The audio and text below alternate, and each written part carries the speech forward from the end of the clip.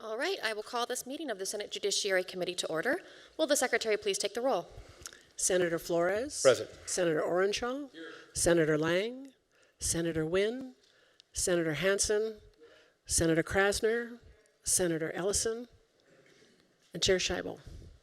And I am here. Please mark Senators Lang, Wynn, and Hansen present when they arrive. It is still that time of year where members of the committee are presenting bills in other committees. They might have to be sitting in on work sessions in other committees to which they belong, and I ask you all not to take that as a sign of disrespect or inattention. We have a lot of work to get through in these last few days of session. At this time, I am going to start with a little warm-up. We are going to open up a work session on SB 465. I will turn it over to Mr. McDonald to walk us through the work session document. Thank you, Chair. This is Jared McDonald, Research Division, LCB. The one bill on your work session today is Senate Bill 465. This revises provisions related to certain criminal defendants and was heard in this committee on May 22nd. The bill revises the procedure for the evaluation of defendants ruled incompetent by reducing the number of evaluators of the Administrator of the Division of Public and Behavioral Health. Is required to appoint from 3 to 2. We do have one amendment for this bill, and you can take it was provided in your work session document, and this amendment would delete section 1, which relates to the involuntary administration of psychiatric medication to certain criminal defendants, and then also it revises provisions in section 4 related to the appointment of licensed psychiatrists and psychologists. Thank you, Chair. Thank you, Mr. McDonald. Are there any questions on SB 465? All right, not seeing any questions, I would accept a motion to amend and do pass. So moved, Madam Chair. We have a motion from Vice Chair Flores. We have a second from Senator Orenshaw. Any discussion on the motion? Not seeing any. All in favor say aye. Aye. Any opposed say nay. All right, the motion passes by a unanimous vote of those present, and I will assign the floor statement to Senator Hansen. All right, and that concludes our work session for today. We will go now to Assembly Bill 58. I will open the hearing on AB 58 and invite our presenters down to the front today. We have improved our room. We now have what looks like 5 microphones available, still only 3 chairs, so I'll let you all sort that out, but please go ahead when you're ready on AB 58.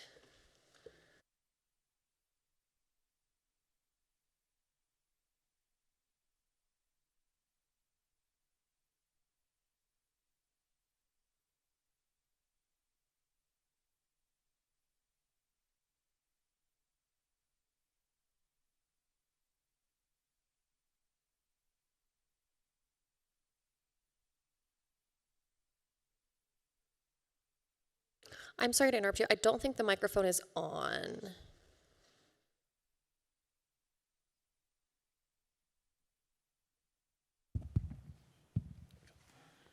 Good afternoon, Chair Scheibel, Vice Chair Flores, members of the committee. For the record, I'm Kirk Hendrick, Chairman of the Nevada Game Control Board. And with me at the table today is Sebastian Ross, the board's Senior Policy Counsel. Also appearing via video conference from Las Vegas is Jim Barbie, the chair of the Gaming Control Board's Technology Division, and other members and staff of the Gaming Control Board. Thank you for allowing us to present AB 58 to you this afternoon. AB 58 seeks to make minor changes to chapters 463 and 465 of the Nevada Revised Statutes. The revisions will more efficiently provide for technology processes that are essential to Nevada's gaming industry. For reference, when the board drafted its bill draft request for AB 58, the intent was to group together all technology-related matters into one bill. And as you heard in February, Senate Bill 46 grouped together all gaming regulatory-related matters. With the chair's permission, Mr. Ross and I will address the bill's sections by topic area in reprint number 1. The first topic is in sections 2 and 6 of AB 58. These proposed amendments would provide for administrative approval of games and gaming devices and gambling games by the board. These sections arose because the board has heard from the Nevada industry that in order to remain competitive with other gaming jurisdictions, new innovation must be reviewed and approved as quickly as possible and feasible. New games are things like variants of blackjack, poker, or baccarat. For example, a variation could have new side bets or bonus pays. And a new gaming device is typically a new generation of a slot machine based on latest hardware that may be available. Administrative approval would allow for a new game or gaming device to be offered to the public first place sooner and without compromising the game's integrity, and that be for the patron and for the licensees, and also without increasing any regulatory risk. Over recent years, the average number of new games have been between 6 and 8 annually, and new gaming devices sent for approval have been between 1 and 3 per year. When submissions do occur, they generally take between 3 to 6 months from submittal all the way through the approval process. Board recommendation and commission approval accounts for approximately 2 months of that time period. The proposals in sections 2 and 6 would streamline the current process that requires the board recommendation to the Nevada Gaming Commission, and the commission's approval, a process that might add normally 50 to 60 days to the approval process of a new game or gaming device. Administrative approval will facilitate quicker deployment of new games and gaming devices. However, administration approval of a new game or gaming device does not absolve these products from having a thorough review. Currently, when a new game or gaming device is proposed to the board, a gaming device manufacturer, a gaming developer are required to first send their product to an independent testing lab.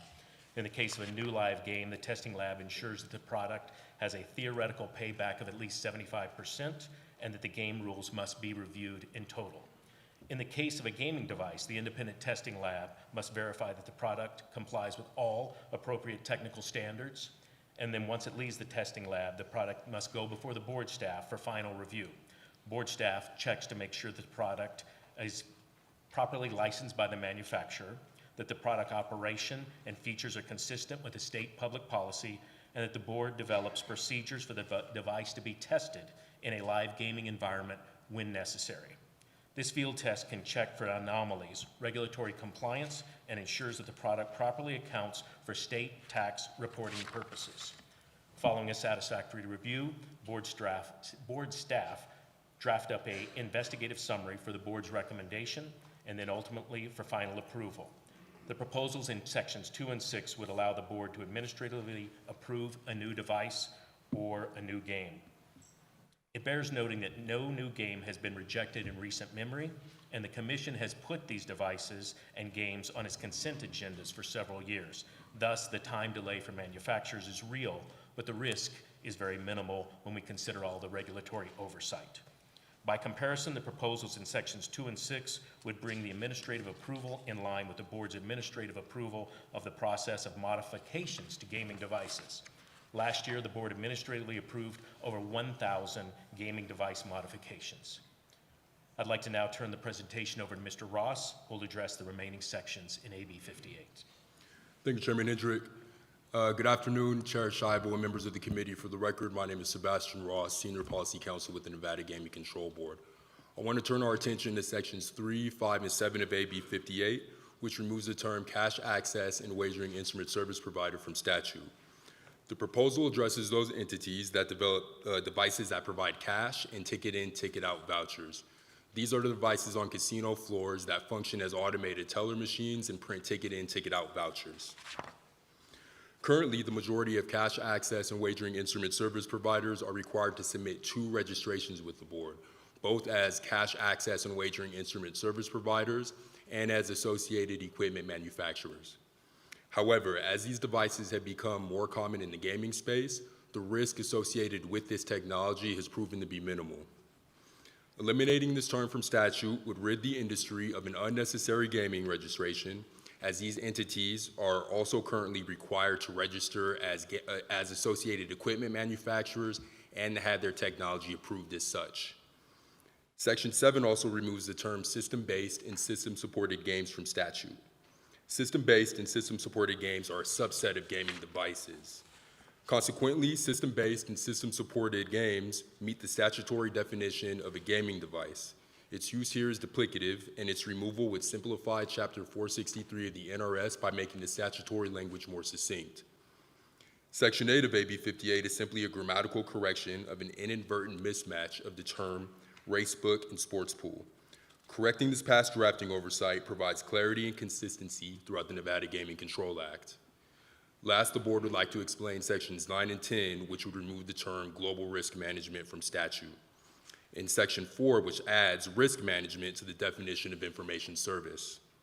What we are trying to do in sections 4, 9, 10, and 11 is align a concept that existed before the expansion of sports wagering throughout the United States with contemporary services offered by licensed information services and licensed racebook and sports pool operators. While a daunting term, global risk management is simply managing risk both inside and outside of Nevada. A fundamental aspect of managing risk involves moving your betting line so that you make a profit regardless of the outcome of the game by balancing the betting on both sides of an event. The losses on one side can be used to pay out the winnings on the other. For example, if we consider last night's playoffs, you don't want to take too many wagers on the side of the Knicks and not enough wagers on the side of the Pacers. Section 4 adds risk management to the services that a licensed information service can provide, while Section 11 strikes the definition of global risk management from NRS 463. Sections 9 and 10 are conforming changes to NRS 465. It is important to note that with these proposed changes, performing risk management in Nevada will remain a licensable activity, either as a licensed racebook and sports pool operator when performed by a Nevada licensee, or as a licensed information service when performed by a third party. And with that, I want to thank the committee for its time this afternoon, and I'll turn the rest of the presentation back over to Chair Hendrick. Thank you, Chair Scheibel. We understand that there's been an amendment that was submitted, and the board will be neutral on that amendment. And that completes our presentation, and we'd be happy to answer any questions from you or the committee. Thank you. All right, thank you so much for your presentation. Are there questions from members of the committee? Go ahead, Senator Ellison. Thank you for the presentation. It made it a lot easier to explain it instead of reading it. Hey, I did have one question on the amendment that was proposed May 27th, and it's a pretty minor amendment. It was just one page. Is that the amendment you're talking about, the friendly amendment? Correct, Senator. And that was only to allow parts of 2,500 foot in a square area or building, and nothing on the outside of the building can be considered. Is that correct? Kirk Hendrick, for the record, yes, Senator. The proposed amendment, as you stated, is the 3 words to clarify what the legislature passed back in 2013, which is to define the area that's required in order to have a restricted location. And I think the idea here wasn't our amendment, but we've talked to the industry and stakeholders about it, is that the idea is to clarify that the space needs to be indoors. And if there was any ambiguity, this would clear that up. Thank you for the clarification. All right, any further questions? Okay, I don't see any further questions. Thank you so much for joining us this afternoon. With that, we'll move on to testimony, starting with testimony in person in support of AB 58. Looks like we have someone coming down here in Carson City. We'll start here in person in Carson City.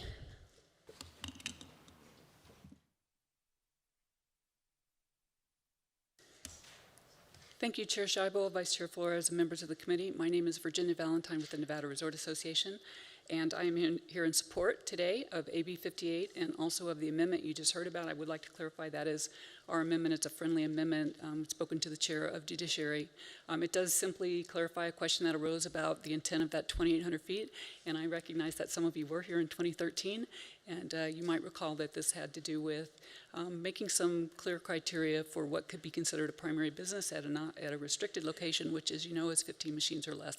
So we urge your support and passage of the bill and the amendment, and thank you for your time this morning. Afternoon. Thank you. I don't see anybody else coming forward to give in-person testimony in support of AB 58. So we'll go over the phones, please, for support testimony on AB 58. Thank you, Chair. If you would like to testify in support of AB 58, please press star 9 or raise hand in the Zoom app to take your place in the queue.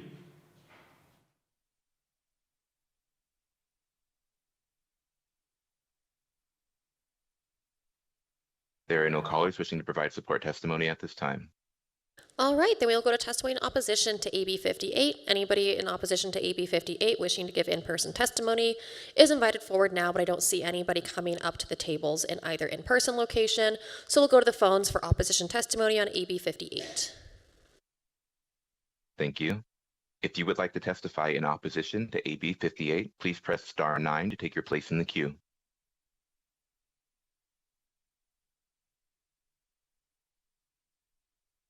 There are no callers wishing to provide opposition testimony at this time.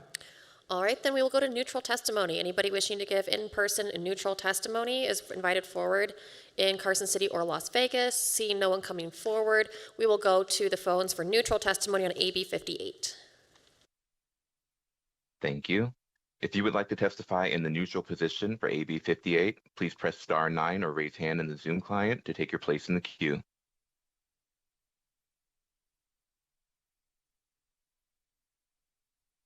There are no callers wishing to provide neutral testimony at this time.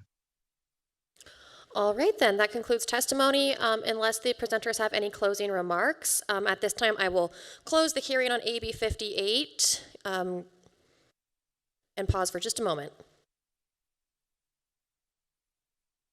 And we'll open a work session on AB 58. You just heard the bill. You just had your chance to answer questions. So at this time, I will accept a motion to amend and do pass. So moved, Madam Chair. All right, we have a motion from Vice Chair Flores. We have a second from Senator Hansen. Any discussion on the motion? Seeing none, all those in favor say aye. Aye. Any opposed, nay. This also passes by unanimous vote of those present to amend and do pass AB 58.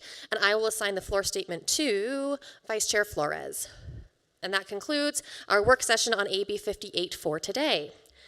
All right, that brings us to SB 457.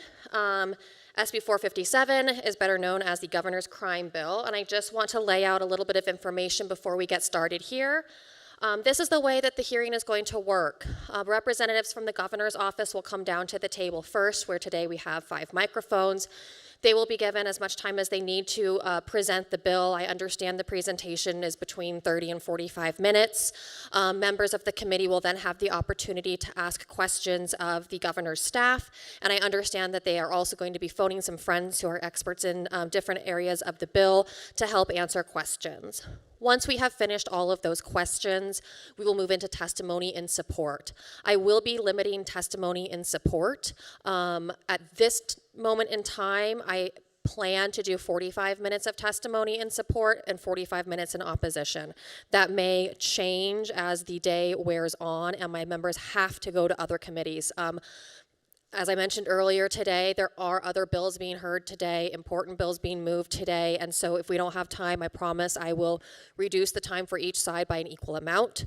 We will try to distribute that equally as best as possible between the in-person people in Carson City, Las Vegas, and on the phones. After the support testimony, we will go to opposition testimony. We do have some experts in opposition who will be invited forward to present first or to testify first. Members of the committee will be allowed to ask questions of those opposition testifiers as well. We will not be limiting the time length of questions for people testifying in opposition, except at my discretion. If we need to keep moving in order to keep the business of this chamber moving, we will do that. I will try to let you all know in advance as much as possible. After we have heard from those first few experts in opposition and had a chance to ask and have answered all of our questions, we will move then into timed opposition testimony. Again, my intention right now is to do 45 minutes of opposition testimony, including in person here, in person in Las Vegas, and by phone. At the conclusion of opposition testimony, we will move to neutral testimony again for 45 minutes. I doubt there will be a full 45 minutes of neutral testimony, but I have been surprised before. So, that being the case, I also want to address some of the exhibits that you all have received. The 2 main exhibits that I anticipate our presenters working from are labeled Amendment to SB 457 and Mock-up Proposed Amendment to Senate Bill 457. To clarify for the record and for everybody who is following along, the Word document that is labeled, or what appears to be Word document, labeled Amendment to SB 457 was submitted by the governor's office. This reflects the policy changes that they are requesting to be made within Senate Bill 457. The mock-up, the proposed amendment, which is labeled mock-up proposed amendment to Senate Bill 457, was prepared by LCB Legal. This was prepared at my direction. It includes substantially the elements that were included in the amendment to 457 submitted by the governor's office, as well as some additional changes based on conversations I've had with the governor's office and other stakeholders. I want to be very, very clear that it is not two things.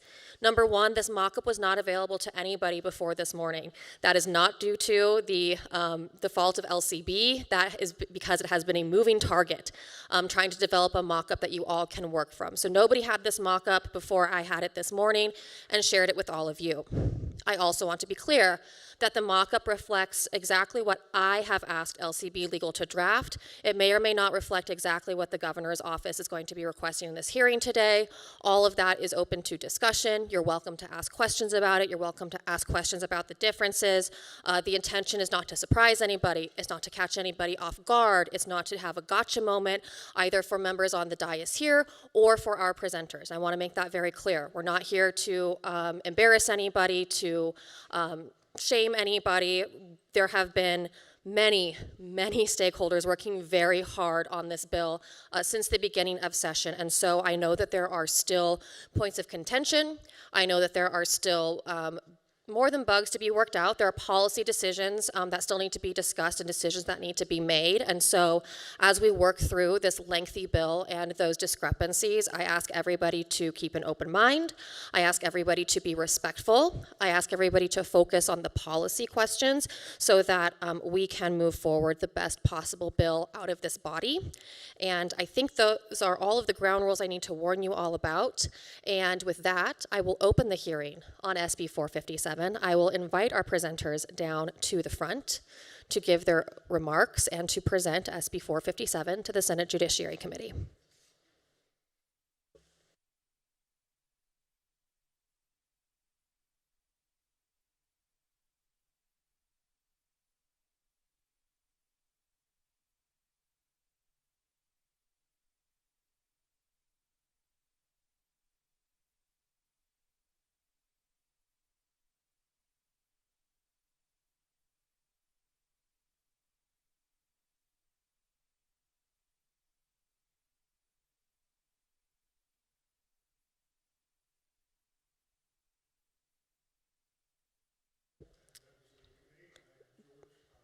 Thank you. I don't think that microphone is on. Are all 5 microphones There we go. operational? Okay, How's that? Good. much better. Thank you. Again, good afternoon, Chair Scheibel and members of the committee. I'm George Tagliati. I'm the director of the Nevada Department of Public Safety. And with me is our Washoe County District Attorney, Chris Hicks, and the Chief Washoe County Deputy District Attorney, Jennifer Noble. I think we can all agree that Nevadans deserve to feel safe and secure in their homes, their neighborhoods, and their schools. And the bill before you today, the Safe Streets and Neighborhoods Act, was created to be responsible, bipartisan, common sense effort to protect our communities by addressing serious and repeat criminal behavior. By prioritizing accountability, victim protection, and public safety, this act offers balanced reforms that reflect the values of Nevadans across the political spectrum. This legislation helps ensure that those who abuse children or the elderly cannot seek employment caring for those vulnerable Nevadans. It ensures appropriate accountability for possession of child pornography. It provides victims of domestic abuse and stalking with greater legal protection. The act also strengthens penalties for repeat theft crimes, helps ensure that dangerous individuals comply with firearms surrender orders, and holds those on felony pretrial release accountable if they reoffend. It also takes steps to reduce violence in our classrooms by requiring evaluations for students who seriously harm educators. To make our Nevada roads safer, it also provides greater accountability for impaired drivers who kill or seriously harm others. These targeted measures are meaningful steps toward building safer, stronger neighborhoods in our state, and that will create a better quality of life for all Nevadans. And with that, I'd like to turn it over to our Washoe County District Attorney, Chris Hicks. Thank you.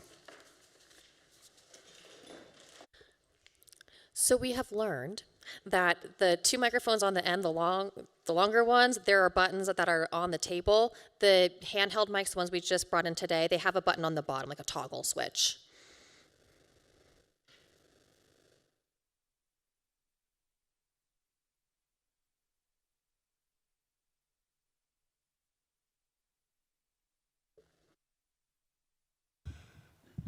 From not working to really working.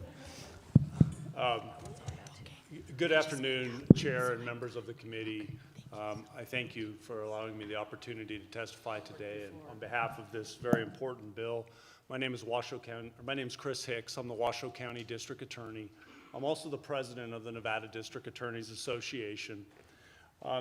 So what I'm going to do today is I'm going to go through a few sections of the bill and kind of reference some of the slides, and then I'm going to turn it over to my partners here to reference some other sections before I conclude the presentation. So we're going to start with slide number 2, and this is in regards to Nevada's stalking laws. Nevada's stalking laws need to be strengthened and updated to better address the dynamics of this crime and how it occurs in the 21st century. Cyber stalking impacts the daily lives of victims, and it is just as invasive, threatening, and fear-inducing as in-person stalking. Increased prevalence of digital communications and social media provides new tools for modern abusers. Social media provides a free platform with a large audience to post threatening communications not sent directly to the victim. Online services enable abusers to send anonymous texts, calls, and emails. Websites can be created to hurt, harass, frighten, and humiliate the victim. Court-ordered parenting applications can also be misused for this purpose. As you'll see in slide number 3, our current stalking statute recognizes that family or household members may be targeted by a stalker in order to terrorize, harass, or intimidate a victim. But stalkers also target people with whom their victims have newer dating relationships. Section 2, subsection 1 of the bill amends current NRS 200.575, adding persons with whom the victim has or had a dating relationship, but is not cohabitating with, to the list of persons. Section 2, subsection 11, subsection A, includes accessing a social media account of the victim, their family member, or a person with whom they have a dating relationship as an act that may be a part of a stalker's course of conduct. Section 2, subsection 11, subsection B, revises the term course of conduct to include 2 or more acts conducted in person or by electronic means. Section 2, subsection 11, sub D, revises the definition applicable to what is commonly known as cyberstalking to include social media communications and similar means used to electronically publish, display, or distribute information. Section 2, sub 11, sub I, defines social media communication to include private messaging on a social media platform or communication shared on a social media platform visible to others. Moving on to slide 4. Stalking is often a part of a domestic abuser's efforts to control and terrorize the victim. In addition to other crimes we may not typically associate with the cycle of domestic violence, current NRS 33.018 provides a list of crimes that can constitute felony domestic violence when they are committed in the context of a domestic relationship. Victims may have their cars, phones, or other property forcibly taken from them.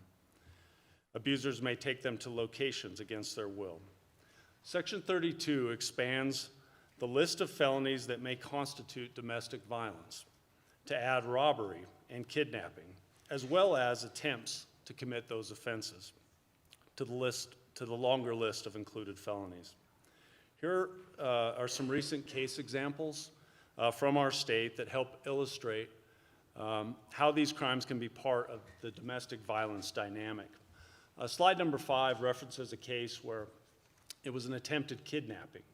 The victim was in the car with her boyfriend, who punched her in the mouth because she was, quote, mumbling.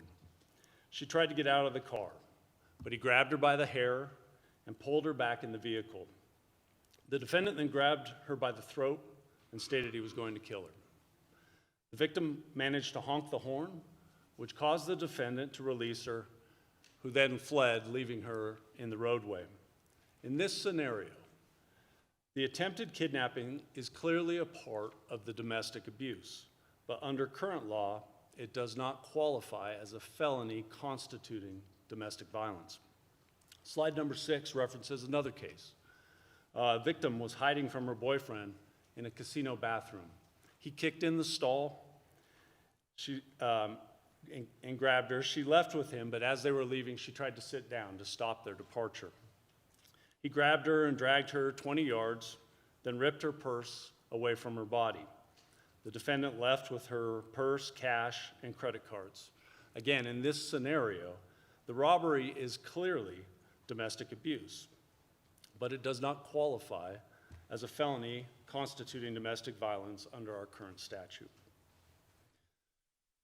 The bill further enhances protections for victims of domestic violence and stalking by helping to ensure that court orders requiring the confiscation or surrender of firearms are followed. Nevada law requires courts to order convicted domestic batterers to surrender their firearms. Courts may also issue similar orders when a person is subject to an extended protection order or as a condition of pretrial release bail. Section 4 amends NRS Chapter 202 to provide that offenders convicted of domestic battery who are ordered to surrender their firearms must appear for a compliance hearing within 2 to 5 days after those orders are issued. If the person is in custody when the order is issued, a compliance hearing must be held within 1 day of the person's release. The hearing may be canceled if the person provides documentation demonstrating the firearm has been surrendered, sold, or transferred to the court, or if law enforcement has sought a search warrant. Section 30 amends NRS Chapter 33 to provide the same compliance hearing procedures for firearms ordered to be surrendered pursuant to an extended protection order. Section 51 amends NRS Chapter 178 to include the same procedures for orders requiring the surrender of a firearm as a condition of pretrial release. Good afternoon. Jennifer Noble for the record. Please note that the conceptual amendment to this section clarifies that the follow-up compliance hearing may be canceled if the subject of the order has submitted an affidavit under penalty of perjury that they do not own, possess, or have access to any firearms. Washoe County District Attorney Chris Hicks for the record. Slide number 8 really shows a very tragic case out of Washoe County that hits with this part of the bill. And this involves the murder of Jennifer Beltran. Jennifer shared a 5-year-old daughter with her abuser, Esteban Garcia Murillo, who stalked her and her new boyfriend via text message, instant message, phone, and in person. On April 2nd, 2023, he beat Jennifer in front of their 5-year-old daughter. On July 27th, 2023, he pled guilty to the domestic violence charge. Washoe County District Attorney's Office prosecuted him for that. And the court informed him that he was no longer allowed to possess firearms. That's the law after you've been convicted of a domestic battery. The court also issued an order to surrender that firearm. But there was no compliance hearing after the fact, and he did not comply with the surrender of that firearm. On August 5th, 9 days later, he murdered Jennifer by shooting her in the head in front of their young daughter. Slide number 9. In addition to addressing the important issue of domestic violence, the Act provides greater accountability for those who victimize children. In Castaneda v. State, the Nevada Supreme Court recognized the public policy goal of tying punishment for possession of child pornography to the number of images a defendant possessed. But it explained that under the current statutory construction, Nevada law only allows a single count to be charged, even if the defendant has numerous depictions of children being sexually abused. In Castaneda, the defendant possessed 19 such images, but could only be prosecuted for one single account. Our statute of prohibiting this kind of conduct should reflect that each image of a child victim represents unspeakable trauma, and recognize that the harm to that child continues each time a new criminal obtains and possesses that image. Section 3 of the bill amends current NRS 200.730 to provide that each image, photo, or film may be treated as a separate felony account. Another case I'd like to draw your attention to, and that's the case of James Nicholas Cannell. In 2022, Cannell was arrested for possession of child pornography. He was in fact a registered sex offender who had previously been convicted of the same type of offense. He possessed explicit child sexual abuse and sexual assault images of at least 3 different boys, aged 10 to 12 years old. Under our current statutes, he could only be sentenced to a maximum term of 2 to 6 years in prison. This case illustrates the importance of changing our statute to ensure that criminals like Cannell are held accountable for each image they possess. The Act also seeks to ensure greater protections for children, as well as the elderly, by eliminating diversion and automatic sealing eligibility for those who abuse or exploit our most vulnerable Nevadans. Under current law, offenders charged with felony abuse, neglect, or exploitation of children or of the elderly may access diversion, dismissal, and automatic sealing of their records. This approach undermines the seriousness of these crimes and fails to protect our most vulnerable Nevadans. It also allows these offenders to work with the same vulnerable populations because potential employers cannot learn this critical information during a background check. Sections 42 through 49 and Section 74 of the bill prohibit deferment of judgment for these crimes. Offenders may still enroll in specialty court programs, but as a condition of probation and without dismissal and without automatic sealing. This change sends a clear message that Nevada stands firmly against the abuse of those who rely the most on our protection. A couple case examples.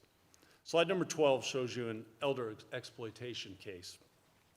In this case, the defendant befriended the 85-year-old victim, and they agreed that the defendant would help care for him in exchange for a place to stay. The defendant stole over $15,000 from the victim using Cash App and other unauthorized ATM withdrawals. As a result of the financial loss, the elderly victim was evicted from his apartment. Slide 13 shows an elder neglect case example. In this case, the defendant was the caregiver for an elderly woman who was found at home with her face covered in feces and bruises. The victim was also suffering from pressure sores.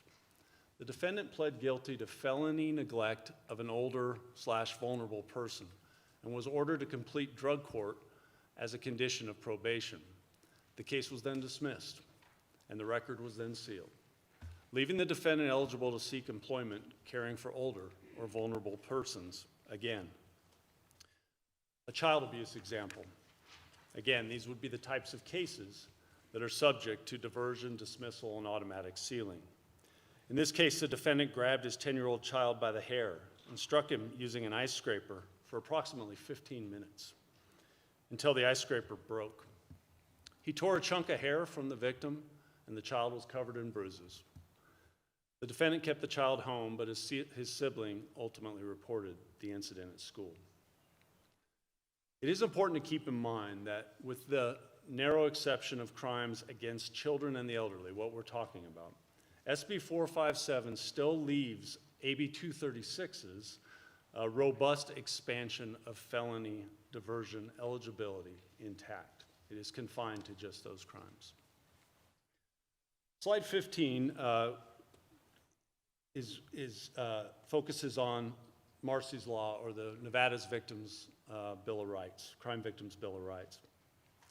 This bill's victim-centered approach continues by prioritizing victim restitution. Following the passage of Marcy's Law, the Nevada Constitution requires that any payments collected from a criminal defendant first be applied to pay restitution to the victim of a crime. Sections 55 and 56 require that any money collected from the defendant be first used to satisfy restitution before it can be applied to court fines and court fees.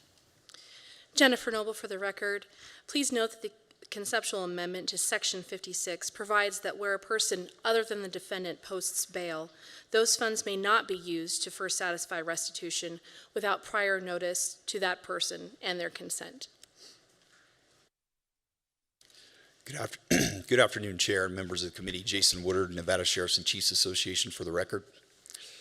In addition to the violent crimes addressed by SB 457, Nevada families and businesses continue to be impacted by increasing petty theft. In 2019, Nevada's felony theft threshold was increased from $650 to $1,200. The change has had a significant impact on retailers and ultimately on consumers. Thieves can repeatedly steal up to $1,200 and only be charged with a series of misdemeanors. Retail shopping centers in both northern and southern Nevada have experienced an increase in petty theft incidents since 2022. Recent data from the Nevada Crime Statistics website shows a dramatic shift in the nature of theft offenses. In 2020, shoplifting accounted for just 6.2% of all larcenies in the state. By 2024, that number had surged to 25.3%. This fourfold increase in the proportion of shoplifting incidents suggests a growing trend of retail theft, encouraged by a felony threshold that fails to deter repeat theft offenses. Nevada should respond to this alarming trend by reinforcing consequences for serial theft and closing the gap between law and accountability. The incidents have impacted Nevada businesses and, in turn, Nevada consumers. Retailers may offset theft-related losses by increasing prices, and consumers have had reduced access to essentials like infant formula, hygiene items, and over-the-counter medications. When petty thefts escalate to violent altercations, it erodes the community's sense of safety. Sections 10 through 28 and 83 and 84 reduce Nevada's felony theft threshold to $750. Section 6 provides that where an offender with 2 petty theft convictions commits a third or subsequent petty theft, the crime is punishable as a Category C felony. Example statistics of petty theft calls for service experienced at the Legends Outlet Mall in Sparks, Nevada, show an increased year-over-year of theft-related calls for service from this location from 2022 to 2024. With a total increase of 302%. Additionally, statistics of police reports documented or taken for such theft incidents from 2022 to 2024 by the Sparks Police Department show a year-over-year increase of 361%. Theft reports documenting losses between $650 and $1,200 taken by the Sparks Police Department from 2022 to 2024 reflect an increase year over year of 100%. Additionally, theft statistics from Las Vegas shopping centers from 2020 to 2024 demonstrate the same consistent year over year increase of 101%. As an example of how these particular thefts impact Nevada businesses, Jackson's gas station, located at 600 North Wells Avenue, reported retail theft incidents of non-fuel related merchandise in 2021 as $86,000, in 2022 $55,000, in 2023 $145,000, and in 2024 $142,000. When speaking with the management of that particular company, they stated, quote, "What we see is grazing thefts. Customers know we have a hands-off policy. They come in and take what they want and leave." This comment by the retailer exemplifies the choice retailers and business owners currently face with today's statutes. Suffer the loss and allow people to continue to steal, or confront the individuals at the risk of harm or violence to themselves, their staff, their customers, and/or responding law enforcement. The next slide demonstrates this with a case example taken from Clark County, where two men entered a store, grabbed several jackets, and left without paying. When loss prevention confronted them, one of the men pulled out a handgun and told the employee, quote, "Don't touch me or I'll pop your ass," end quote. This next slide provides an example from Washoe County, where a male entered the Shields retail store and attempted to steal a box of ammunition. Loss prevention attempted to detain the male, and he produced a handgun and pointed it at loss prevention and then left the store. Officers later apprehended the individual in possession of a firearm. Additionally, the following example describes an incident where a woman entered a clothing store in southern Nevada and began putting items into her purse. Loss prevention asked her to put the items back, and she complied initially. Then the woman began to select other items and put them in her purse and left the store without paying. When loss prevention confronted her, the woman battered the employee, placing her hands around the victim's neck, causing visible injuries. The following example occurred in Washoe County. A male and female stole a pair of shoes from the Nike outlet store at the Legends Mall. A security officer located the individuals in the mall and confronted them, and when doing so, the male pepper sprayed the security officer twice to facilitate their escape.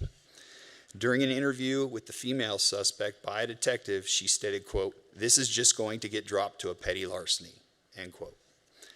As you can see from the examples in each of these cases, all incidents began as petty thefts, however quickly escalated to violence or the threat of violence when the individuals were confronted by retail staff, ultimately endangering the safety of staff, patrons, responding officers, and the individuals committing the thefts.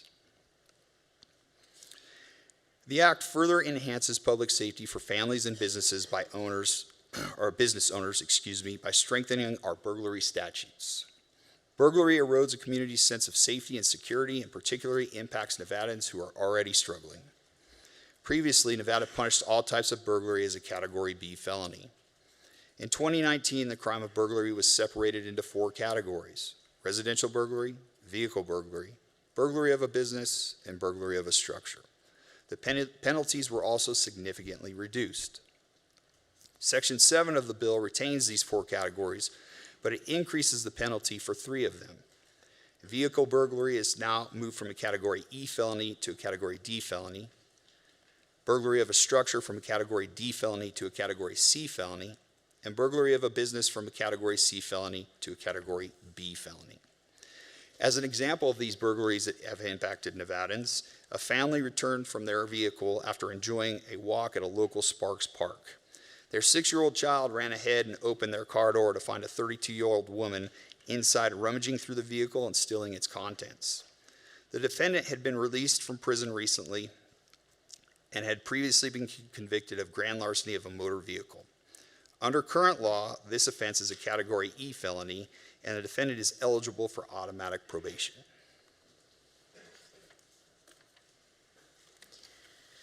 After an offender, Jennifer Noble for the record. After an offender is arrested for burglary or another felony offense, a pretrial release hearing is held. And during this hearing, judges consider what conditions of release will best ensure community safety and the defendant's appearance.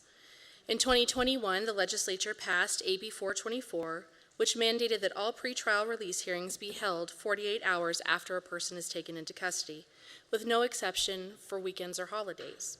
Last session, Chair Scheibel's efforts resulted in additional funding for rural areas that were particularly struggling with these new requirements, which was much appreciated by our rural prosecuting agencies.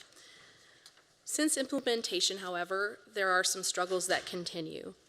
Victims have less opportunity to be heard and exercise their constitutional rights, and sometimes judges make decisions without being fully informed about the defendant's criminal history or other critical case factors.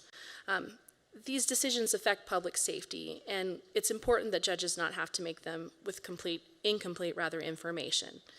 Now, the bill originally said we would like to move, or the governor would like to move, that 48-hour time period to 72 hours. But please note that the conceptual amendment to Section 53 strikes that part out, but does leave the exception of state-recognized holidays according to statute. This change would help ease the burden on rural prosecuting agencies especially, and help ensure that victims who are victimized around the holidays have an opportunity to be heard at these hearings. After the court sets the conditions of pretrial release, an offender has the opportunity to demonstrate that they can refrain from committing further crimes while they're out of custody. But when people who are charged with a felony, when they're out on bail or out on pretrial release, commit a new felony while they're out, they demonstrate a disregard for the law and a continuing threat to our communities. Section 1 in its conceptual amendment amend Chapter 193 of the Nevada Revised Statutes to hold felony defendants accountable for those new felonies that they commit while they're out on bail or pretrial release and awaiting trial. It creates a sentencing enhancement. Please note, however, that the conceptual amendment clarifies that the limitation on these additional penalties or enhancements that is contemplated by NRS 193.169 does apply to this section. In other words, we can't stack enhancements. So if there is an ADW, a deadly weapon enhancement, etc., that couldn't be stacked on top of this additional enhancement. Slide 31 is an example of an offense that was committed while a defendant was out on bail from a felony. For example, this defendant was trafficking a 14-year-old girl. He was posting ads on an adult website encouraging men to come have sex with her for money. He was granted bail in Washoe County, and he was out of custody. He pled guilty to sex trafficking of a minor and was still out of custody pending sentencing. But he fled Nevada before his sentencing hearing could occur, and he committed a robbery in Sacramento. And we have yet to get him back in Nevada to be sentenced. Following pretrial release and arraignment, the next stage of the criminal justice system for felony defendants is a preliminary hearing. At preliminary hearings, the prosecution must prove by slight or marginal evidence that a defendant committed a felony or a gross misdemeanor. These hearings are typically set a short time frame after the crime was committed, often making it difficult for victims to appear in court due to work, school, childcare constraints, etc. And in the case of disabled folks, elderly folks, people with some sort of limitations, traveling to the court in that short time frame, or people who are just from out of town, it can be difficult to make it during that statutory time frame. This change, we argue, will help ensure less continuances also of preliminary hearings due to the unavailability of state witnesses. Now, Section 39 in its conceptual amendment permit the admission of out-of-court statements through a testifying qualified law enforcement officer at preliminary hearings. For this provision to apply, the officer must be in good standing with at least 5 years of experience with a post-training qualification specific to testifying at preliminary hearings. Please note, this does not apply to trials. Witnesses still must come to testify at the jury trial stage. Additionally, the conceptual amendment to Section 39 corrects a drafting error, which ensures that the current exceptions in our current evidence code to the hearsay rule applicable to child abuse, sexual offenses against a child, and domestic violence causing substantial bodily harm remain intact. All right, I think the committee is going to be really excited by this next section, okay? This regards immunity. During a preliminary trial, hearing, or other criminal proceeding, both the defendant and the prosecution may subpoena witnesses to testify. And depending on the case, some of the witnesses to a felony offense called by the prosecution may have their own concerns about potential criminal liability. Now, the U.S. Constitution and the Nevada Constitution protect a witness's right not to be compelled to testify against themselves. However, the prosecution may compel a witness to testify about another's actions, even where that testimony might also regard criminal conduct by that testifying witness. The way we can do this is by granting that witness immunity. There are two types of immunity: Transactional immunity. That provides immunity from prosecution for any event or transaction described by the witness's testimony.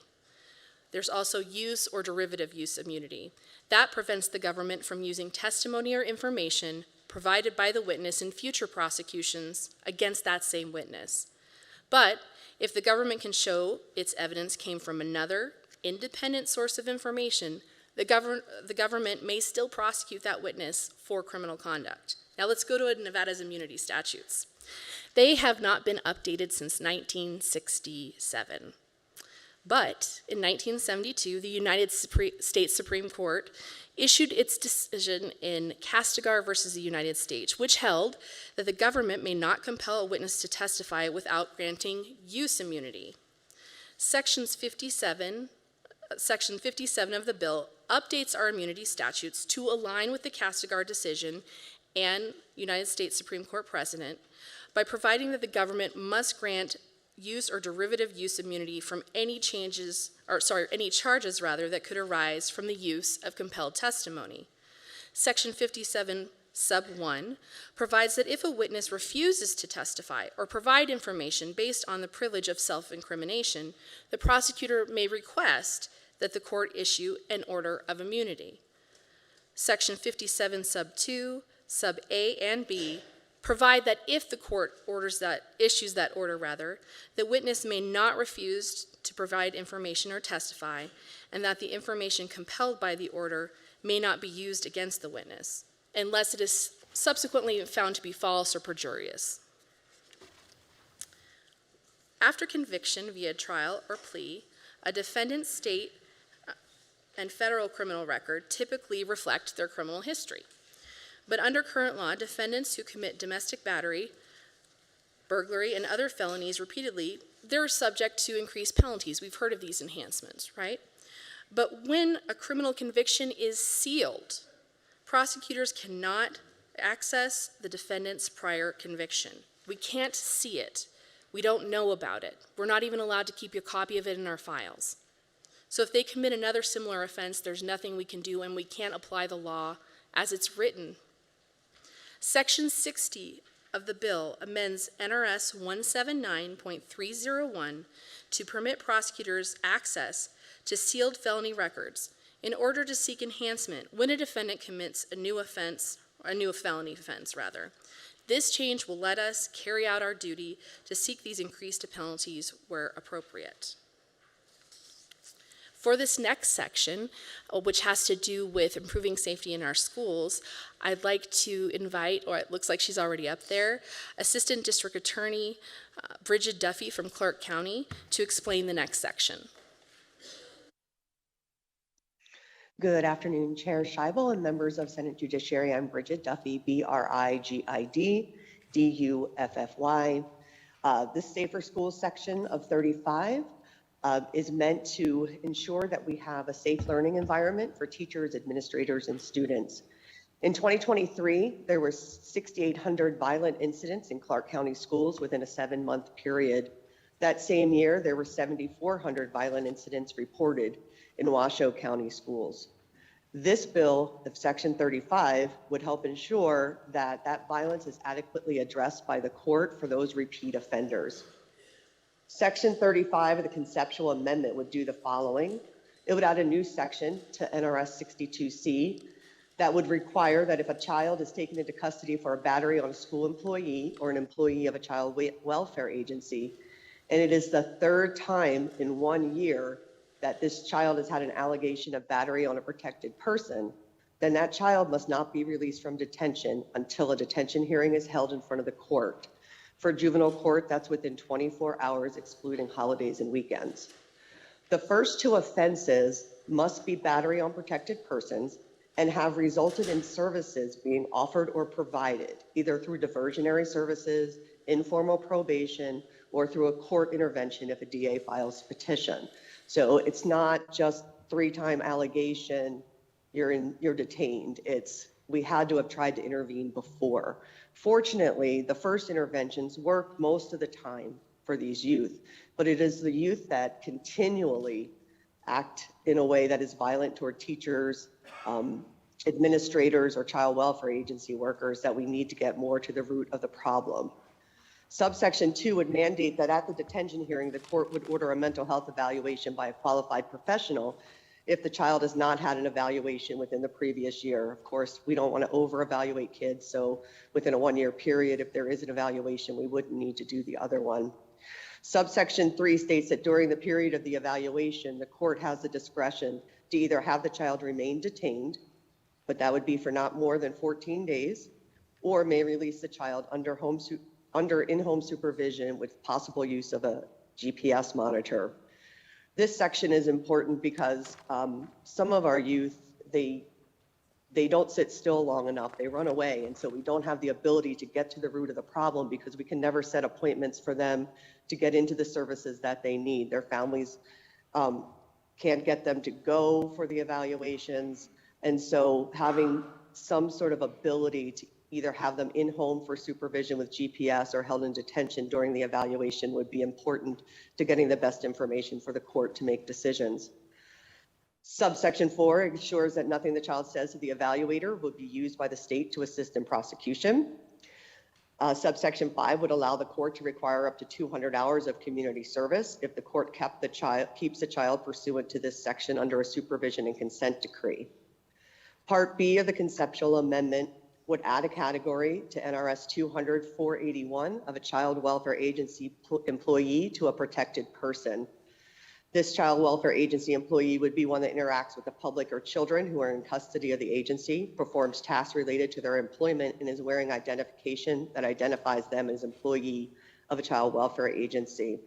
This amendment would make it a gross misdemeanor to commit a battery on a child welfare agency employee if that person knew or should have known that the victim was a child welfare agency employee. And this is something I think that a lot of people misunderstand, that those workers that go out into homes that don't have any protection, no pepper spray, no firearms, nothing, that if that situation escalates and they are pushed, shoved, hit, that is just a misdemeanor because they're not considered protected persons like a police officer, a nurse, a social worker, because most of our workers are not licensed social workers anymore. That ends my part of this presentation, so I'm going to kick it back up to my DAs up north. Thank you. Jason Woodard for the record. Additionally, the bill's conceptual amendment adds language to NRS Chapter 179 to create a narrow exception to Nevada's general rule that two parties must consent to the recording of a telephone call. This exemption applies only to cases involving child sexual abuse. Child sexual abuse cases present unique investigative challenges, such as delayed reporting, perpetrators who are the victim's relatives or caregivers, and the lack of physical evidence. During these investigations, victims or family members may voluntarily collaborate with law enforcement to confront their abuser. With law enforcement support and presence, victims may choose to confront the perpetrator via telephone. Under current law, law enforcement may be present to witness a call and take notes for evidentiary purposes. Recording is prohibited. The amendment creates a narrow exception to Nevada's two-party recording statute to allow peace officers to record these calls for the sole purposes of investigating an offense against a child. This investigative tool allows and empowers child victims to confront their abusers while ensuring that the prosecution, defense, judge, jury, and appellate courts are provided with an accurate account of the statements made by the defendant. This slide illustrates that Nevada's only one of 10 states that does not allow for this law enforcement exemption under current law during these types of investigations.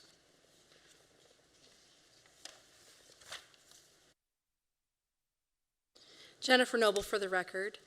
We're going to take a fairly sharp pivot and talk about opiate programs. And I'm going to do my best to go through these provisions in the governor's bill, but I know that we have experts here in the gallery, Stephanie Cook from the Department of Health and Human Services, so she'd be able to answer any questions you have best once we present these initial provisions. Section 61 of the bill requires the Nevada Department of Corrections to coordinate with the Department of Health and Human Services while implementing medication for opioid use disorder, or MOUD, programming. DHHS is responsible for ensuring that state and federal guidelines are followed in these programs, and it plays a central role in overseeing and coordinating statewide efforts related to substance abuse and prevention. By collaborating with the Department of Corrections, our local jails, and the Division of Public and Behavioral Health, DHHS can help ensure that MOUD services are delivered according to evidence-based practices, federal guidelines, and state priorities. Slide 41 talks about Section 62. That provides that where funds are available, local jails shall collaborate with DHHS to establish treatment programs for opioid use disorder. Local programs are very important because they allow the offender to begin treatment prior to moving to the Nevada Department of Corrections programs. The next slide regards Sections 70 and 71, and these sections require that DHHS connect government agencies to training on trauma-informed practices for persons with opioid use disorder and medication-assisted treatment. Funds for Resilient Nevada must be used for training law enforcement and criminal agencies on best practices. Okay, I'm going to wrap it up here with just touching on some of the DUI reform proposed in the bill. I think before I do so, it's important to share a statistic with you.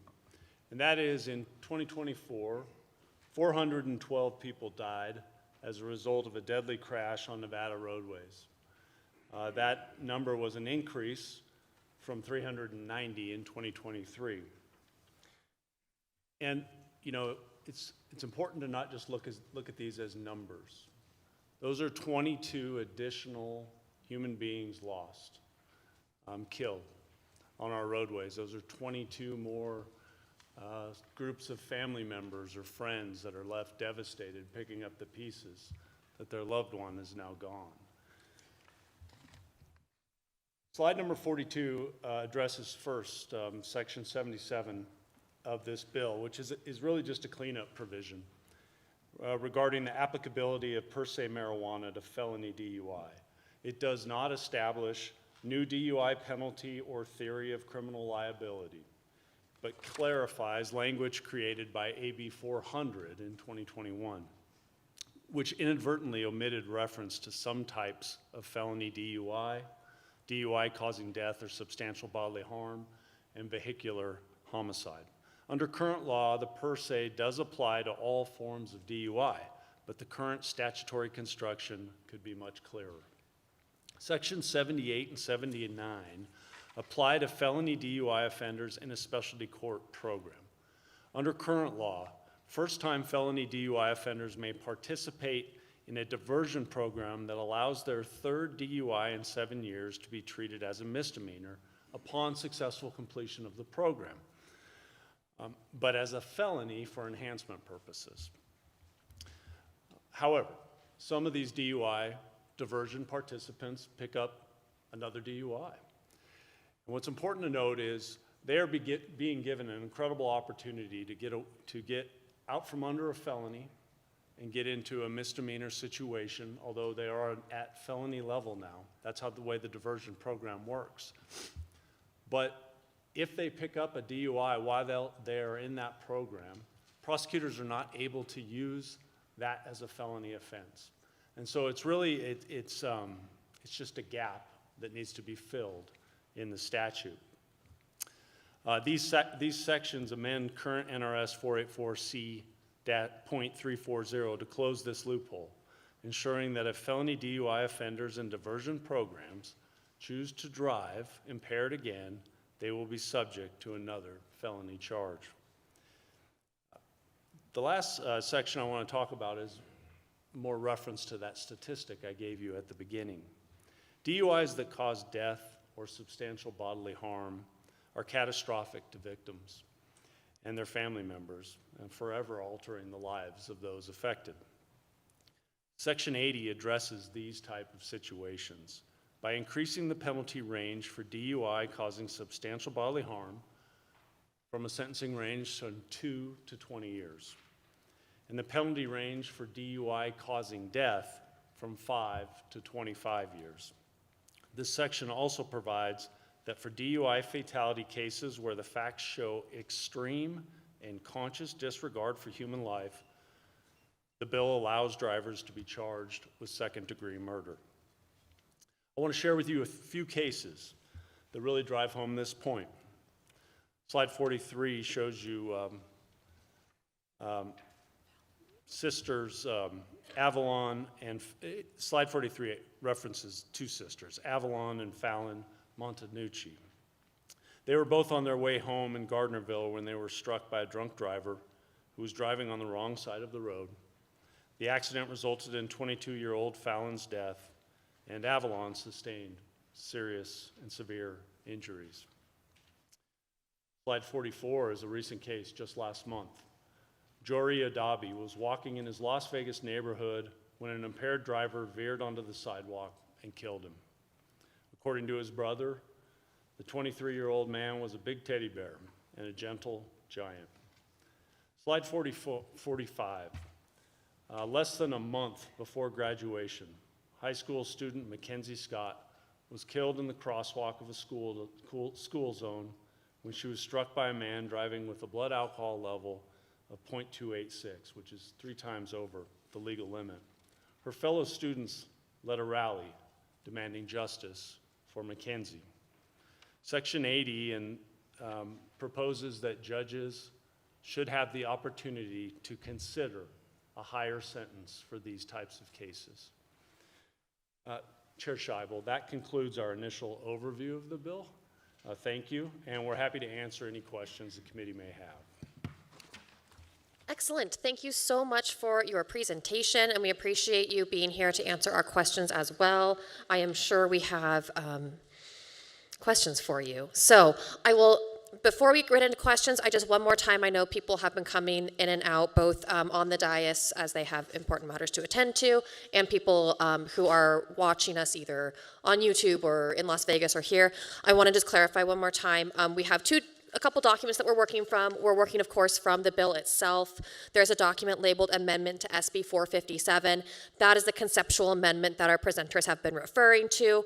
There is also a mock-up proposed amendment to Senate Bill 457. That is the document I talked about at the beginning of this hearing that I asked legal to draft. And one more time, I just want to reiterate how much I appreciate everybody being here and working on this bill for several months now. And even though there are differences in the documents and there are policy questions that we're still trying to work through, that is the process. Coming to consensus is the process. And so I hope that we'll be able to ask some questions and get some information today that will help us in doing that and making good decisions for Nevadans and public safety moving forward. And with that, I will go to the first senator who wants to ask you a couple of questions, Senator Ellison.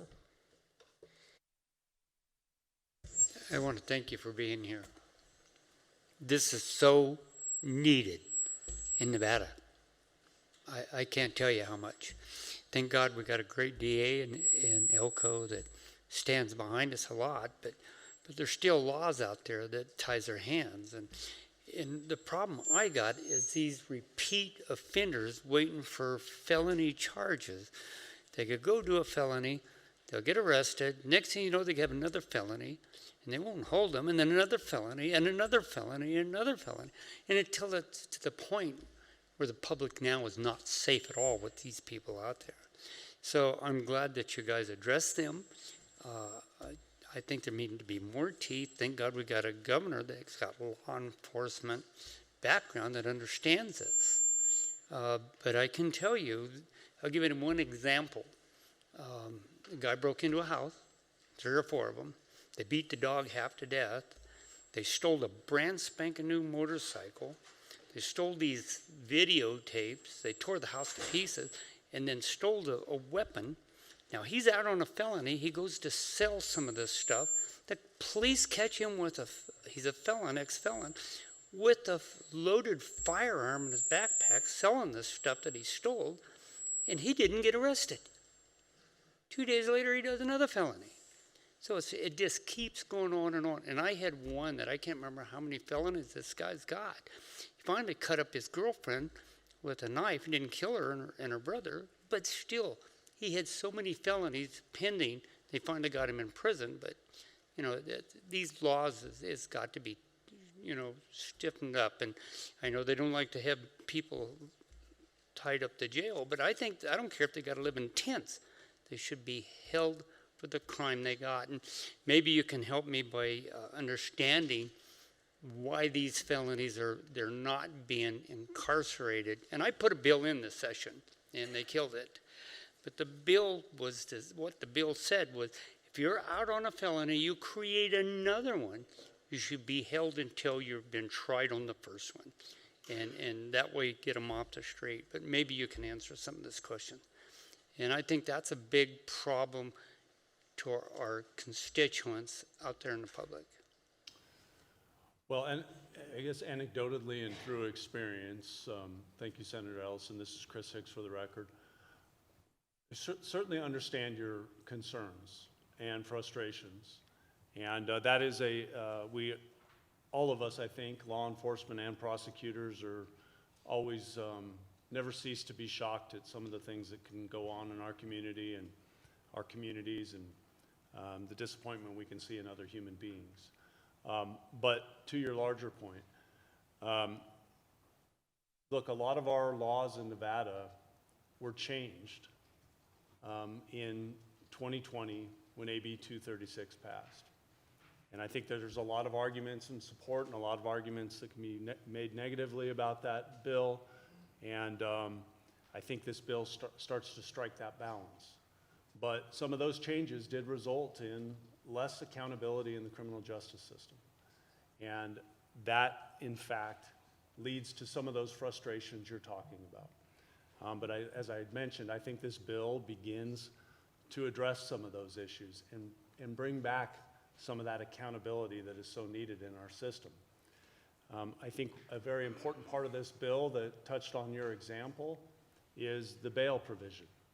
And if somebody is out on bail and commits a new felony, under this bill, that person can be charged with an enhancement for that secondary crime that could lead to more prison time. Because the reality is if you're out on bail, you're expected to be on good behavior. And in this day and age, it's very common for defendants to be released on bail or to make bail, thanks to some of our decisions that have come from the courts. And so that particular part of this bill goes directly to that and gives law enforcement and prosecutors the opportunity to seek greater sanctions against somebody who commits another felony while they're on release for committing a felony. I hope that answered some of your questions, sir. Thank you. All right, we will go next to Senator Wynn. Thank you, Chair. I appreciate the time. Thank you for the presentation. It was a lot. I have a couple of questions. As you know, there are a lot of people that were here during the 2019 session when Assembly Bill 236 was passed and became the law. Obviously, there was a great deal of time that took place in that year to educate police officers, educate district attorneys, educate city attorneys and prosecutors around the state to make sure that we were able to implement some of those sweeping changes that took place during that time. And so just a short time later, a good portion of this bill causes yet another mass re-education of not only your offices, but also police forces, everyone actually represented on this dais, in addition to the people that are not on this panel, which would include any of the defense attorneys. So is there any sort of plan for how this rollout of this new, amended changes would take place moving forward? So I guess that's my first question. Thank you for the question, Senator Wynn. Jennifer Noble for the record. I'll take a try at answering your questions. So in terms of the bill itself, I think it's important to recognize that while I know and I anticipate we will get questions about the theft reduction provisions, right, that are the most related to 236, most of this bill touches topics that 236 did not, such as sexual abuse, child pornography, DUI, things like that. So There are things about 236 that are working great, and there may be a few things that we feel need change.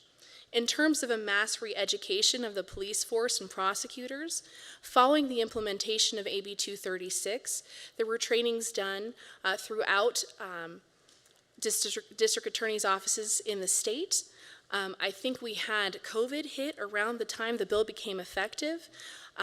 DA Hicks's office and other offices put on trainings. Those trainings were free and available on Zoom. We had lots of people attend. We also gave presentations to law enforcement agencies across the state.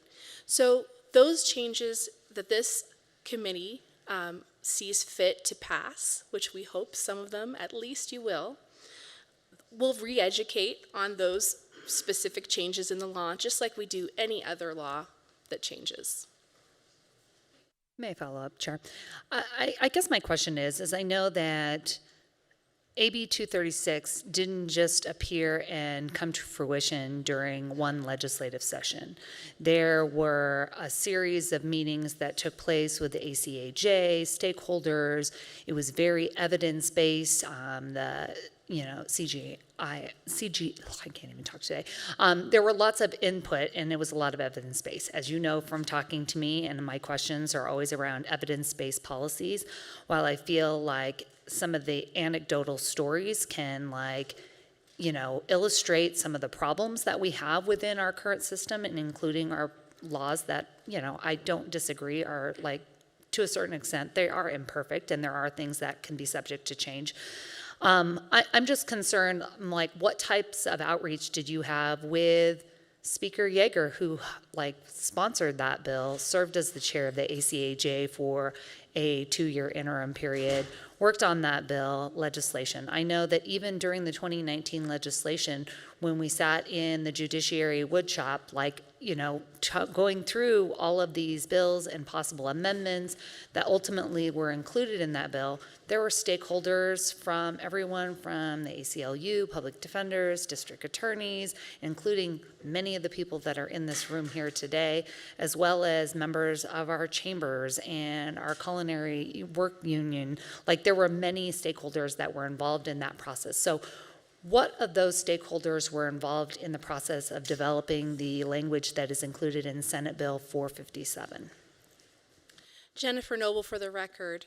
For the initial group that sought or put together these recommendations, it was a combination of community members, law enforcement folks, prosecutors, and victim advocates. In terms of seeking consensus or input, this is the governor's bill. Certainly, I've let them know what I think about certain provisions, and some of that they agreed with, some of them they didn't. But just like any other sponsor's bill, this bill dropped on April 7th. And around that date, I had conversations with my colleagues on the defense side who wanted to know, who do we talk to about our concerns? And I directed them, provided emails, all the contact information I could, so that they could talk to the sponsor about the concerns. And I don't know what conversations took place subsequently because I wasn't present. Similarly, I was contacted yesterday by my friends at the public defender's offices and offered to make myself available at any time to speak with them. But typically on a bill, it's not necessarily up to the sponsor to go chasing around for people. At least in my experience, that hasn't happened with any member on this dais that I can recall. But I do appreciate what you're saying. I think it's important to have stakeholder input. And if we can come to consensus on some of these provisions and listen to concerns, I think that's great. Well, I hope you're not insinuating that the members of this legislative body don't do outreach on their bills to try to gain consensus or do outreach to stakeholders. I know that when I'm bringing legislation, I do reach out to stakeholders. And I think my frustration here is it sounds like you have only become aware of what was requested in this bill on April 2nd. And it doesn't sound like there was any kind of input from a more diverse group of players in this field that would have input on this bill. Thank you for the question, Senator Nguyen, and I apologize, Jennifer Noble, for the record. I didn't mean to insinuate that, but legislative session is a busy time, and I know that when I have concerns with a bill, if the stakeholder or if the sponsor doesn't reach out to me, I make sure that I get in touch with them. That said, I don't know what conversations have been had with what stakeholders because I'm not the sponsor of this bill. We are presenting the bill's provisions on behalf of the governor's office, and his staff might be best situated to answer your specific question. And then I guess, Chair, that would be my question. If there's someone from the governor's staff here that would be able to inform this committee on who was involved in the creation of this bill to see if there were a diverse number of stakeholders that were involved in this, like preparation. Usually if you're trying to undo another legislator's bill, like sometimes you will reach out to them, but sometimes you aren't. So I'm just wanting to see if I can confirm that. Chair Scheibel, through you to Senator Nguyen. This is Tim Robb with the Governor's Office, Homeland Security Advisor. We worked with anybody that reached out to us, and we can truly say that. As Jennifer Noble said, we have a very large duty as a body of a governor's office during a legislative session, and we did make every effort to work with as many stakeholders as were available to us to work with. We also met with Senator Scheibel several times, and we've talked through a lot of the provisions in the bill. I think that that's where most of the discussions landed in the conceptual amendment, and then the further amendments that may come to this bill as well. So I think, we do have a large duty in an office of just 7. You may have seen the Independent story earlier this week. We track every single bill that is discussed in this body on both the Senate and the Assembly side. And so it's hard to manage all of those things when the participants maybe aren't reaching out to us directly. I guess I'm just concerned. I mean, it's a lot to ask any organization to anticipate that the governor's office is going to bring a bill of this magnitude, and I can't believe that this wasn't worked on during the last 18 months since the last legislative session, since some of the provisions look very similar to what was presented in the last governor's public safety bill during the 23 legislative session. And it just seems like with the exception of not having town halls or other meetings, I'm curious to see if, I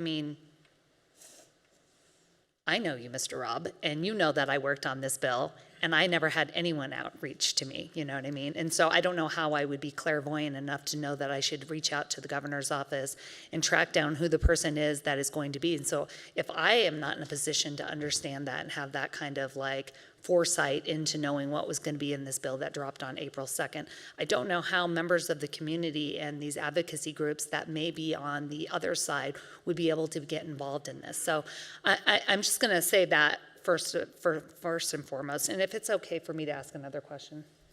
Please, go ahead. And I appreciate the chair. I know that I have to go to another committee and present a couple of bills, but it gets me back to one of the sections. As many of you in this committee know that are in here in the audience, I started off my legal career as a law clerk to Judge Lehman, and it was he ran the second drug court in the nation, and that happened in Clark County. Later on in my career, I was able to work as a defense attorney in the specialty courts with then both Judge Jackie Glass as well as Judge Kathleen Delaney, as well as Judge Ellsworth, and some other judges that have had the opportunity to do that. So obviously I have an inordinate amount of knowledge about our specialty courts. I think it's particularly concerning that we are looking at kind of reducing some of those protections, reducing some of those programming, the access to those programming, when right now they're not mandatory. They are something that a judge can order, and it is discretionary. Isn't that correct? That is discretionary whether or not some of these specialty courts are ordered in these cases? Chris Hicks for the record. It depends on the crime. So there's certain levels of felonies where it's automatic deferral. And then there are levels of felonies where it's up to the court. And then, of course, there's levels of felonies where there's no option for deferral because of the severity of them. And when you talk about the ones where it is, mandatory, you're not talking about the examples that you gave in your presentation about child abuse or elder abuse and cases where people are deferred. That was a situation with that charge where it would not be mandatory. It would be something that a judge had to specifically order. Isn't that correct? Yeah, Chris Hicks for the record, that's correct. I thought you were asking for the range of opportunities for diversion. But in this particular case involving situations where there's elder exploitation or abuse or neglect, and likewise for children, those are cases that, although severe, do qualify currently for diversion, and then as I've touched on, dismissal and automatic sealing. To your point that you made at the very beginning, that doesn't mean that if this law passed, that those opportunities would not still be available to those individuals, meaning rehabilitative specialty courts. All that it means is that the charges would not be thereafter automatically dismissed and sealed. So we're not taking away those opportunities in the bill. We're not taking away probation under those cases, should that be the appropriate outcome. What the bill proposes is just to say under these very severe crimes of child abuse, neglect, endangerment, likewise for elderly or vulnerable, that shouldn't be an automatic dismissal and sealing.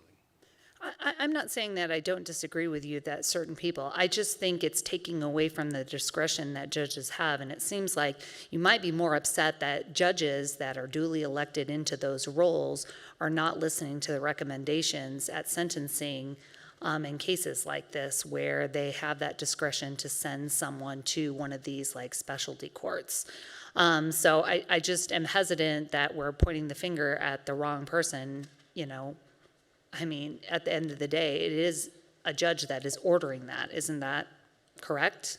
I'm assuming you made the argument that this person shouldn't be allowed to go into this court, and a judge said, I disagree with you, and sent them to this like diversionary, like specialty court.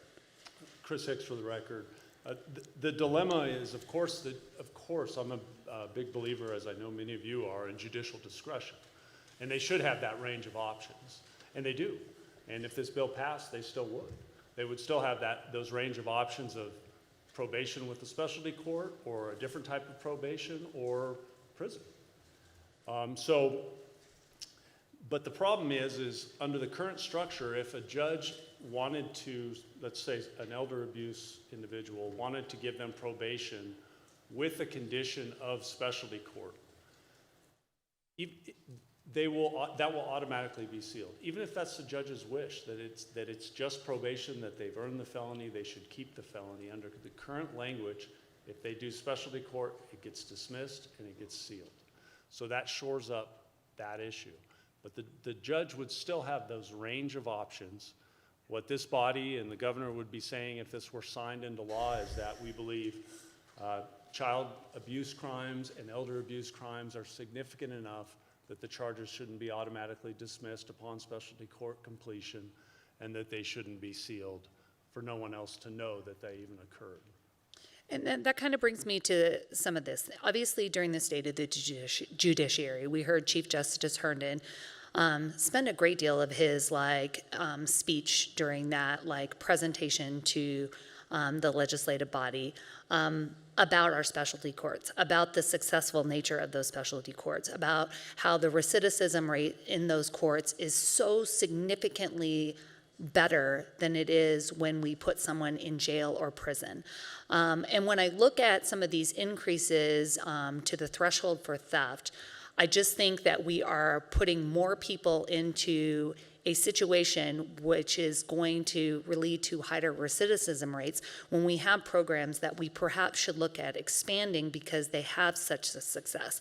I think during his speech he indicated that people that even if they don't complete a specialty program, they still have lower recidivism rates. And that's coming from our Supreme Court Justice, who is leading our judiciary right now, a former prosecutor, a former district court judge, someone who is intimately familiar with different levels of our judicial system, from prosecution to district court where you're doing sentencing, all the way up to the Supreme Court and seeing that data. So I just hope that we don't get away from programs that are successful in really causing change in our criminal justice system, instead like doing this kind of like broad stroke kind of things. I have particularly concerned about like any changes to our Veterans Treatment Court.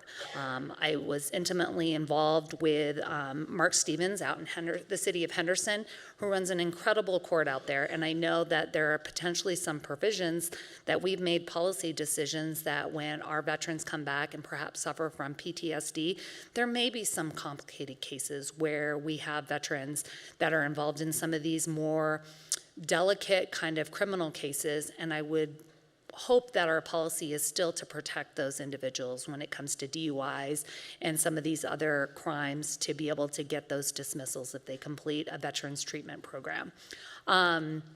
So I just more of a comment than a question, and thank you for your time and patience, Chair, but I'll let someone else ask some questions. Thank you, Senator Wynn. And I just want to clarify something before we move on. DA Hicks, was it your testimony today that somebody who was convicted of child abuse and neglect or elder abuse, if this bill were to pass, would still be able to participate in a specialty court? Yes, that was my testimony. Okay, could you flip to section 47 for me?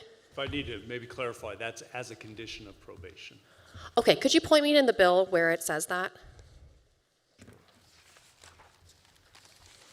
I understand.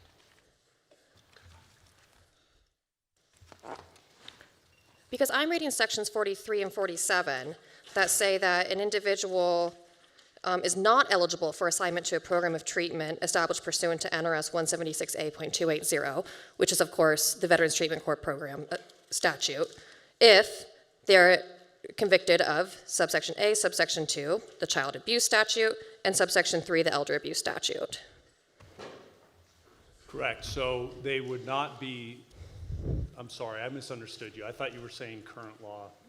My bad. This is Chris Hicks for the record. They would not be eligible for diversion, and that's exactly what this bill is proposing. Okay, so when you previously said that they would be eligible for diversion, that was incorrect. They would not be eligible for diversion, period, end of sentence, full stop. If this bill were to pass. Yes, I'm not sure when you're speaking of that I said that. If I did, I misspoke.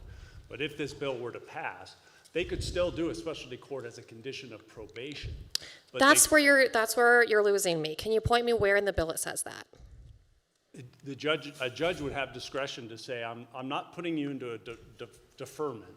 I'm not diverting your sentencing so you can go complete one of these specialty courts. But they can say, look, you're going to get probation. You're not getting rid of this charge, but as a condition of you, successfully completing probation, I'm going to put you into this specialty court. They still have the authority in terms of speaking of judicial discretion to put them in there. It just would not be under a diversion, ultimate dismissal and sealing track. Can you point me to a statute that says that? I could. It's not right at my fingertips right now, but I'd be happy to try to get it back to you. But I know, I can tell you in Washoe County that happens all the time, where it's a specialty court situation, and unless my counterpart she might have a better answer than I do there. But. Okay, go ahead. Jennifer Noble for the record. Chair Scheibel, I did help with the drafting of these sections, and so the intent regarding sections 42 to 49 and 74 were to still allow specialty court participation as a condition of probation. If the language, as it came out from LCB, because this is a large bill, and your assessment doesn't provide that, then I'm happy to work with you, with LCB, to make sure that that's what it says. But this isn't a hide the ball, bait and switch.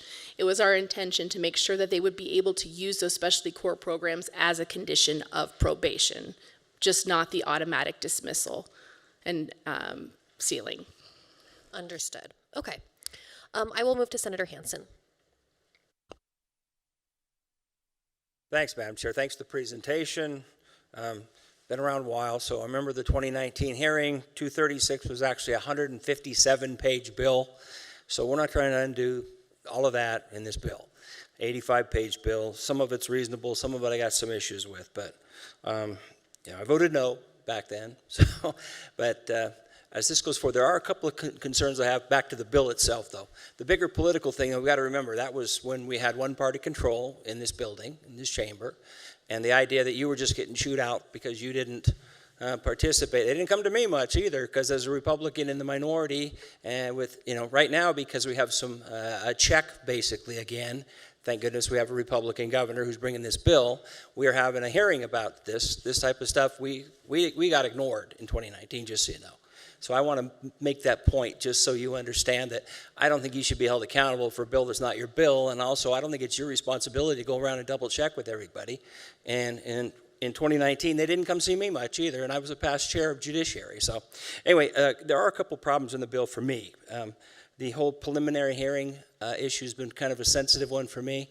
You guys have this where you're going to allow hearsay.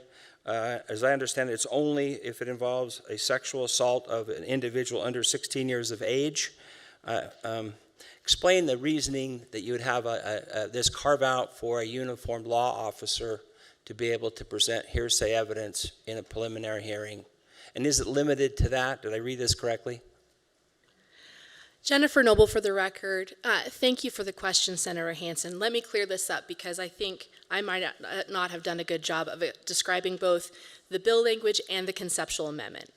So right now what we have in current law is an exception that applies in preliminary hearings only, wherein hearsay testimony regarding a child sexual assault or a domestic battery causing substantial bodily harm may be admitted at preliminary hearing. That's the current state of the law, okay? And we want to make sure, from our perspective, that stays the state of the law. What this bill does is it extends it, and this is perhaps in a direction that I predicted you might have questions about.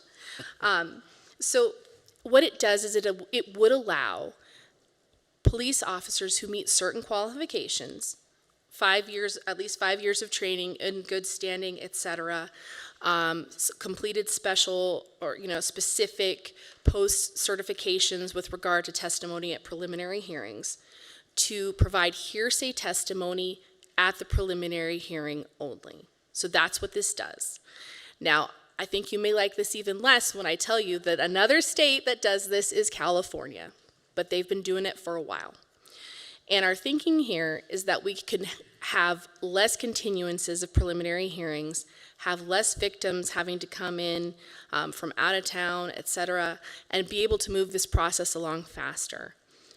Now, interestingly enough, I think what might come up next, at least from you, Senator, or somebody, is the right to confrontation, right? What about the right to confrontation?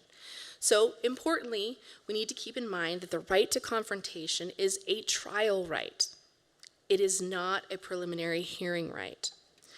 In Sheriff versus Witzenberg, which was a 2006 case, the Nevada Supreme Court explained this, and it talked about U.S. Supreme Court precedent, talking about the right to confrontation being a trial right. Subsequently, many courts have recognized this. So the right to confrontation during a preliminary hearing is not a constitutional right. However, we may have procedural provisions that provide for this. But during a preliminary hearing, and of course this is not the defendant, or this is for the defense side, but the defendant's not even required to attend the preliminary hearing, which is kind of interesting. I had that scare the first preliminary hearing I ever had. I thought, how am I going to identify this person if they're not here? So anyway, this is not violating the Sixth Amendment right to confrontation. It is consistent with it, and since California made this change many years ago, it has held up in the appellate courts. So I hope that partially answers your question. Partial answers one. Now let's jump real quick. I'm sorry if I mix up some of because I've got the amendment and the bill, and both of them are quite lengthy, and we only had some relatively brief window to review some of it. The warrantless search aspect of investigating a sexual offense against a child, the communication part, 660.3. The interception, listening, or I think this is the amendment, the interception, listening, or recording of a wire, electronic, or oral communication by a peace officer or a designated person acting under the direction or request of a peace officer is not unlawful if the peace officer or designated person is intercepting the communication for the sole purpose of investigating a sexual offense against a child, which sounds reasonable, but how do you, before you even start, know that it's going to be for the sole purpose? How do you prevent that listening in and not finding a great deal of other evidence, or basically going on a fishing expedition and then claiming that you were doing that on the basis of investigating a sexual offense? And if that is the case, why wouldn't you get a search warrant anyway? Thank you for the question, Senator Hansen. Apologies, I believe I misunderstood your question, so I apologize for my TED Talk regarding preliminary hearing testimony. I'm going to ask Jason Woodard from Sheriffs and Chiefs to answer your question regarding that provision of the bill. Apologies. No problem, as long as that's okay with the chair. I thought what your statements were fine, but if the sheriffs and chiefs want to, with your permission, Madam Chair, I don't mind. It's also fine with me, but I think you understood Senator Hansen's question. I think he has switched gears. Yeah. He has moved 50 sections forward in the bill to ask a different question. So. Yeah. So anyway, if you want them to address it, I'm fine with it, Madam Chair. Please, but go ahead. I've got a couple other sections I want to jump into before we leave the bill.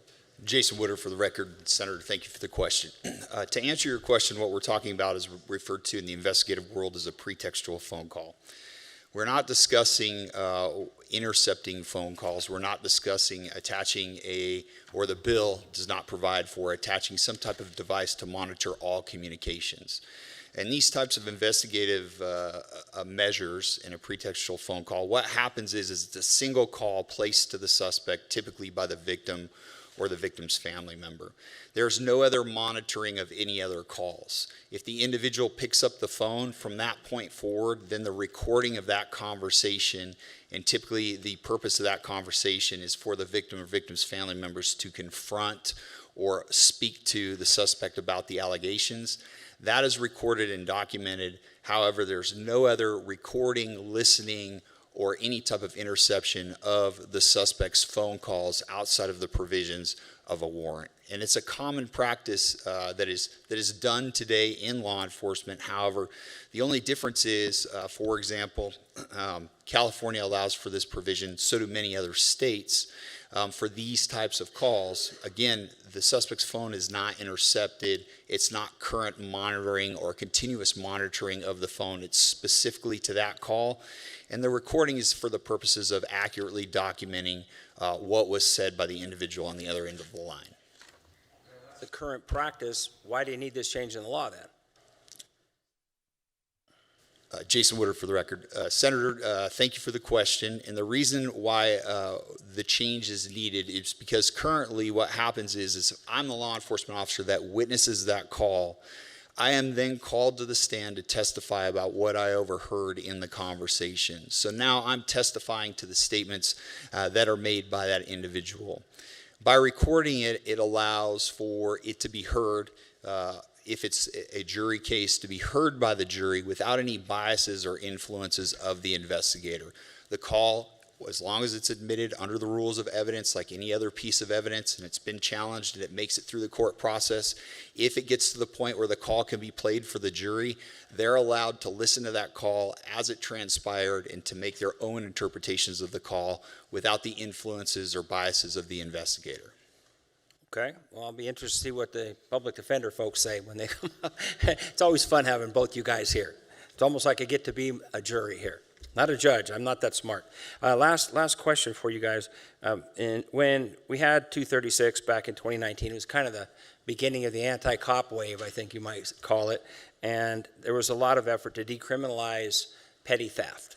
And we went, at the time, if I remember right, it was $650 was the threshold. We bumped the threshold up to $1,200. This bill pushes it back down to $750. Is $750 a good number? Because look, we had after the entire anti-cop thing and Lots of states did this kind of stuff. Suddenly we're all watching on TV, literally gangs of people going into stores and stealing everything, and they had a calculator in their head, and they knew if it was under a certain amount, they just walk out the store and really, worse, maybe get a ticket if they got caught at all. Now there's a backlash against that, which is why we're here correcting some of those past mistakes, if you will, from 2019. Not undoing the whole bill, but making it so we can once again allow you to do your job and protect property owners, like the examples you gave from the Reno Sparks area. I'm just kind of wondering, where'd you guys come up with $750? Why that? It was $650. I guess an inflation adjustment maybe takes to $750, but why not a little lower even? Jason Woodard for the record. Senator, I'm going to do my very best to answer your question. When we look at what the thresholds are across the United States, they are literally all over the map. With that being said, you have ranges of $200 all the way up to $2,500 in some states. What I can tell you is Florida, Hawaii, Missouri, Indiana, Washington, they all have a threshold of $750. Obviously, the proposed change is because what the current threshold is negatively impacting citizens, businesses, and retailers. Therefore, there's a need or a necessity for the law to evolve or change. In reference to your portion of the question that asks why not $650 again, I can't speak to that specifically. I can just tell you that that is the range within states, and the current number seems to be problematic. Well, your correct answer should have been, well, after careful consulting on this bill with the public defender folks, we decided to agree to go to $650. But you didn't do that, though, so I'm trying to help you on this one. Thank you, Senator. Last thought, you mentioned the small store owners who, up to $140,000 in a year worth of larceny. In a little grocery store, one of these little convenience stores, $750 is actually a lot of stuff. You can get a whole load of groceries home and it's probably $500. I'm just kind of wondering, why do we have a limit at all? Couldn't you, as the district attorney, you have somebody that is a repeated offender of $200 or $300, and this guy just doesn't learn his lesson?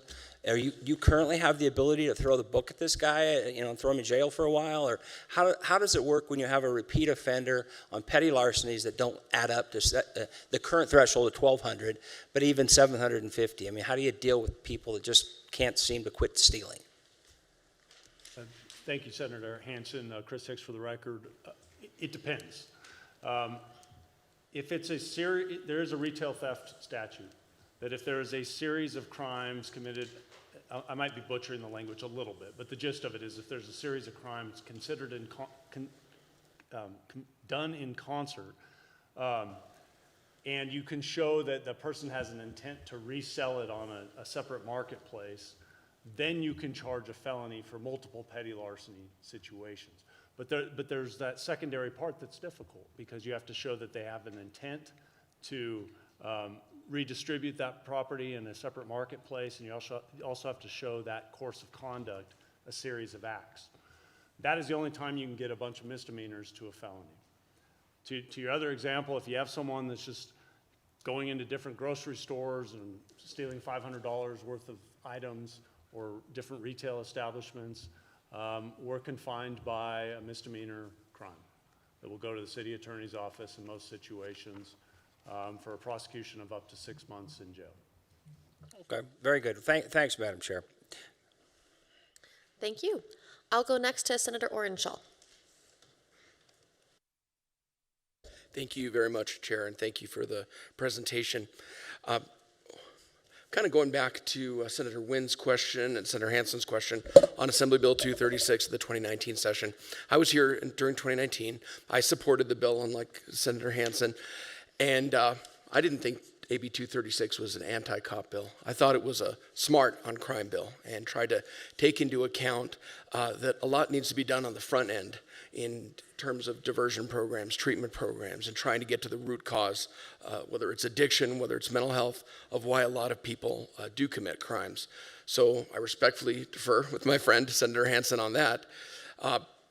But since AB 236 became law in 2019, I've looked at the Nevada Crime Statistics Dashboard. I've looked at the testimony on February 5th before Assembly Judiciary from Metro Police, from Washoe County, about the decrease in property crimes and violent crimes. And what I see is that AB 236 has been successful when we see this decrease in the crime rate. And if I'm wrong, please correct me, but I'm seeing that we have had success with the reforms in AB 236, and I'm kind of wondering what the justification is with changing course here. You know, if we'd seen dramatic increases in crime since 2019, then, you know, I think I might say, well, something's not working, something needs to change. But I just wonder if you could give me a little background on whether, you know, you think the crime rates, you know, substantiate the need for this change. And then if I could have a follow-up, Chair. Jason Woodard for the record, Senator, thank you for your question. In our review of the Nevada crime statistics, there is a slight decrease in property crimes from 2023 to 2024. But if we look at the overall number, unless I misunderstood them, we look at the overall number from 2020 to current day, property crimes are up. What's even more concerning about those particular property crimes is that shoplifting specifically has gone from around 6.2% and has quadrupled to 25.3%. And that is specifically one of the things that we are attempting to, or the governor's office, I should say, is attempting to address with this bill. When we talk or step away from the numbers or statistics, and now we talk about the interactions and discussions with citizens and with retailers, and with law enforcement agencies, they have seen the significant change in the number of calls for service they respond to, the number of incidents that they respond to where they have to take reports for these types of crimes, and the numbers of these offenses, to the point where retailers have gone to lengthy extent to secure property and to basically lock it up so that they can try and avoid dealing with these types of incidents. Thank you very much. And so that's contradictory then to what Washoe County Sheriff's Office presented to Assembly Judiciary in early February about their data about crime going down. You don't agree with that, or is that, I just wanted to be sure if maybe I'm misunderstanding. Senator, I don't recall being present for that hearing, so I haven't seen those specific statistics. I'd be happy to sit down with you or follow up on that after this hearing to provide you with an accurate answer. Thank you. And then, Chair, with your indulgence, I'm looking at the mock-up here that we have on Nellis, and I'm looking at Section 1 regarding the potential additional penalty of 1 to 6 years if a secondary offense was alleged to have been committed while the person was released from custody. And I guess my concern is, let's say there's someone who got admitted to a drug treatment program to try to deal with addiction, and you know, they're on release from their primary offense, and then their secondary offense is possession of a controlled substance. Maybe they're stopped, they have meth in a bag. And, you know, we know it takes time for drug treatment to work. And I just wonder if this is kind of defeating the purpose, if suddenly now, mandatorily, under this proposal in Section 1, there's going to be an extra 1 to 6 years when we're hopeful that drug treatment will be successful. We know that there's hills and valleys, and sometimes people, you know, get down to that valley and then need to get back up. But I'm just wondering if this might dissuade people from earnestly participating in treatment. So I'm kind of worried about that, and I just wondered if someone could speak to that. Jennifer Noble for the record. Thank you for the question, Senator Orenshaw. And I'd like to answer your question and then clarify something that I think got a little bit confused on the record related to the Senator's prior question. So first, I certainly want, and we want, people to participate in drug treatment programs in good faith, right? We want them to have every opportunity to address their addictions, coexisting or co-occurring mental health disorders, whatever might be going on with them. But in our view, we also need to balance that with the community's need for safety. And so when a judge sets conditions of pretrial release that say you can't use or you can't drive drunk or whatever it is, and they fail to comply with those conditions, they present an ongoing risk to the community and they're not obeying court orders. And so while I definitely appreciate where you're coming from, our view is that when you disregard a court order in that fashion, there should at least be an ability to apply an enhancement. Of course, those can be case specific. That can always be negotiated depending on the facts of a particular case. It's not like we have to apply an enhancement in every case. Thank you. And Chair, with your indulgence, may I ask one more question? I'm on the mock-up, and I am going to, it is section 80, the new language, and it's the new language starting at line 31 of the bill in blue.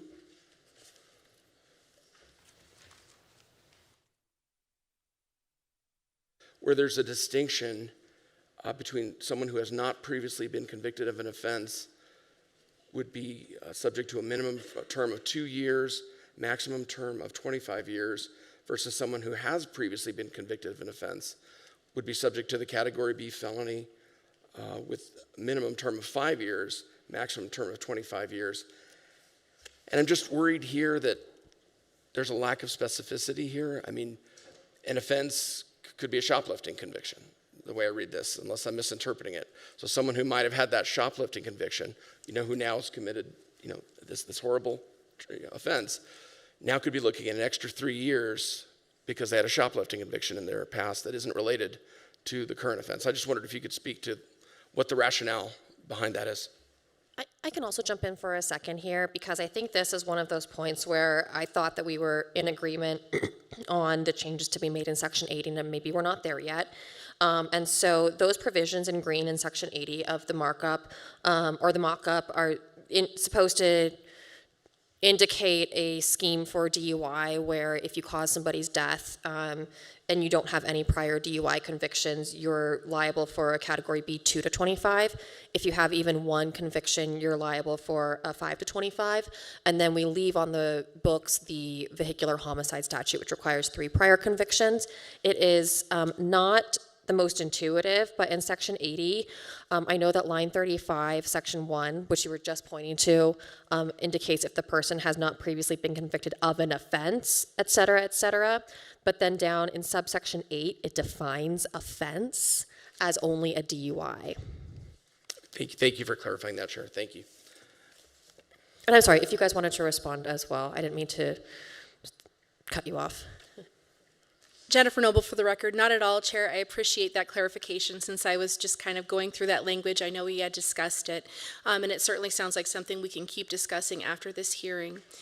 With your indulgence, Chair, I'd like to go back to Senator Orenshaw's question regarding property crime and larceny statistics, because I think there might have been a miscommunication, not due to anything said incorrectly by Lieutenant Woodard, but just simply because these terms start to become interchangeable when we're talking back and forth.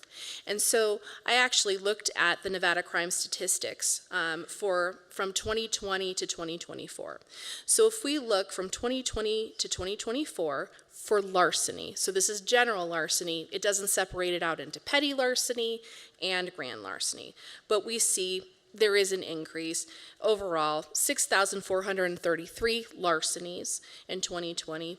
2024, 7,809 larcenies. Maybe that's not that surprising with a population increase. But what's really neat about Nevada crime statistics is they will also break down these crimes by type of individual subcrime, basically. So in 2020, when we're talking about just the crime of larceny, so this is an overall property offenses, in 2020, 6.2% of all larceny offenses were categorized as shoplifting. By 2024, 25.3% were categorized as shoplifting. And that is a statistic that we see as significant when we're talking about retail theft, when we're talking about the felony theft threshold. And I just thought that maybe that was getting lost in the sauce when we were going back and forth about this important issue and these important statistics. Hopefully that helps. I'm sorry if it doesn't. I appreciate that clarification. Thank you. And with your indulgence, one more question, Chair. Thank you. Going to Section 42 of the original bill regarding diversion programs, the new language that now excludes any offense punishable pursuant to NRS 200.5099, abuse of an older person or a vulnerable person. Again, horrible crimes, no debate about that, but if the offender has a drug abuse issue and there might be a potential for treatment there with one of the therapeutic courts, I just wonder about the wisdom of foreclosing that in Section 42 and what the rationale is there, because if the root cause is a drug abuse issue and they stole from, grandma to go, buy drugs, then the diversion court program might help them and might change their life. And I just wondered what the rationale is to close that off. Well, under the scenario you just described, Senator Orenshaw, sorry, Jennifer Noble for the record, that would be maybe elder exploitation. And so that would be sort of more of a mild case that we would see. So first of all, on the front end, we can look at what charge we're going to make in that case, right? And then it's also important, I think from our perspective, that when we have elder exploitation, or we have an offense against an elderly person, a vulnerable person, that person not have access to that immediate dismissal and sealing. Now, I also want to remind this committee that in 2017, I believe, I sat with then Senator, now our Attorney General, Aaron Ford, and agreed to shorten the sealing times for these offenses, I think by over half. So this person could still seek sealing of their criminal offense, it just wouldn't be immediate. Thank you very much, Chair. I may have a few more if with your indulgence later, but I'm good right now. Thank you. All right, other members with questions? I have a couple more questions, and I'm still struggling, like my colleague, with the diversion courts or with the specialty courts. And I do want to acknowledge that we tend to utilize specialty, diversion, and treatment courts interchangeably in Nevada, even though there really are differences between them. So maybe specialty court is the word I want to use. I'm very concerned that the language here does say that a person who is convicted of one of these crimes is ineligible for participation. And that's irrespective of whether it's as a condition of probation or as a condition of a deferred adjudication. So I appreciate you guys looking into that and getting back to me. And so that's more of a comment than a question. My next question is back to the theft thresholds and the theft statistics that we're talking about, because I think that, Ms. Noble, you gave us a very clear explanation of the statistic that you're looking at. You're talking about within larceny crimes, it used to be 6% of them were shoplifting, and now 25% of them are shoplifting. So can you outline for us what other larceny crimes are included in that larger pie? Jennifer Noble for the record, I wish I had printed out the actual pie that's on Nevada crime statistics. I don't have those numbers for you, but I'm happy to send them to the committee and I can get them to you quickly. It is a good chunk of the property crimes. I believe the second biggest chunk was of a motor vehicle or other, which I didn't know what that meant. But it's a literal pie with colors, and I'm happy to share it with share it for all 4 years with this committee today. As soon as I get out of here, I apologize. Well, so, and I appreciate that, but here's my concern. I am assuming that this pie that we're talking about would also include, for example, larceny from a person, or burglary of somebody's home, or embezzlement or theft. Or would it not include embezzlement and theft and burglary?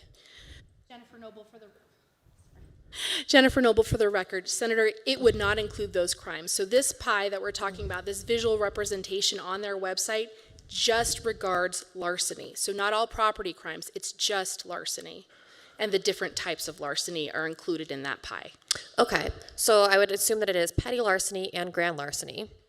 So then couldn't we also infer that since 2020, the percentage of grand larceny has decreased if the petty larceny has increased? Jennifer Noble for the record, that's difficult to do, and why it's difficult to do is because, at least based off that data as it's reported on that website, because they don't differentiate, even on shoplifting, between grand larceny and petty larceny, right? So theoretically, I guess you could do shoplifting of something that was $2,000 and now you're at grand larceny. And so I don't want to mislead the committee. I think that is possible. You'd have to, I wish I had that up on our PowerPoint. It would have been a lot more helpful for you to see those different representations visually. But yeah, it would not necessarily exclude shoplifting that would be over $1,200. So herein lies the problems, plural.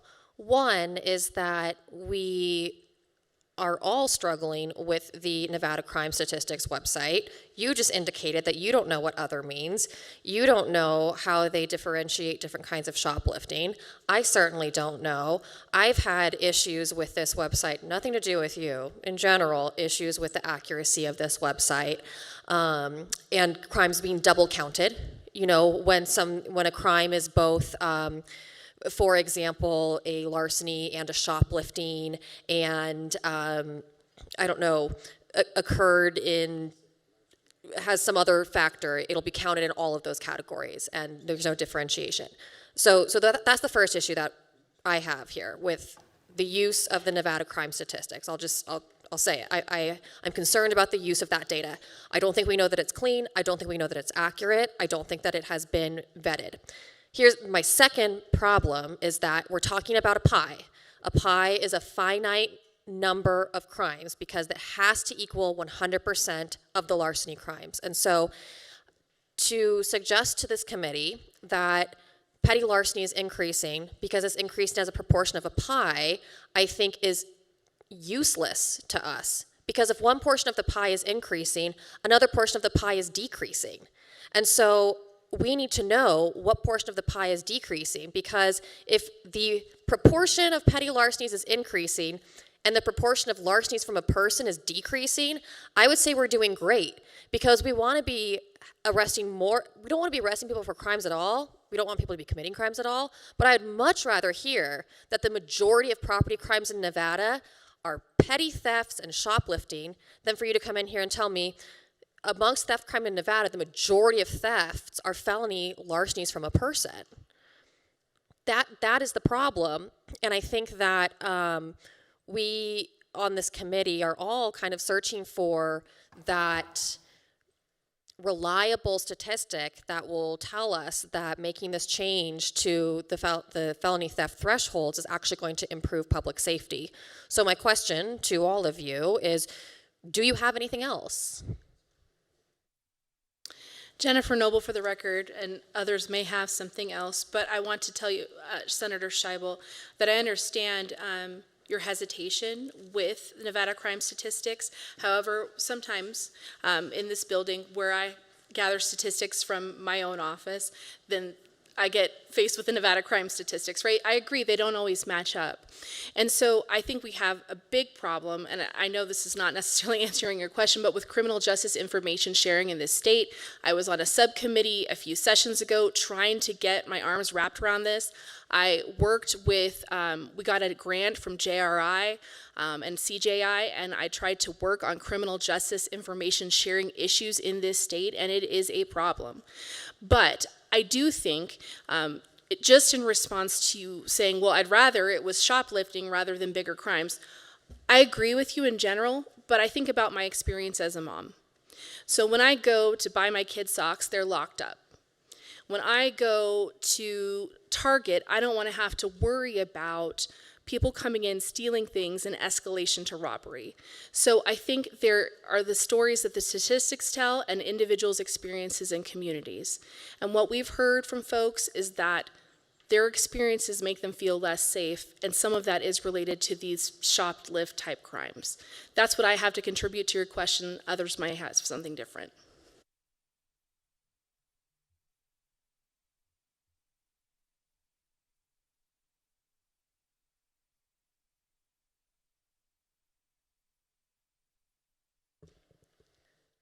Not seeing anybody weigh in. I do have at least one more question before I go back to some of my colleagues. I'm glad that you brought up the issue of petty theft escalating to felonies, because you guys gave us a couple of good examples of that happening. And so I'm hoping that you can explain to us how do the changes in this bill prevent that escalation from happening? Jason Woodard for the record. Senator, thank you for the question. I have spent many hours discussing with law enforcement and also retailers these issues related to the topic that we are discussing.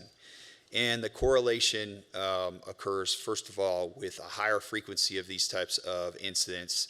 There's a higher probability eventually that you're going to see more of these incidences turn violent. Additionally, what I can tell you is descriptions from officers interacting with offenders, also with retailers and loss prevention staff. They will tell you, and they have told me overwhelmingly, that there is a feeling of emboldenment on the offender's part, and there are multiple offenders, or they regularly deal with offenders who are aware of the fact, as we cited in one of the slides in the presentation, that they're going to face minimal consequences for this type of behavior. And they see the same offenders that do come back to their stores, their retail locations, and commit the same crimes, and for lack of a better term, kind of mock or laugh off the fact that the worst that they're going to face is a misdemeanor charge. Okay. I'm not sure that that completely answers my question, but I appreciate the response. And I will go back to Senator Hansen. Thanks, Madam Chair. No, several things. Even if crimes have gone down, that doesn't mean we can't fine-tune the law and make things better, because the point you just made, you know, when I went to Home Depot recently, I had to, in the copper section, I had to get a clerk to come and unlock the whole entire thing so I could get some parts that I used to just walk down and grab and put in my shopping cart and go up front. Went to Walmart to buy some work gloves, and to my amazement, the whole work glove section was locked off, and I had to go find a clerk to come let me in. So I think when we look at this from what does the average person in Nevada see? They're obviously, and then you go on YouTube and you watch across the nation, the examples I gave earlier, people literally just walking out of the stores, shopping carts, and and nothing's happening.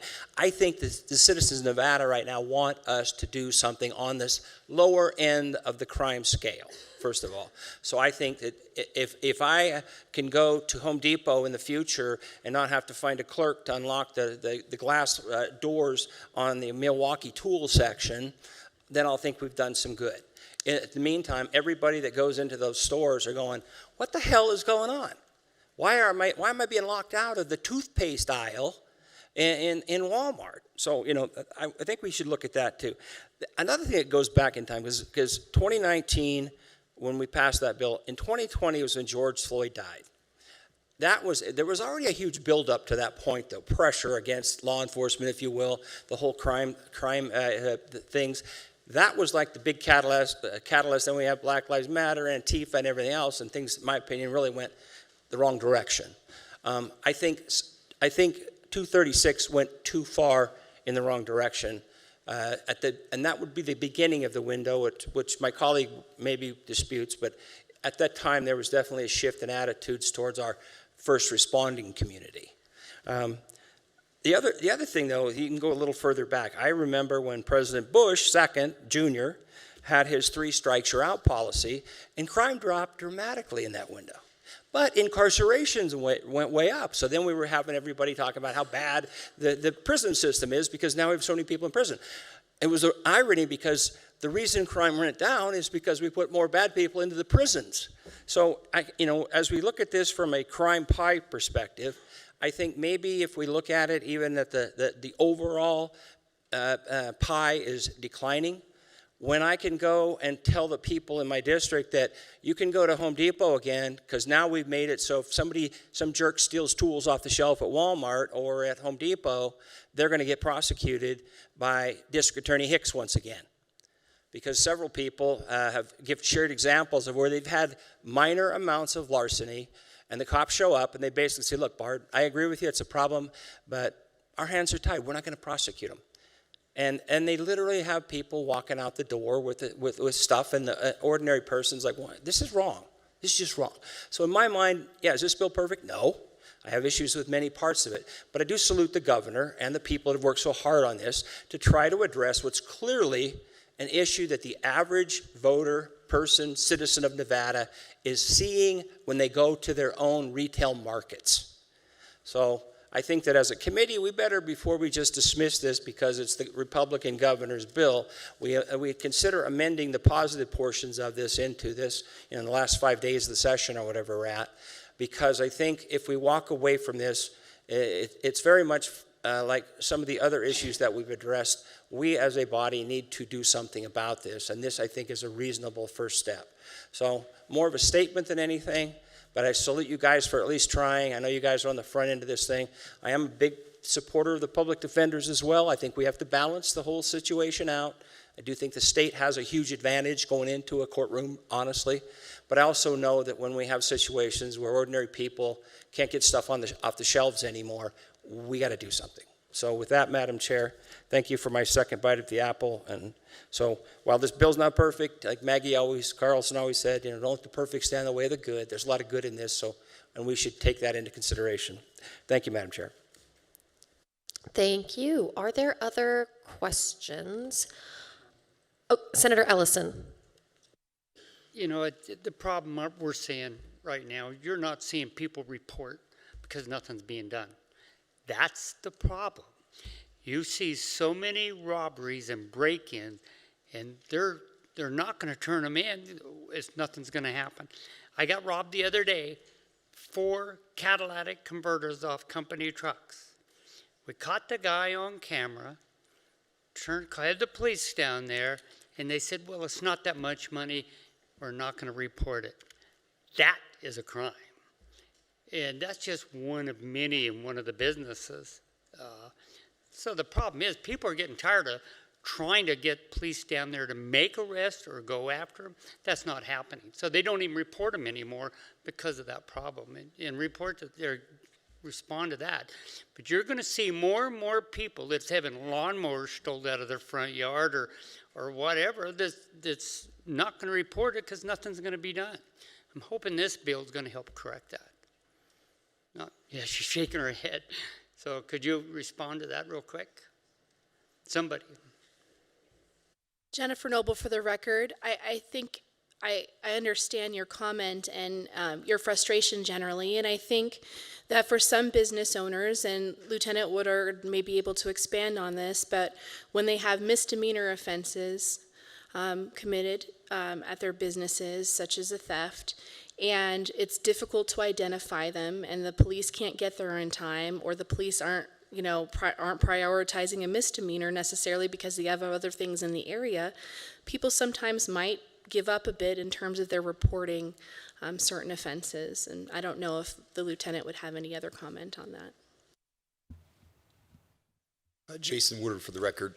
Senator, to answer your question, we do see and have seen in talking to law enforcement, also talking to retailers and to citizens, that there is, in addition, now anecdotal, this is their reports, I don't have stats to quote for you, but there is an attitude of, well, it's not enough, so therefore law enforcement isn't going to do anything about it, I'm not going to report.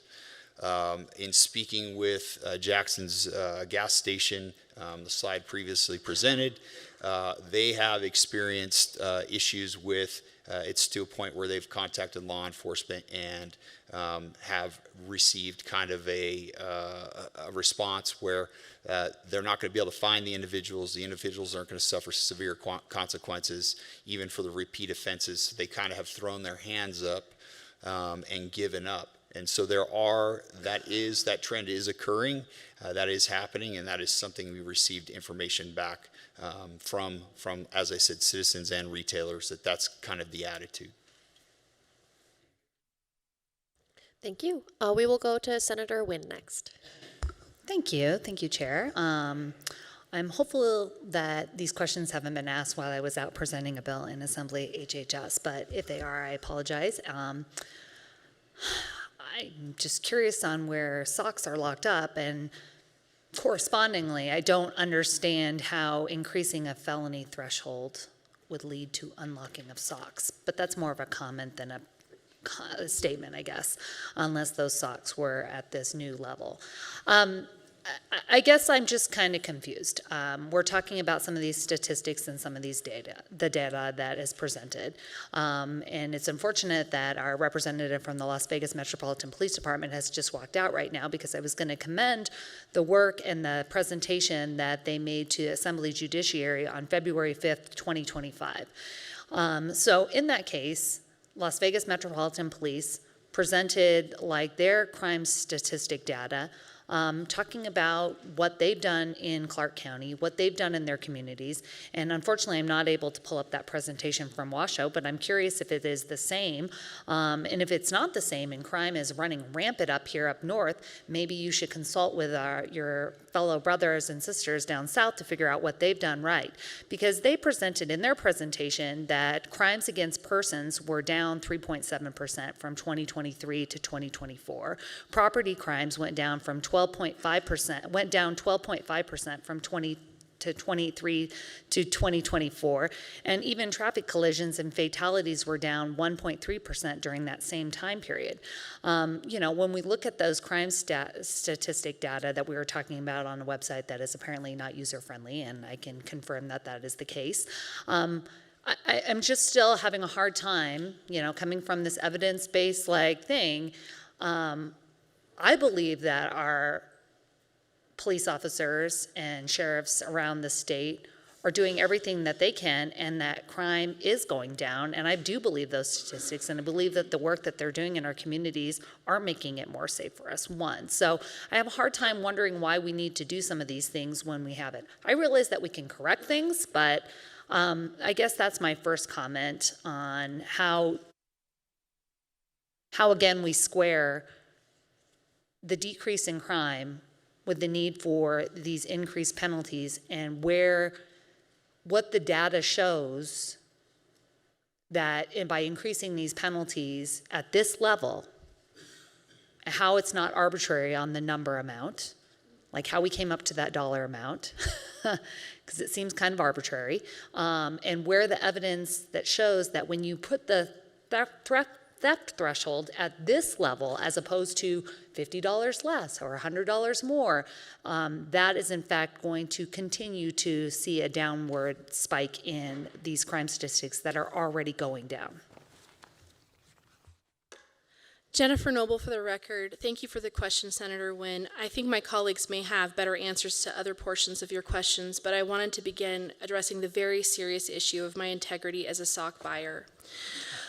I can tell you that the places where I've seen socks locked up, trying to get them for my 10-year-old, were the Walmart that is near my home in Northwest Reno.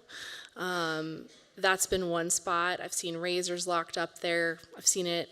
I don't go to Target anymore right now, but I've seen other spots wherein, like Walmart's basically CVS, Walgreens, they've got razors locked up, sometimes socks, but the socks that I remember were at that Walmart. Sorry to digress regarding socks, but I just wanted to make sure, you know, I was being candid with the tribunal. When we're talking about, is there a magic level that's going to reduce crime? I agree with you, like, how do we pinpoint that? But I'd also posit the question of how much are we willing to let businesses continue to lose in these transactions? How much money is it worth changing the experiences of consumers, of people who go into stores, of business owners? Where's the sweet spot there? We know California, our neighbor to the west, who's definitely not seen as a conservative state. I don't think Gavin Newsom and Ted Cruz are in the same party last time I checked, but theirs is lower than ours. And so we have to ask ourselves why. And certainly in California, it was because they found there was a correlation between their theft threshold, which was very high, and increases in theft offenses. And with that, I don't know if colleagues have anything other to add to that. This is Chris Hicks for the record. And I'm sorry to interrupt you. We're hearing that online, it's a little bit hard to hear on that center mic. So if you don't mind getting just a little bit closer to it, I or thought maybe I was like blowing you guys up. I can get. I know it close is to loud in here, but I'm just getting a message that for those who are watching online and maybe even down south, it's not. So they don't Okay. have the same advantage as we do. Well, what I would say is, you know, I believe Ms. Noble answered the retail theft component, but when we're looking at this bill as a whole, there is a lot of important reforms that you won't find on Nevada crime statistics. For example, child pornography, that's not kept on that website. So what we do know is that we have instances where someone possesses a tremendous amount of child pornography, and right now we're only able to prosecute them for one offense, one image versus 100. And that is an example of how this bill has other components that we can't just rely on Nevada crime statistics. Some of it we have to rely on the collective experiences of prosecutors and law enforcement and victim advocates.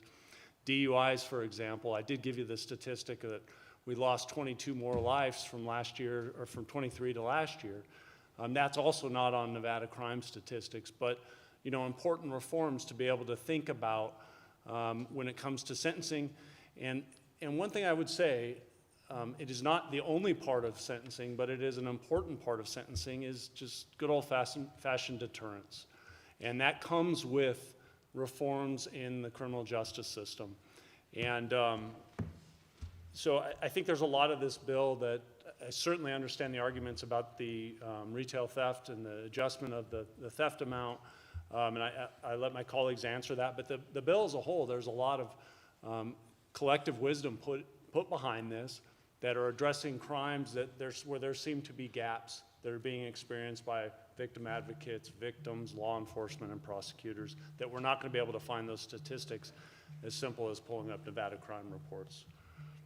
Thank you. Thank you. I appreciate that. And, you know, just because I'm maybe critical or asking questions about certain aspects of the bill, I agree with you. I think there's a lot of commonality, and I think there's a lot of things that we can correct. And I think there are things in this bill that, you know, I think are closing some of those loopholes and doing some of that.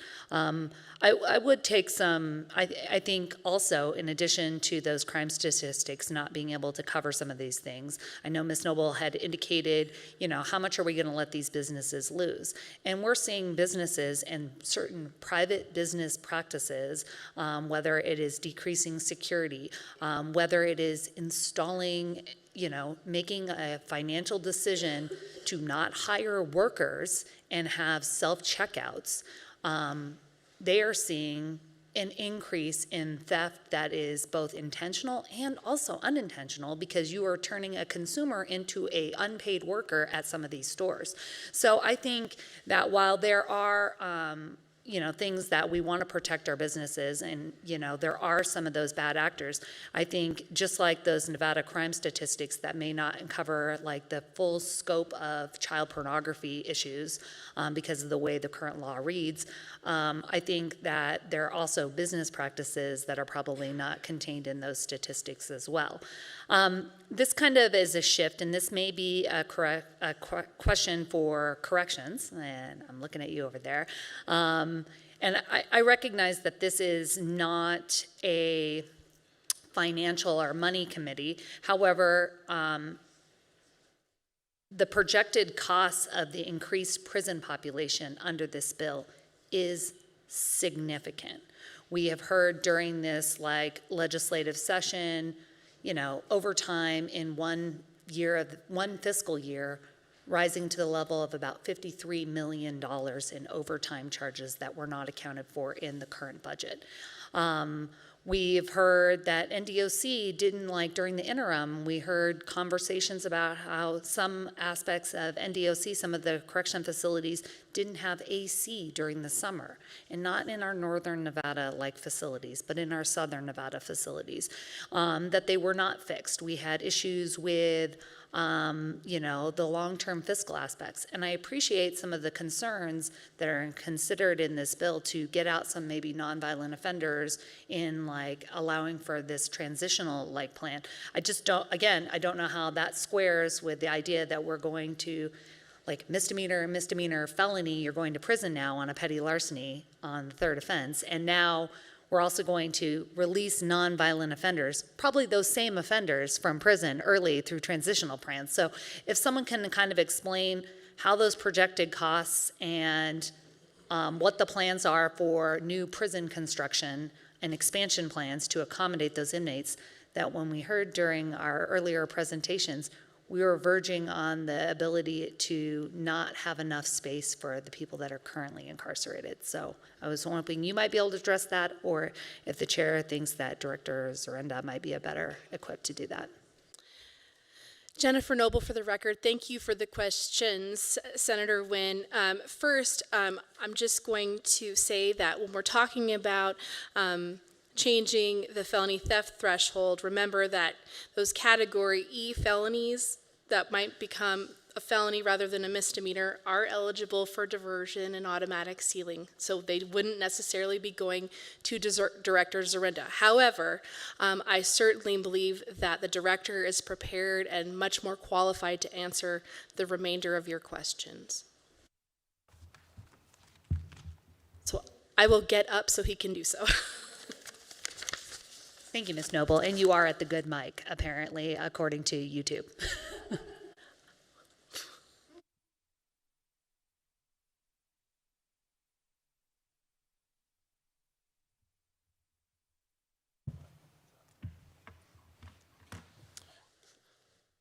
Yeah, thank you, Chair Scheibel and the members of the Senate Judiciary Committee. My name is James Zarenda, DZ, URENDA. I'm the Director for the Nevada Department of Correction. And to hopefully answer Senator Nguyen's questions about, those that we are getting in, are we letting them out on a different way? The release of the offenders that are nonviolent has to come with a support behind it. It's not just allowing those offenders coming in on one way, letting them out another way. It's still serving 50% of their crime that they have done, of their sentence, and it also has to have that support group attached to it, the family support or the resident support with the program, with the job. That all has to be part of the release. It's not just, okay, we got someone in that's homeless, that's or a drug addict that's robbing, stealing, maybe considered under nonviolent, letting them back out the door. It's not like that. It would have to be someone that we would have the support behind it, the residents, and a contract to make sure that they're got the support they need. When you let those offenders out into the community, they do have better programs and better support systems than a prison can. And that was really behind the whole thing, is trying to get the right support for those that need it after they committed 50% of their crime on a nonviolent crime. Chair, may I follow up? I guess I'm curious, how many people are currently eligible for parole? I know that that's kind of a revolving number. We're having those conversations pretty regularly about who can't be released because they have nowhere to go right now. So James Zarenda, for the record, I don't know about parole, but I'll tell you about the prison population. So we average out usually about 4,000 releases a year. Out of those 4,000 releases, about 1,000 of them do not have any residence to go home to. So you're looking at about a quarter of those offenders do not have anywhere to go to. Those offenders would be the same offenders if they were under nonviolent crime. I'm guessing it's probably going to be about the similar percentage. Currently, we have about 800 that would be eligible for this type of a release. However, I understand that probably about a quarter of them would not have anywhere to go or any residence that they could go to that would not be eligible for this type of release. It's still about 25% of those.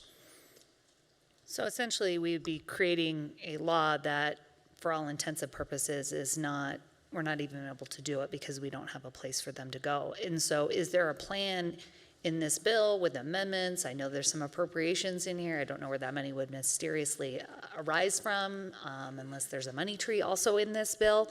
Is there any plan to open up more halfway homes or places like Casa Grande where you'd have more of that transitional living? So James Renda, for the record, not directly identified, but part of the release plan is trying to find the residence for those to live in. It's not just, oh, you don't have something today, you're not eligible. It's as you have something tomorrow, it is. Working with those community organizations to find the residence for these people to have a place to go to where the residents of that property or the rent or the owner would take responsibility as well as helping those people to succeed. So it's not just you don't have a place, you can't go. So you're talking about these 800 potentially individuals that would be eligible under this new transitional kind of program that's contained in this.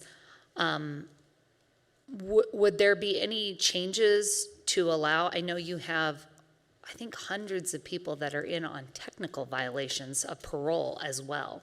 Is there any consideration in the way this language has been crafted to help you address those concerns as well?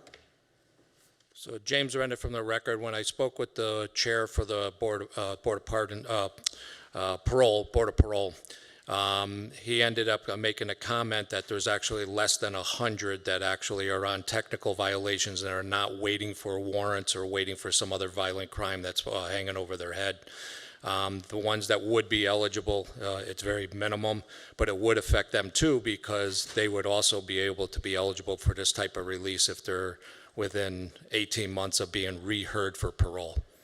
Have you had any of those conversations in the preparation of this bill on what you could do to alleviate those? I mean, 100 is still a lot of people that are in on technical violations that are being housed in correctional facilities that maybe, I don't know, I think you probably agree shouldn't be in there. James Renda, for the record, yeah, those discussions did happen prior to today. However, it was to group those same offenders back into the same bill with the same type of release. I don't have any authority over parole to be able to release them, but I would have authority if they fell under this type of discretion where it would be non-violent, non-sex crimes that would be within their 18 months of discharge or eligibility again for parole. This is kind of my final question on this. I know that earlier during the presentations in early January before the legislature started, and in some of the conversations that we had in the fall and December IFC meetings, there was some indication to use some ARPA funds to put money into a correctional facility to add culinary equipment and some other things and some other changes to a facility that is currently not open. And you had also indicated during some of these budget presentations that eventually we would have to open up another correctional facility. If this bill went into effect as written, even with some of the amendments, there would clearly be an increase in the number of felons that would be eligible. You had indicated that you did not have the space right now to deal with the population that you have now with decreasing criminal statistics. How would you be able to accommodate this influx of potential new incarcerated people without opening another prison? So James Renda, for the record, our issue of opening another prison is our medium security housing. Our medium security housing numbers have increased to the part where we have run out of space or will be running out of space, according to the JFA reports. It's not our minimum.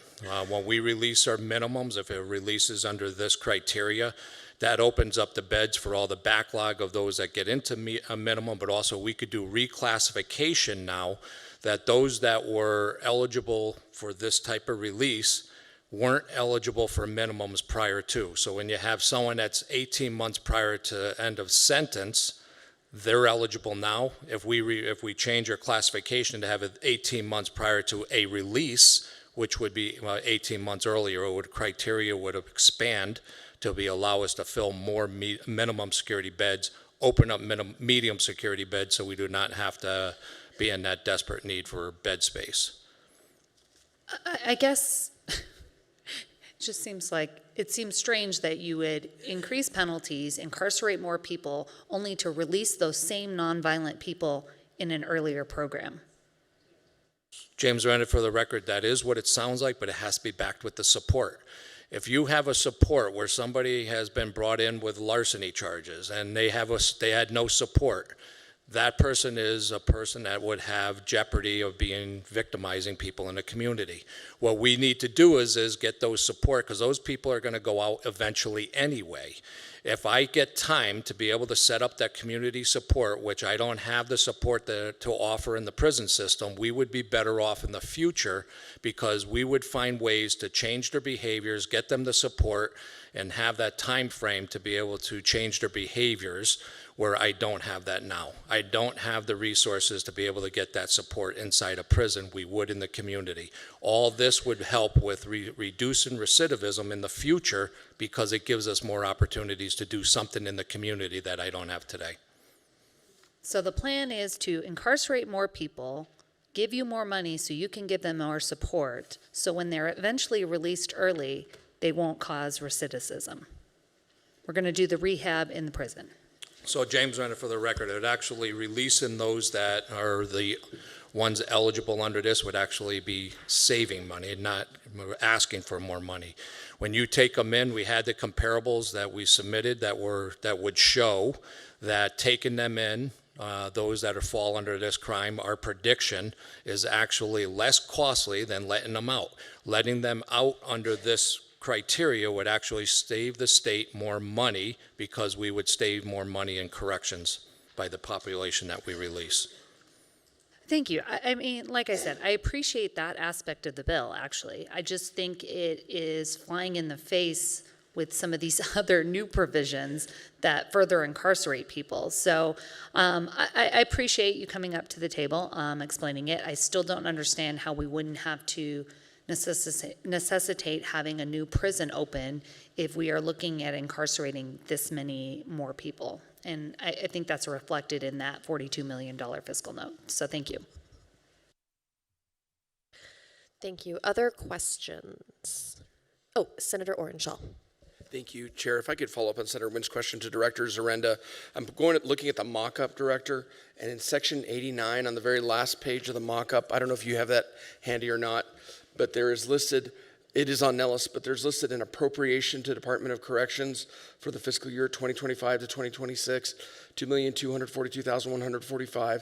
For the fiscal year 2026 to 2027, $2,915,779. And I know this is not a fiscal committee, but I'm wondering if those appropriations, do they seem like enough, considering the increased population that if this bill passes, I'm assuming NDOC will receive? So James Renner, for the record, the fiscal note was done by our population management, which I could have them speak on. It was just a projection of what we thought we would get in. However, our releases that go out actually increase more savings than that money that comes in on increase that you're talking about. But the Director of Population Management could actually go over those numbers with you, because he's the one that submitted those numbers. There was actual numbers, if that's okay. Chair, with your permission, would that be all right? Thank you, Chair. Thank you, Director.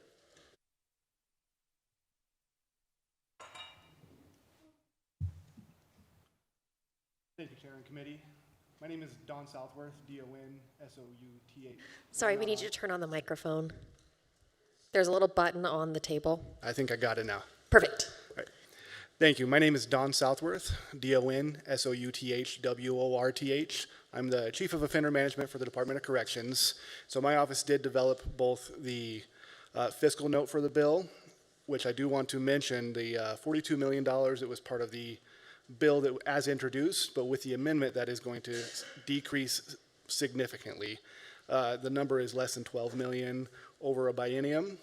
And the numbers that you're referring to, Senator Orenshaw, are relating to this potential release, the transitional release program, for additional staffing to help supervise that program, some software relating to community supervision and things of that nature, to help offset those costs even further for the additional incarceration. Thank you, Mr. Southworth. Chair, with your indulgence, a brief follow-up. Thank you. So then, based on either the original bill or on the proposed amendment, does NDOC have a projection of how large an increase in the incarcerated population there will be?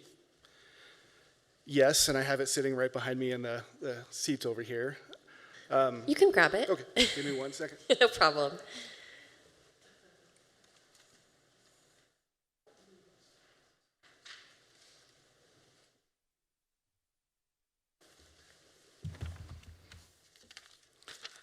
Thank you for your patience. So the bill as amended, we are looking at a potential population increase during fiscal year 26 of approximately 67 offenders and fiscal year 27 of approximately 87 offenders with a long-run population of effect of approximately 95 offenders. Fiscally, that equates to, for fiscal year 26, approximately 2.2 million, 2.9 million for fiscal year 27, and then a future biennia cost of 6.3 million. So it's less than 12 million overall, and that is not accounting for the offset savings that would be with the transitional placement program. Thank you, Mr. Southworth. Thank you, Chair. Thank you. I think we also have some questions from Vice Chair Flores. And I really do apologize. I was running in and out, presenting multiple bills. So if it's already been asked, you can always say that's already been hit. I don't want to make anybody repeat themselves. I can go back and listen to the hearing after. I guess the first kind of question will be more of a kind of wide scope, kind of philosophical question. I know ultimately at the end of the day, when we move legislation in this building, you know, we're pursuing something, right? Deterrence, justice for some harmed party. We want to ensure that perhaps we are taking the necessary actions because we're listening to the stakeholders in our state. And from that feedback, we're developing kind of this approach. And one of the first things that comes to mind for me is when we're talking about a crime, we always are trying to get to the root question of what is the driving factor to this individual committing that mistake. And there's a whole host of science and data that we can go deeply into that. But I guess the first question that I would want to ask, and it's more of a broad question before going into sections, when we talk about homelessness, mental health issues, and addiction, how do you think this bill addresses those three components? I'm trying to think of each section as you say that. So I guess let me kind of go through here. The stalking provision, which is what I started with, you know, I don't know that that is targeted at homelessness. It is certainly targeted at mental health potentially. But I think now that I'm saying this, as you go through this bill still provides, although it might be elevating certain things to a higher level of felony, although that's very minimal in the bill, or alternatively, it might be like in stalking, expanding now to get with modern day technology of what is a felony. The reality is in our criminal justice system in Nevada, there are still tremendous opportunities for diversion and treatment court programs. And you know, I've heard this spoken about many times during this hearing. And I think, as I can say as the president of the District Attorneys Association, the DAs across the state, we support that kind of those treatment programs. In Washoe County, we have one of the most successful specialty court programs in the state, and I'm proud of that. And that all works within the confines of our current felony diversion system. So this bill, I would stop short of saying that it is seek to massively increase the prison population. It is more so seeking to fill gaps that have been identified in the system by stakeholders.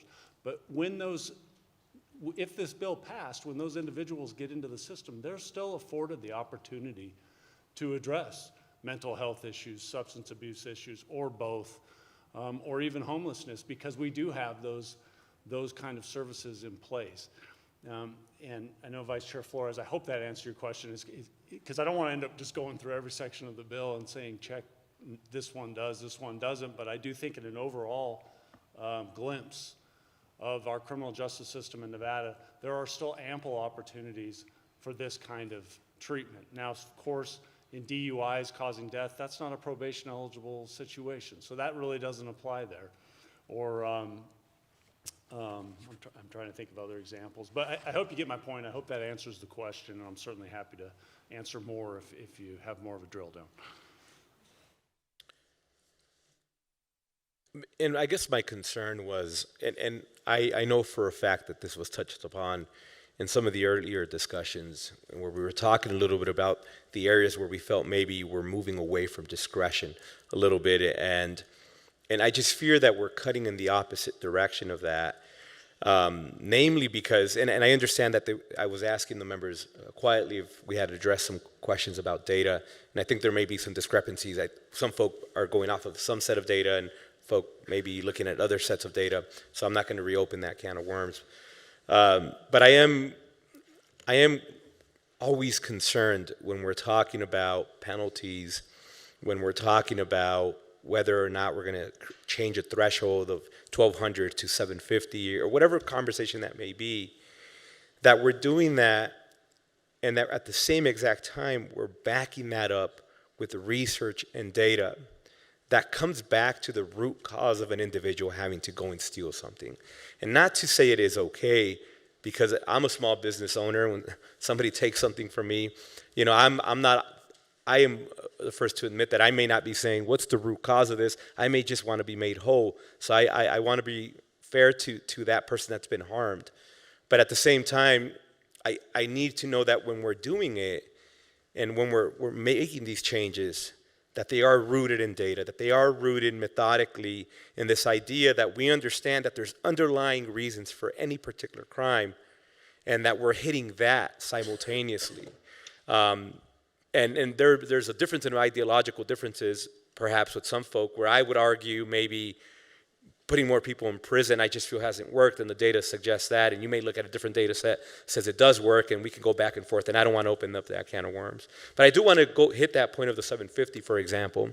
I remember I was at a Walgreens right down the street from my law office, and I saw some young folk, they may have been over the age of 18, maybe not, and they were grabbing items and stuffing them in their pocket while there was an actual person who worked for Walgreens watching them. And I don't know if they were a security guard or a clerk or somebody that worked the front.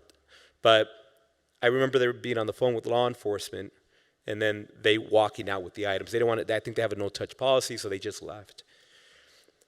I don't understand how, because I agree that is a problem and we need to help those small businesses. And I'm using one little example. You get these calls daily. You know how much of a problem it is, maybe in a retail store, wherever it may be. But I'm trying to understand how that phone call would have been different had we had a different threshold. And say we're not at Walgreens, but we're at a high-end store where it's a purse, and maybe that's 750 versus it's not. I don't know how it changes the law enforcement's reaction time or ability to address the scenario differently with the threshold changing, because I think one of the things that I heard in the back and forth was that we're helping law enforcement too, but I'm trying to understand that. How would that threshold changing lead to anything different? I assume you get the phone call, and if there's an available person to respond, they do. Or are we setting different thresholds if it's at 1,200 versus 750 versus 500? Are we treating them differently, and how are we making those determinations while the call is being made? So I'm just curious to know how we're making law enforcement's life easier with that change. Actually, I'll do a quick answer and give it over to Lieutenant Woodard. But you know, something I mentioned earlier, I don't remember if you were in here or not, but there is still a component of sentencing that's just deterrence. And you know, when a message is sent, that I still firmly believe that deterrence works. I know there are people that disagree with that, but I firmly believe that if it becomes general knowledge that an awareness that the consequence is greater, it deters negative conduct. Now, that, you know, like I said, I know that people like to debate that, but in my experience, that's been so. So I do think to a degree, since we have seen the increase in petty larceny, we have seen kind of the flash mob stealing, as Senator Hansen spoke of, that's caught on in our society.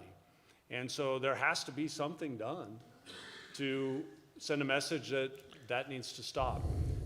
Is this the perfect answer? I would never say that.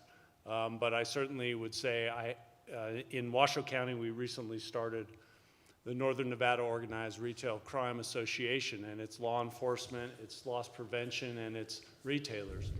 And the retailers are desperate for help. They are desperate for help. And every single one we reached out to say, do you want to be a part of this association? Do you want to work with law enforcement and prosecutors so we can try to get somewhere with this? Every one of them couldn't say yes quick enough. So I just share that anecdotally to add on, and then I'll turn it over to Lieutenant Woodard. Jason Woodard for the record. Senator, the best way I can address your question is to give you an example based on my knowledge and experience.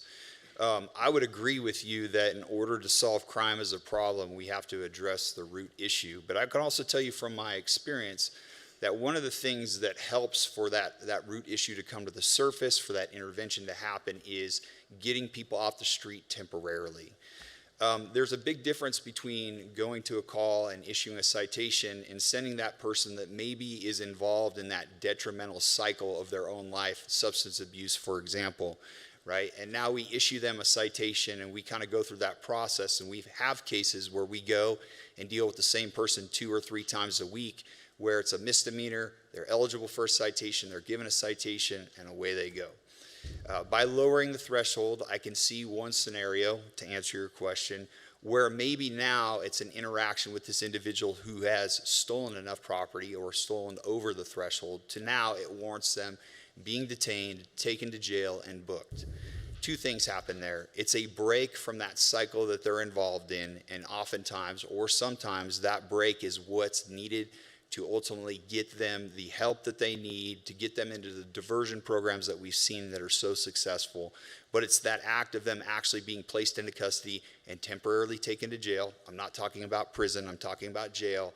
But that break in the cycle of that behavior in order to get them on the radar so that they are eligible for some of those programs so other people can step in and help them.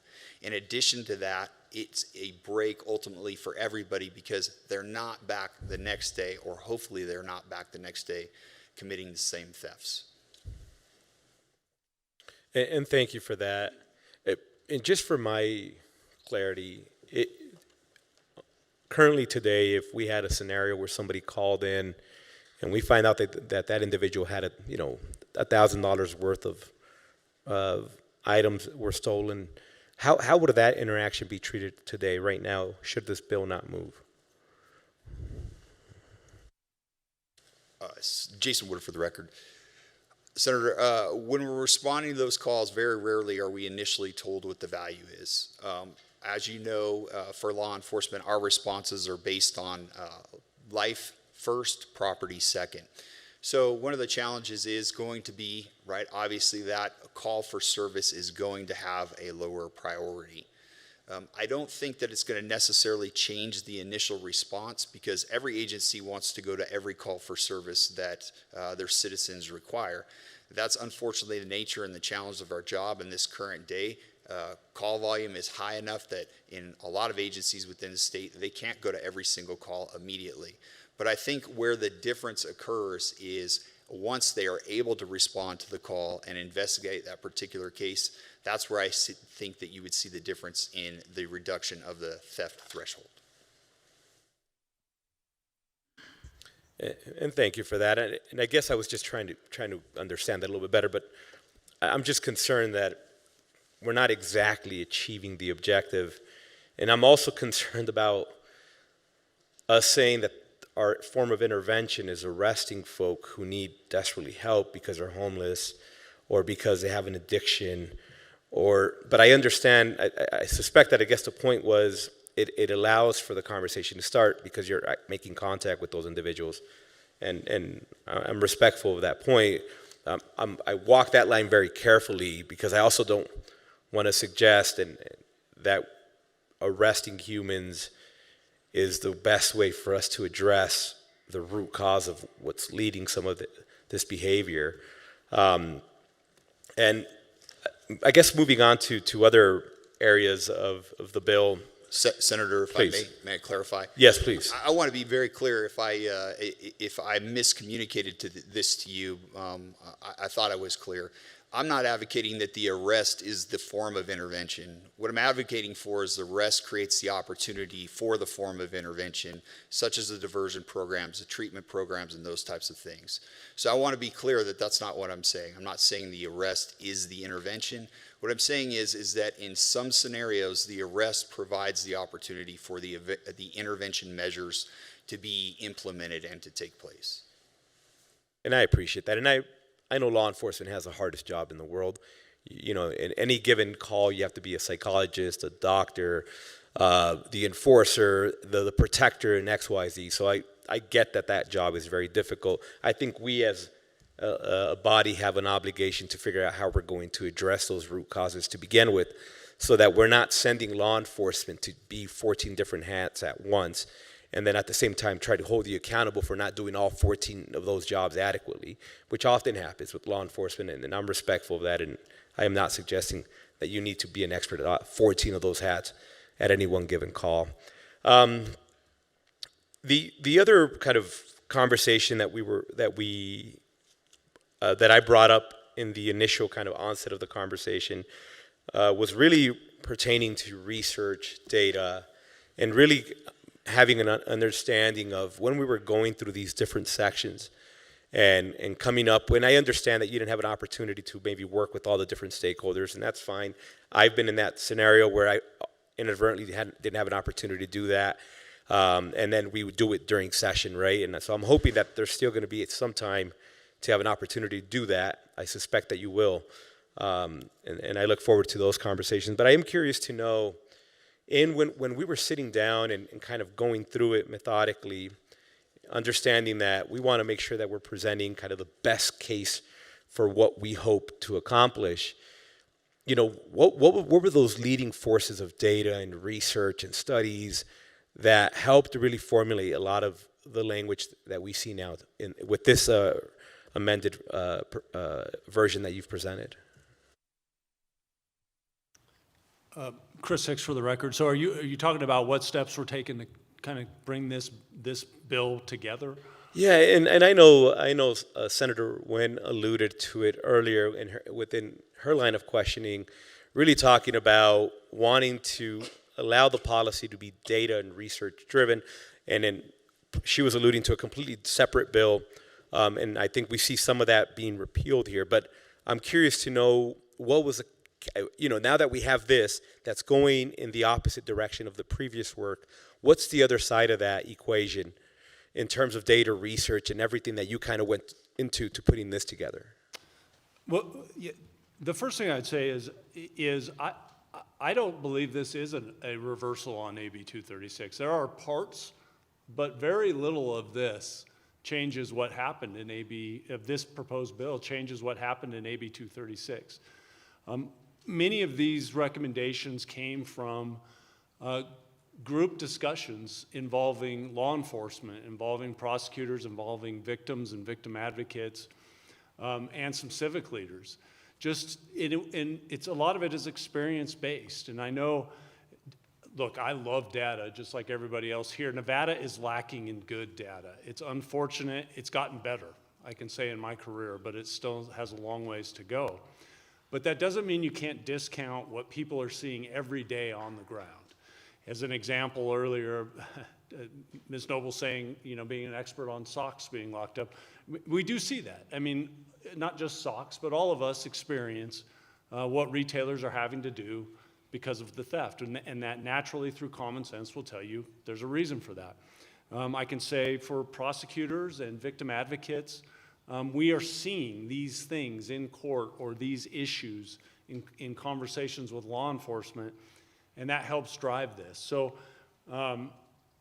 there's a lot of the data focus thus far has been on the theft threshold. But a lot of what's in this bill isn't necessarily data focused as much as it is a gap that exists in the system. For example, Marcy's Law says that crime victims are entitled to restitution before any other monetary payment from a defendant. And this bill seeks to make that so. So when a defendant posts bail, before they get their bail money back exonerated at the end of their case, that money is going to pay off the victim for restitution. And so that is an example of, in a lot of ways, how this bill is filling gaps that have been identified in the system. And that has been identified through multiple meetings with law enforcement, prosecutors, victims, victim advocates. And so that's the best answer I could have for you right now. The data is very limited in Nevada, but it is getting better. And I appreciate that. My only pushback will be that when we talk about data and research on deterrence, crimes, addiction, mental health, et cetera, we don't always just turn to the specific data sets of Nevada. We can see other jurisdictions, other states who demonstrate we've tried this and here's where we feel that it hasn't been successful or it didn't cut in the direction that we were hoping it would. And there's a lot of brilliant minds that are on both sides of the arguments that have done an extensive amount of work.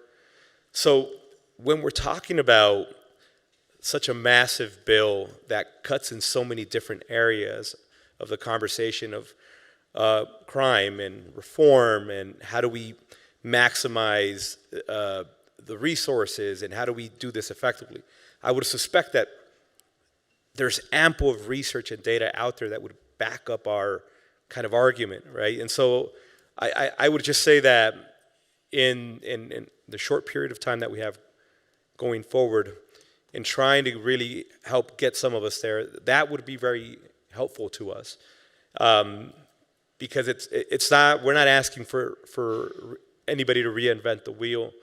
We've done so many different things in the history of the scope of this country to try to figure out what is that balance on one side or the other, that I think there's a lot of information out there that we can utilize now to help us and be as informed as possible in something like this.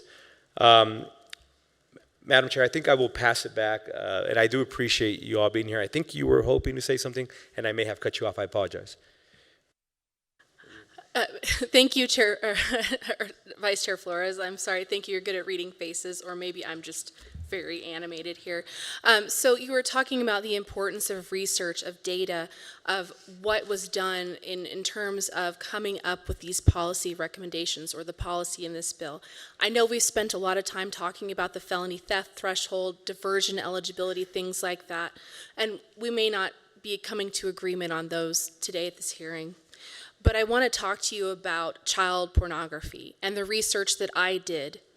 And I did a lot of research reading law review articles, scientific articles, psychiatric research, etc.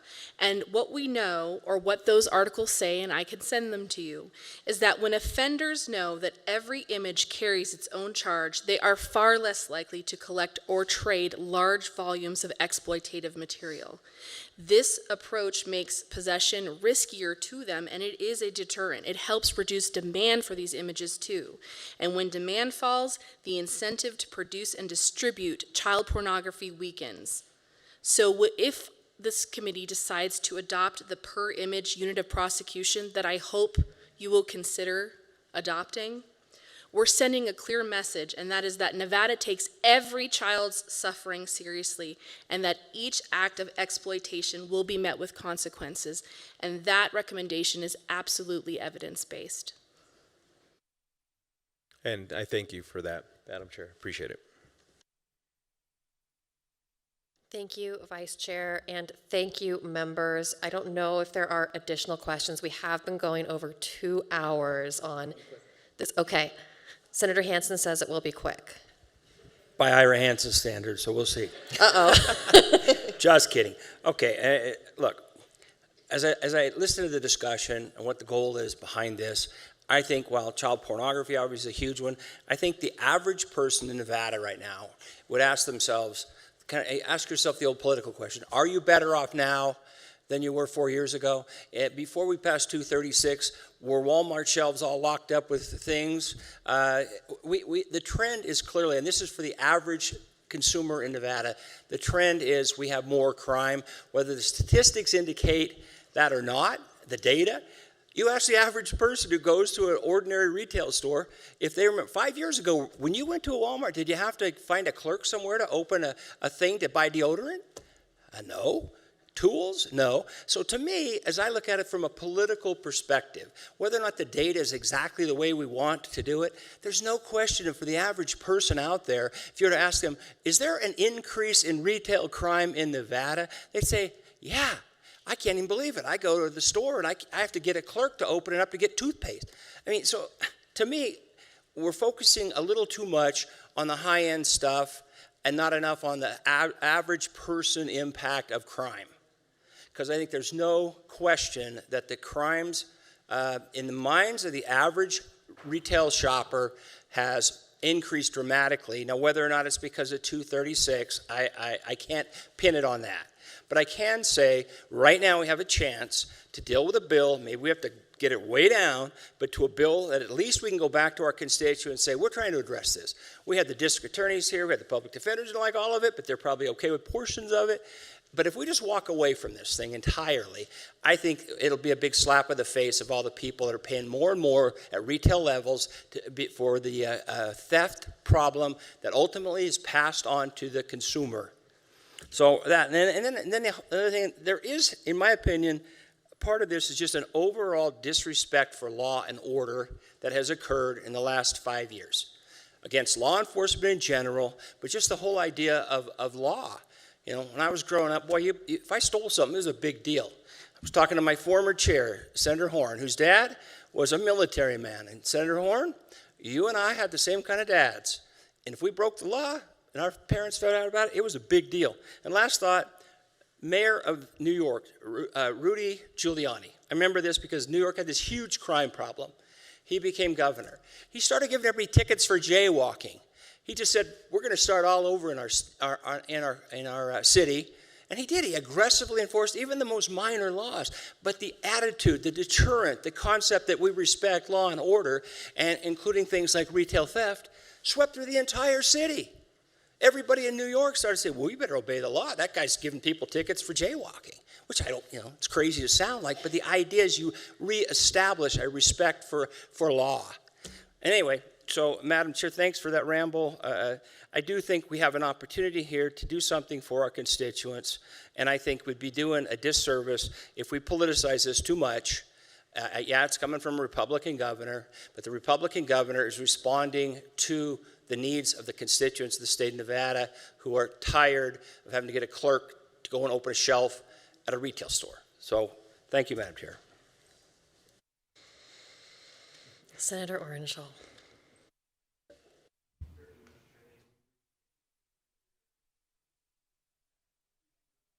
Thank you for your excellent presentation of the presenters. I appreciate your passion, your input. And prior to AB 236 being introduced in 2019, there was so much stakeholder input through the Advisory Commission on the Administration of Justice. It was a major change in Nevada law. SB 457, similarly, is a major change in Nevada criminal law. And I just wondered, and maybe it's a question for the governor's office, was there any thought of asking the Advisory Commission on Administration of Justice or the Interim Committee on Judiciary to look at this issue, to hold hearings, to try to get that kind of stakeholder input? Because that's what I feel like we don't have. I appreciate all the research you've done and law review articles and looking at that, but I feel like that's what I see as the big difference between that major criminal justice reform bill and this bill. And I just wonder if there was any thought of going to the Advisory Commission on the Administration of Justice, going to the Interim Committee on Judiciary, and trying to see if, during the past interim, there could have been more stakeholder input, maybe testimony from experts on that. Jennifer Noble for the record. Thank you for the question, Senator Orangel. With respect to the Advisory Commission on the Administration of Justice, I don't have an answer for you, but I'm happy to get one and email the committee. Thank you. Thank you, Chair. All right, and with that, we will conclude questions and comments from the committee. I just do want to address a couple of things before we move into testimony. First of all, I don't think anybody's suggesting that we wholesale throw out this bill. As you know, a matter of fact, as the chair of the committee, I would not spend 3 hours in a hearing on a bill just to kill it. I have no problem doing that to legislation that doesn't need to move forward. And so I think that this has been an important conversation, an important discussion, and that's why we're having it. I also want to make sure that, you know, we recognize that this bill in many ways is kind of like combining at least 15 different bills into one. In the normal course of a legislative session, we would have an entire hearing we have had entire hearings only on child sexual abuse materials. We would have an entire hearing on diversion courts. In fact, on specialty courts, we did have an entire hearing on pre-prosecution diversion courts. We would have an entire hearing on the DUI penalties. In fact, we had 2 of those in growth and infrastructure. And so when you condense it all into one hearing, I think that there are advantages and disadvantages to doing that. And so I do appreciate everybody sticking with us through this long hearing and answering all of the questions.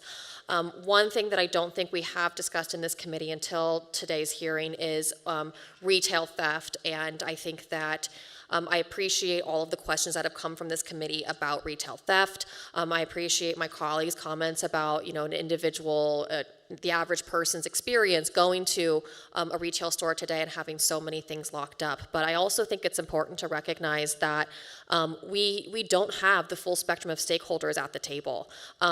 We've asked a lot of questions about whether you brought them to the table to discuss this or not, and I'll let the committee rely on their own recollection of your answers, but they are not here.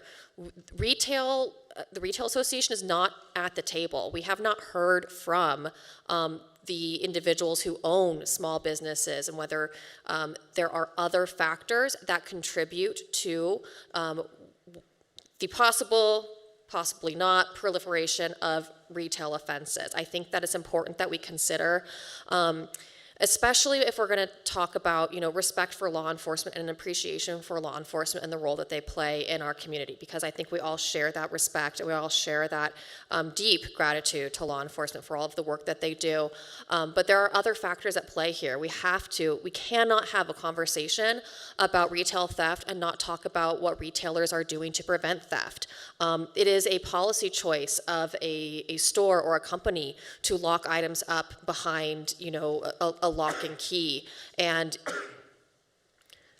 we can only turn that lever so much by legislating on this side about the penalties. Personally, I don't see how creating more felony offenses is going to unlock those keys. I don't know why suddenly things that are already a misdemeanor to steal, which are currently being locked up, will suddenly be unlocked. I don't think that question's been answered. I don't think we've heard about the changes in security protocol. We did hear about an individual who knew that a certain retailer had a hands-off policy, and we don't know how hands-off policies are affecting retail theft, and we could have a whole hearing about that. And so I just want to make sure, kind of to my vice chair's point, that we recognize that, you know, this is a law enforcement bill and this is a crime bill. And this bill deals with what law enforcement can do, what criminal law can do to deter people, to decrease crime, to prevent violence in the community. But there are other mechanisms that we haven't even touched on today.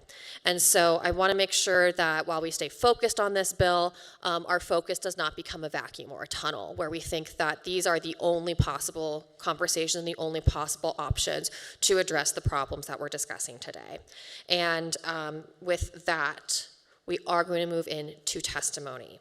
So I know I said initially that we would do 45 minutes of testimony in each position. Can I get, just for planning purposes, a kind of perspective? How many people here intend to testify in person in support? If you could just raise your hands. Okay. And how many plan to testify in opposition in person? Okay. I think we'll have time to get to everybody or almost everybody in an hour and a half and then go to neutral, plus questions for some of our experts on the opposition side. But the longer I talk, the longer we'll be here. So Thank you for your presentation. Thank you for answering all of our questions. I will now open it for testimony in support of SB 457 here in person in Carson City.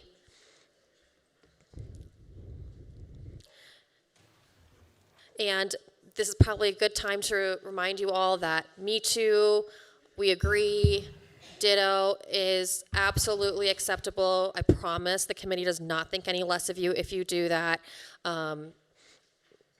Go ahead. Good afternoon, Madam Chair, members of the committee. For the record, my name is William Horn. Today I'm here representing SafeNest, as CEO Liz Ortenberger is unable to be present today. I'm honored to speak on behalf of SafeNest, a nonprofit dedicated in ending domestic and sexual violence, and to express their unequivocal support for legislation that mandates the removal of firearms from individuals subject to domestic violence protective orders or convictions. This is not just good policy, it's a matter of life and death. We will speak specifically on subsection 4 of this bill.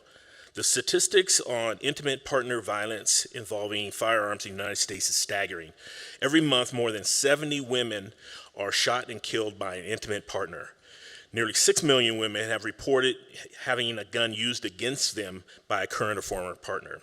Despite accounting for just 0.34% of U.S. population, Nevada accounts for 3% of these homicides, with an average of 2 women being killed each month by an intimate partner using a firearm. According to Geller et al. 2021, 68.2% of mass shootings in the United States originate in domestic violence. 80% of mass shooters have a documented history of strangulation, a critical indicator of escalating lethality.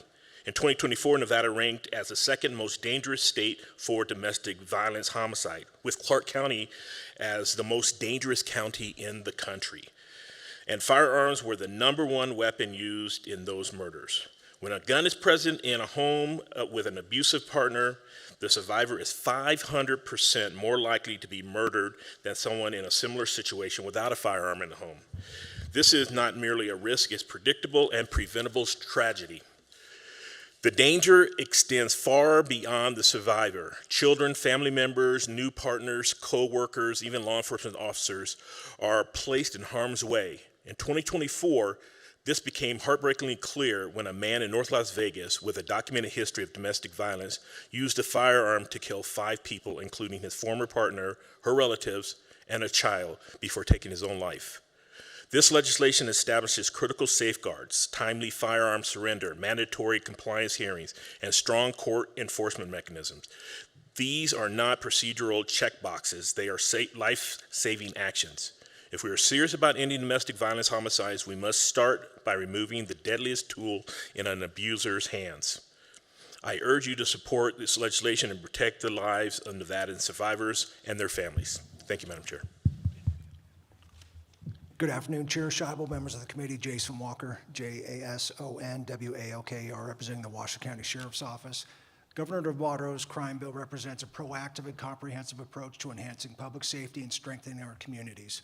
By investing in law enforcement and community programs, this bill aims not only to reduce crime rates, but also to foster trust and collaboration between citizens and law enforcement agencies.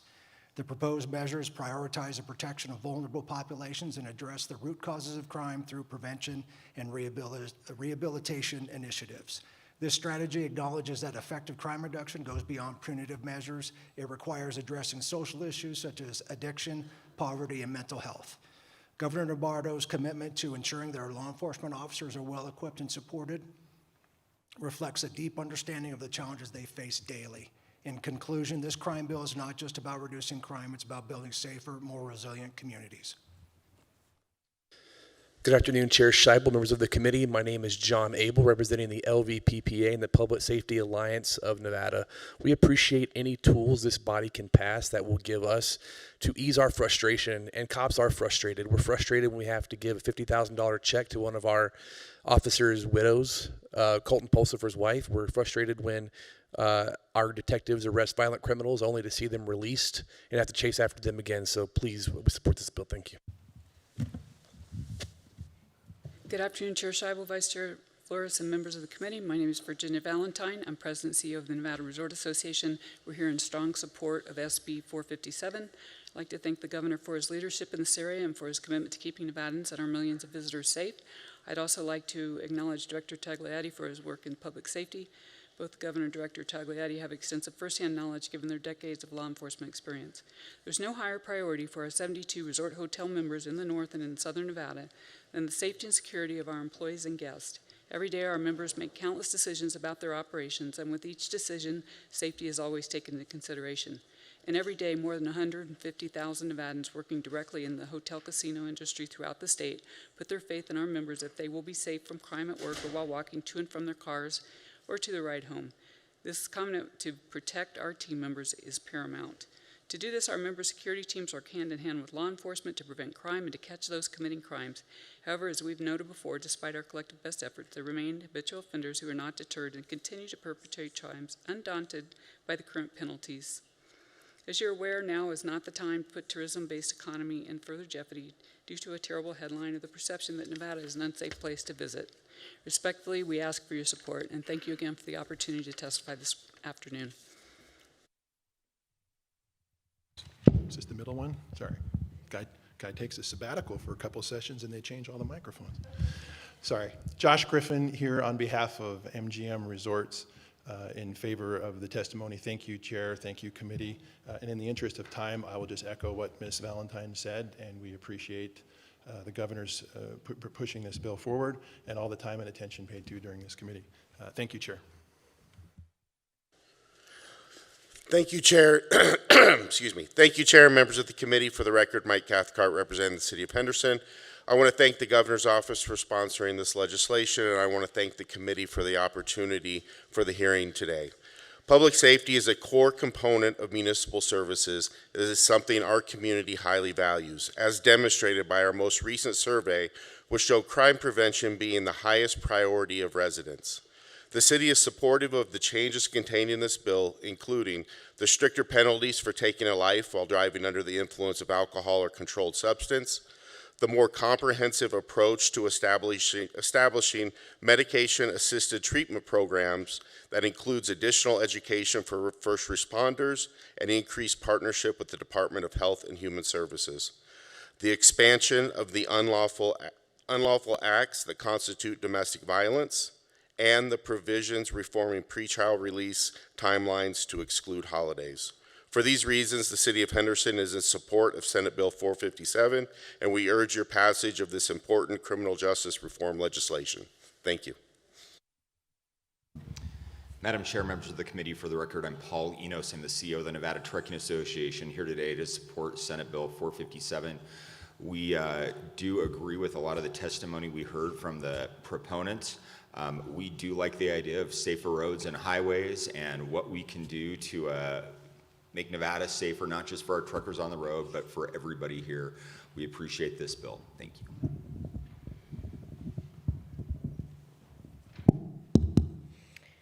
Good afternoon, Chair Scheibel, members of the committee. For the record, my name is Kelly McNeil, Executive Director for the Nevada League of Cities.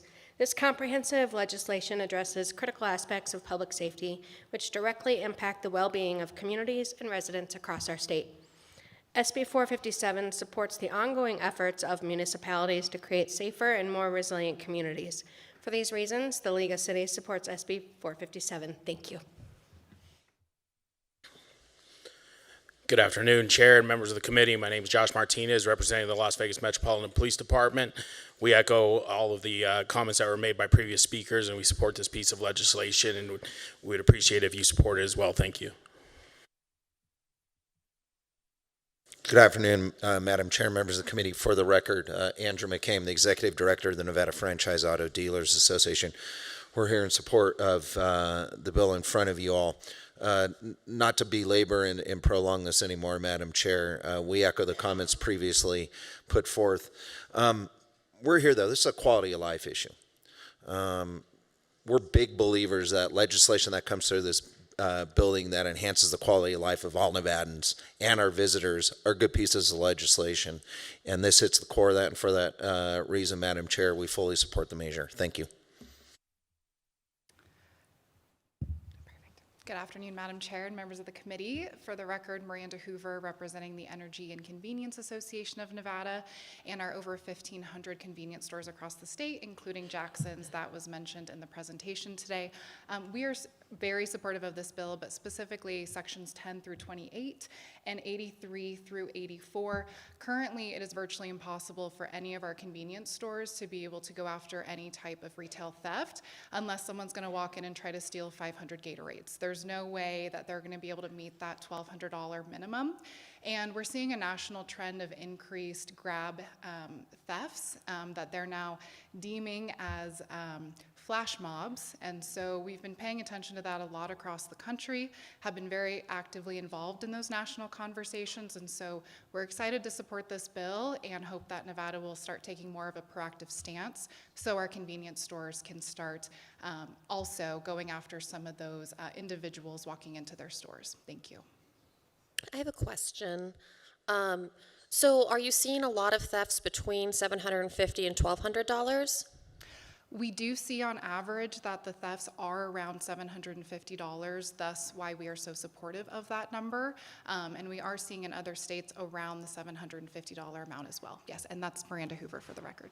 Thank you. If you could provide us with that data, we'd be very appreciative. Happy to. Thank you. Thank you. Go ahead. Good evening. There we go. Sorry. Good evening, Chair Scheibel, members of the committee. For the record, Chris Crawforth. I am the police chief for the city of Sparks, our 5th largest city. I wanted to talk specifically, obviously I'm in favor of this bill, but want to talk about the retail theft. A lot of the statistics that you looked at are actual statistics for my city. The Legends Outlet Mall is right off Interstate 80. What we are seeing is a significant increase in people coming from our sister state, that they can be over the state limit signs within 15 to 20 minutes. Those stats are specific to the city of Sparks, being their legitimate statistics. In 2022, we had over 100 shoplifting cases from that general area. By 2023, we were over 300, and last year we were just shy of 500 just shoplifting cases dedicated to that. So our partners, our business partners have done everything we've asked security-wise, implemented new security systems. We're just at kind of the wit's end, so I'm asking, and I've heard a lot of that testimony. Thank you for everyone and your work and dedication to this. I know there is some working measure within there to get us to a good location.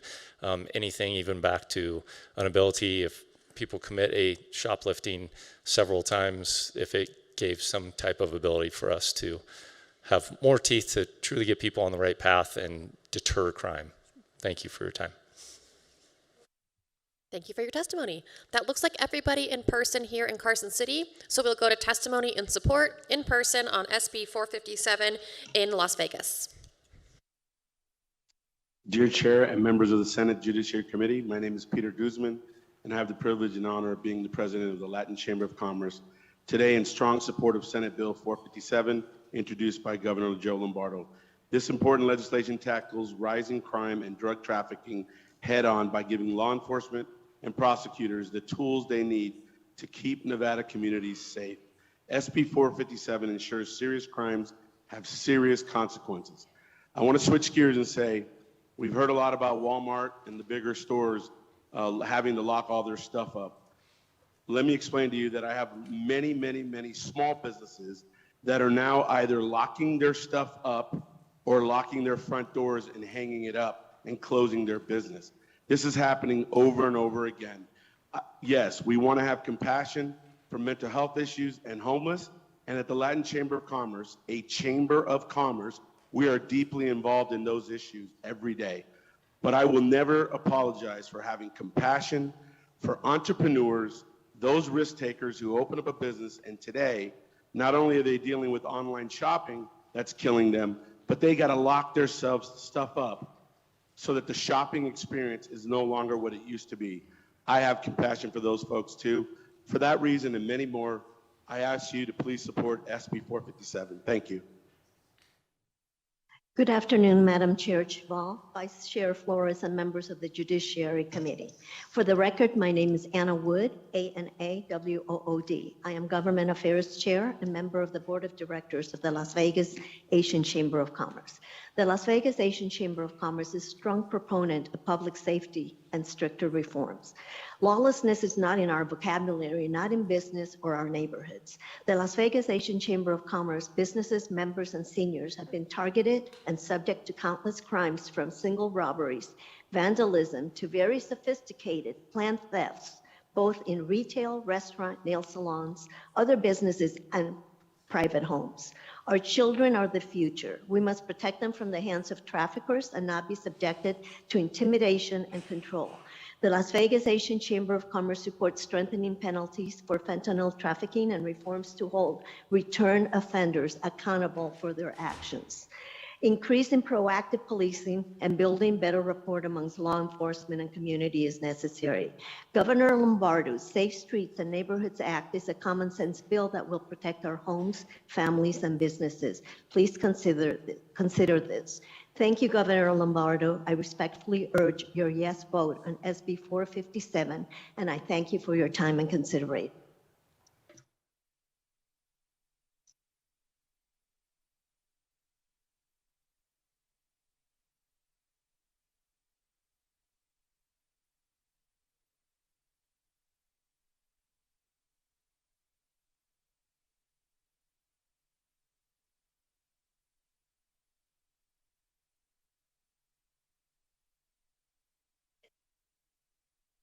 Hello, Chairman Scheibel and members of the committee.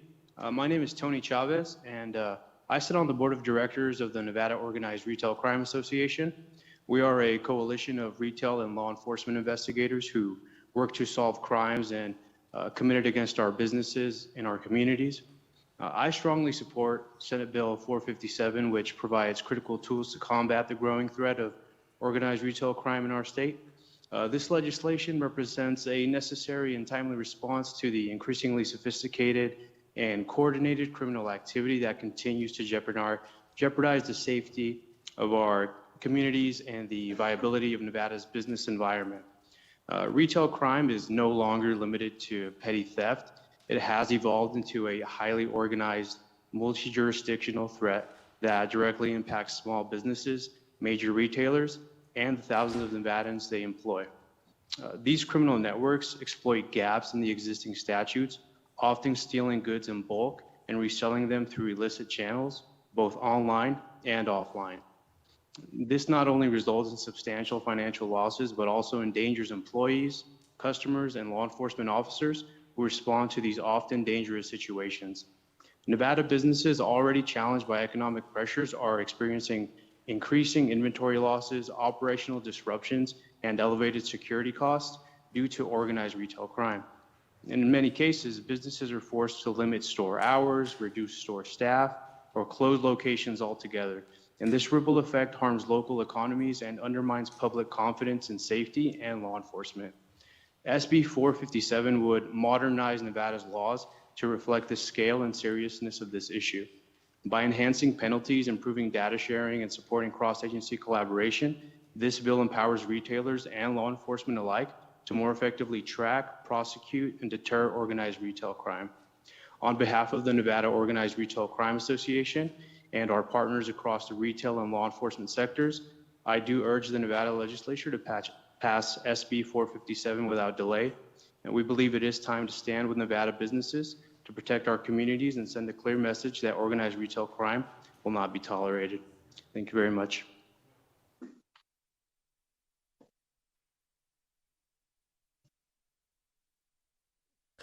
All right, I don't see anybody else coming forward to give in-person support testimony in Las Vegas.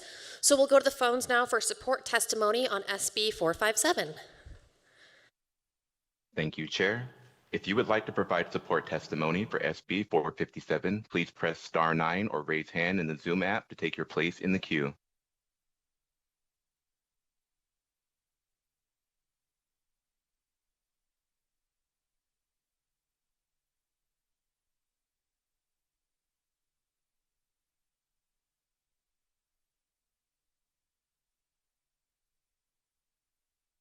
Caller with the last 3 digits, 936, please press star 6 to unmute yourself and you may begin.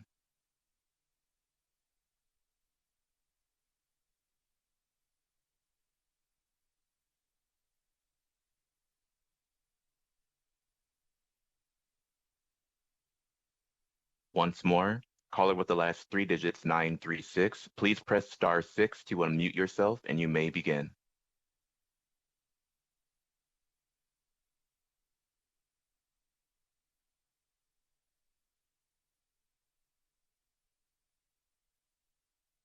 This caller seems to be having difficulties. Should I move on? Yes, please go to the next caller.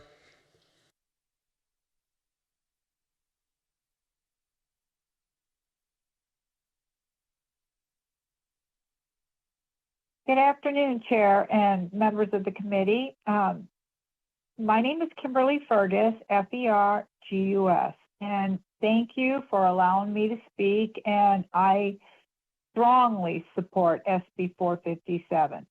This bill tells criminals loud and clear, you do the crime, you do the time. I love Section 1, finally adds enhanced penalties for felons who commit new crimes while out on bail, which is long overdue. And Section 10 lowers the felony threshold in NRS 205.0835 from 1,200 to 750. However, I would love it to be down to 400. That protects businesses from organized retail theft and serial shoplifters, which has been repeatedly said by everybody else. I just want to talk about Section 4 and 51. I like that. It requires compliance hearings to enforce existing firearm surrender laws under NRS 33.031 and NRS 202.361, which is not a Second Amendment issue. It's about court accountability, which we finally need the courts to be accountable. And Section 2, I like this one too, NRS 200.575 to include stalking by electronic means, giving real protection to victims in today's digital world. SB 457 brings back order, enforces existing laws, and restores public safety. I urge you to pass as written. Thank you.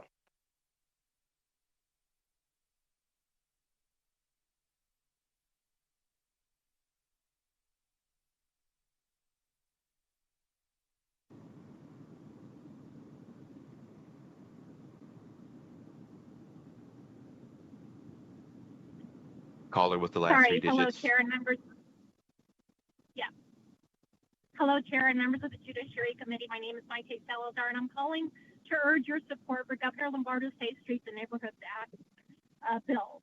Crime is hurting all of us, but it's hitting our most underserved communities the hardest. When stores suffer ongoing theft and can't afford to stay open, families lose access to jobs and basic goods close to home.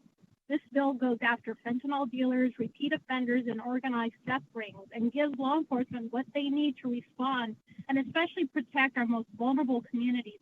Please support SB 457 so we can protect our neighborhoods and keep local businesses open. Thank you.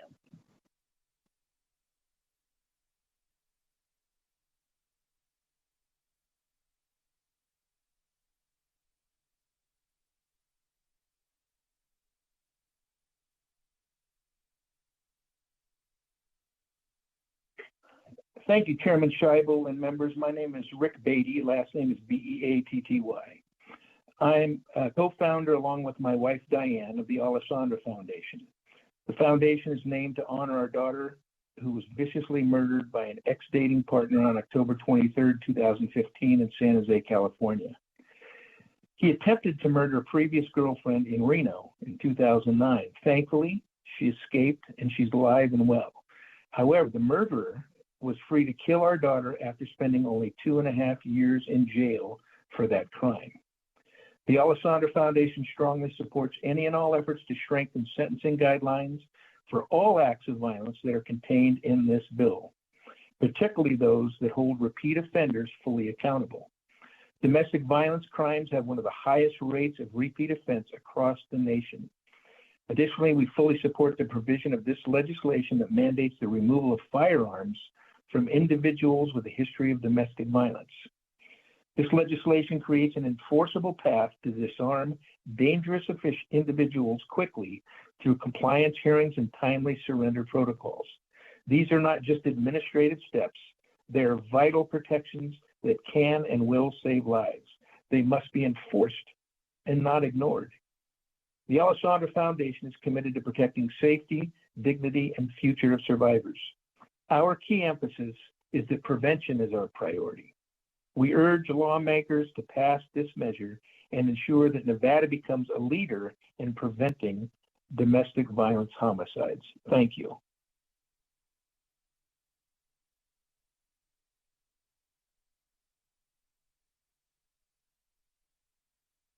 Thank you, Chair Scheibel and members of the Senate and Judiciary Committee. My name is Kenneth Tedford with the Mineral County District Attorney's Office. I am speaking in support of Senate Bill 457 for three very simple reasons, and I will keep it brief. First off, in regards to Section 1 regarding new offenses committed while on bail, in Mineral County, we deal with a lot of individuals who pass through our community while previously released from other jurisdictions where they have committed other offenses. Allowing some further disincentive from this repeat behavior would not only benefit the rurals out here, but it would be able to support everyone throughout the state in their administration of justice. Secondly, the firearm forfeiture fire-up in regards to domestic violence and TPO matters is just common sense.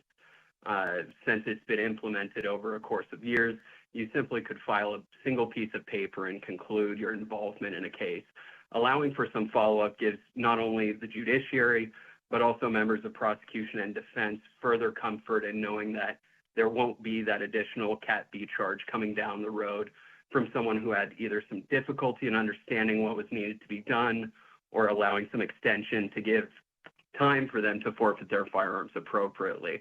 And lastly, for those of us in the rurals, the bail timeline of 48 hours has created an immense expense and drain on resources in pulling members from offices that, in my situation, is as small as 5, including 2 dedicated entirely to child support matters, and forcing them to work not only on Saturdays, but also on holidays, allowing for that 72 hours, especially with the holiday exemption, would give a great opportunity for us to be able to more accurately and appropriately direct those resources and give us the time to be able to bring together all the necessary information to make proper bail arguments, to have a pretrial risk assessment completed, to be able to contact victims and find out what involvement they want to have and what their desires in a case would be.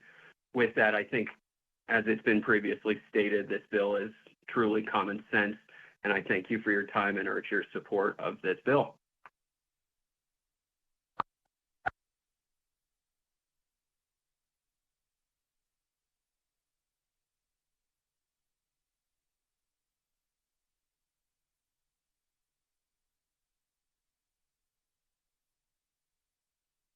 Caller with the last 3 digits, 947. Please press *6 to unmute yourself and you may begin.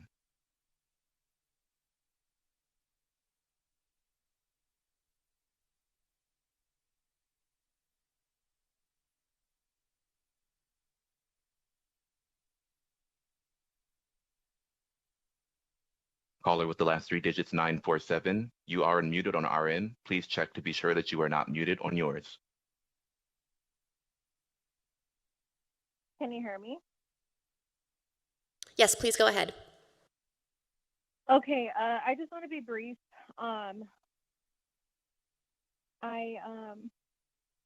So good afternoon, members of the committee. I just want to show my support for the bill 457. I think, well, I was a neighbor before, but I know that a lot of the retail stores did close up in San Francisco, and it would make sense, or it would be the research that you need, that a lot of the stores in Northern California closed because of these weak policies from the Democrats in California. So they know that we have a weakness too with these retail crimes and stuff like that. So they're coming over, and they're organized crimes. Like, these people know what to do or what to, like, organize and be able to do these types of things to people I did hear other parts of the bill that I strongly support. Being a survivor of domestic violence myself, I think this is a very important bill and it makes sense. I'm usually a two-way supporter, but being that this would prevent possible, escalations or murders, of course, I will be supporting this. And that's pretty much it. Thank you. And before you go, could we just get your name for the record? Oh, yeah, I forgot. Noemi Abrego. And could you spell that for us? I just want to make sure we have it right. Yes. Yes. Noemi, and then Abrego. All right, thank you so much. Now we'll go on to the next Bye. caller, please. If you have recently joined us and would like to offer testimony in support of SB 457, please press star 9 or raise hand in the Zoom app to take your place in the queue.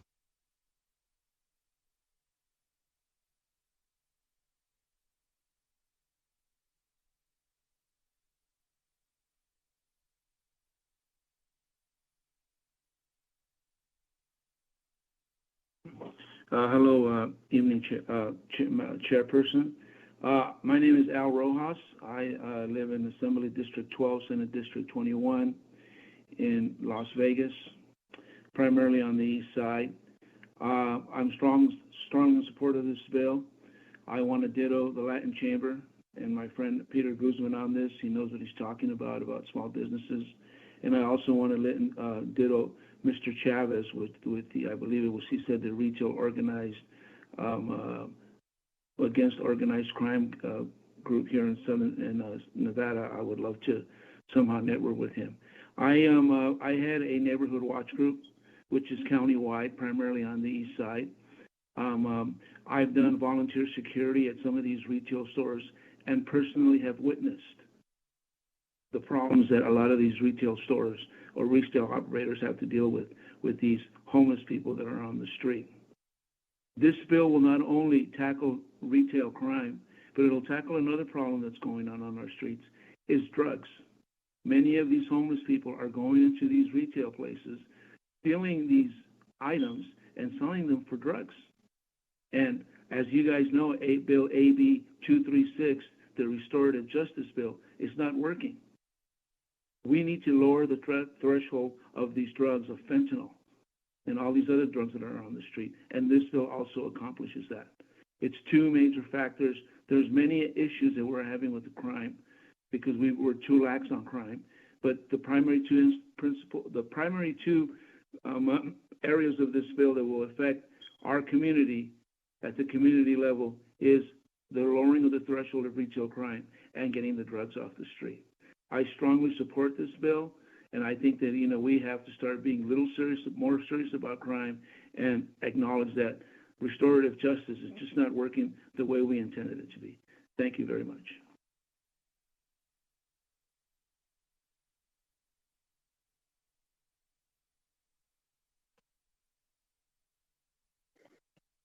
Good morning, Chair Scheibel and members of the Senate Judiciary Committee. For the record, my name is Elizabeth Flores, ELIZABETHFLOREZ, and I am the Director of the Washoe County Department of Juvenile Services. I'm testifying in a support position on SB 457 related to the juvenile justice portions of the bill. I want to acknowledge and thank the Governor's team for their willingness to engage in open dialogue with Washoe County. Their collaboration helped address key concerns and allowed us to come to this supportive stance. Thank you for your time and consideration.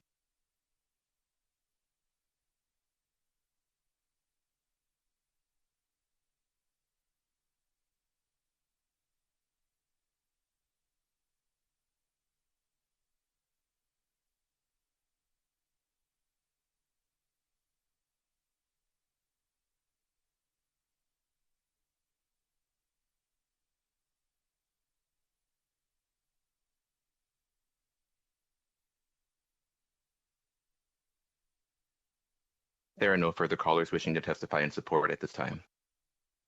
All right, then that concludes support testimony.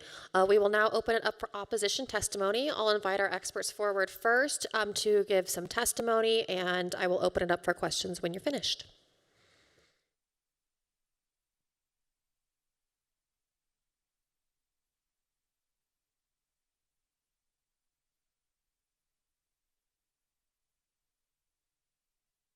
think we determined there are 5 microphones, 3 good chairs, 1 additional chair, and you'll have to pretend like you like each other. Please, go ahead. Thank you, Chair Scheibel. John Pirro for the record from the Clark County Public Defender's Office. Oftentimes we talk about the things that Nevada is not doing right in this building, the things where we're behind or we're missing the buck on. But one thing we're not, for once, is the data. I think it's important, since this bill seeks to take us back to 2016, I think it's important to look at the history. From way back when Governor Sandoval requested this study for AB 236, for when the ACAJ was formed. The Department of Justice helped out with these studies. It wasn't just public defenders coming up with ideas. The Department of Justice came here to Nevada to study ways to reduce crime, reduce recidivism, and improve outcomes while saving money. And for once, we're not lacking data on that. We have the Nevada crime stats. We have CJI that continues to pump out data, and we've submitted that data as exhibits to this body in numerous sheets that CJI has produced. These are the data nerds, not us coming up with the data, the people that actually look at data, find out what's going on, and give us answers to what we're seeking to do. Between 2017 and 2019, the ACAJ, helmed by Justice Hardesty, Speaker Yeager, then Senator Ford, AG Laxalt, Senator Orenshaw, then Assemblywoman Krasner, now Senator Krasner, were formed. And I can tell you that Chris Hicks and Jenny Noble were part of that committee because they are thanked on the ACAJ report on page 1. They're thanked for their participation in the process. At that time, before AB 236 came out, we were 15th highest in incarceration. Almost 1/3 of the people going into prison had mental health issues, and in 2017, 66% of first-time nonviolent offenders entering into the prison system had no prior felonies. That's how bad we were doing before AB 236 came on. And then under the guidance of Senator Nguyen during that hearing and during that legislative process, we had numerous meetings in Assemblyman, now Speaker Yeager's woodshed, and that bill went through 4 reprints. I also want to highlight that not only were we doing bad numbers-wise about who we were incarcerating, but we were doing particularly bad when it came to women. We were incarcerating women at a higher rate, 43% higher than the rest of the nation. This bill, SB 457, as this committee has ferreted out, is not evidence-based. There was not stakeholder involvement, there was no ACAJ vetting, and there was no even interim Judiciary Committee vetting. So we have proposals that run contrary to data. And when you don't have data, you use anecdotes. And that's not to minimize any of the harms that any of the victims, that stories that were brought forth, those victims totally deserve justice. In 2019, this body made a promise to the citizens of Nevada that we would move forward in a data-focused way with evidence-based decisions. And to hit on a couple of the points that were made, Mr. Hicks spoke about deterrence. I submitted an exhibit from the DOJ, once again, not a public defender organization, but the Department of Justice, that has 5 fast facts about deterrence that looked at all of the studies. And it says that longer prison sentences are not a deterrence to crime. If they were, America would be the safest place in the whole wide world, because we have more people in prisons than any other nation that is similar to us. This proposal only seeks to raise penalties at a time when our economy is in free fall and the prison system cannot even afford to take on more people. You know what we could do with that allocation of money in the bill? We could put money to services and actually cut out the middleman of the prison. Instead of sending people to prison to wait their time, maybe be released or not, and hopefully they get services, we can actually put services on the front end with that provision and not spend $33,000 a year to house somebody in the Nevada Department of Corrections. We're open to some changes. As everybody on this body knows, we're good stakeholders. We come to the table, we look to talk. But I will tell you that we were not consulted, and Ms. Knott is going to tell you when we sent the email out in April and got no response. In fact, the first conversation that we had was yesterday, and they were kindly apologetic for not getting back to Ms. Knott and Ms. Guerrero. Mr. Hasibula and myself have been doing this for 10 years, and Ms. Guerrero and Ms. Knott were in the building every day that this building was opened. Like Coach Prime says, we are not hard to find when it comes to working on things. What I'd like to say in closing, and before answering questions and letting my colleagues testify on particular parts of the bills that we have problems with, I will tell you that we are open to working on things. We do think that DUI can be changed. We do think that there's more changes that need to happen, though, not just increasing penalties. I think this body should look at dram shop laws. I think this body should look at host liability. Other states have done so. I think we're one of 8 states that don't have those provisions, and those states have lower DUIs than we do. But these are things that we could have told them had they come and talked to us before this went into effect. We've been here the whole time. We're ready to work, and we're ready to help.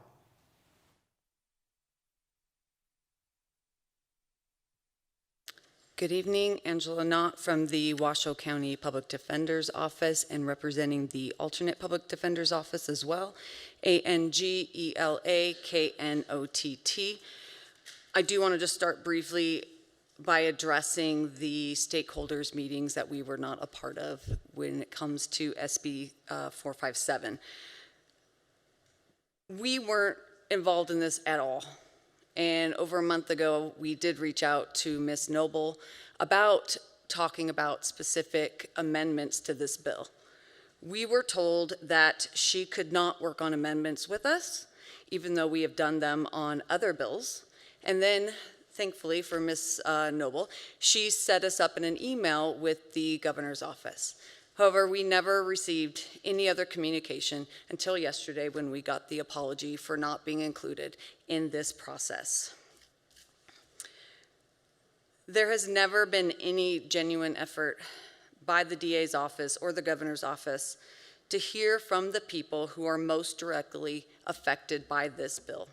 And those are our clients and their children and their parents and their spouses. And they're all citizens of this state. These are real individuals whose lives and rights will be fundamentally impacted by SB 457.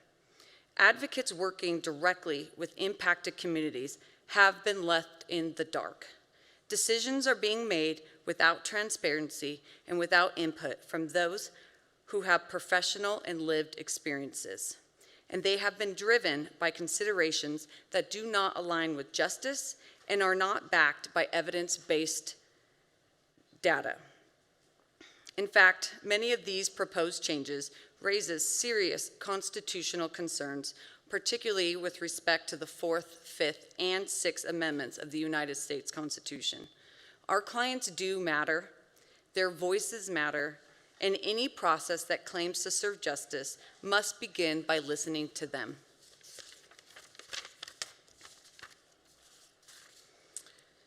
SB 457 will not fix the core issues raised by the Washoe County District Attorney's Office.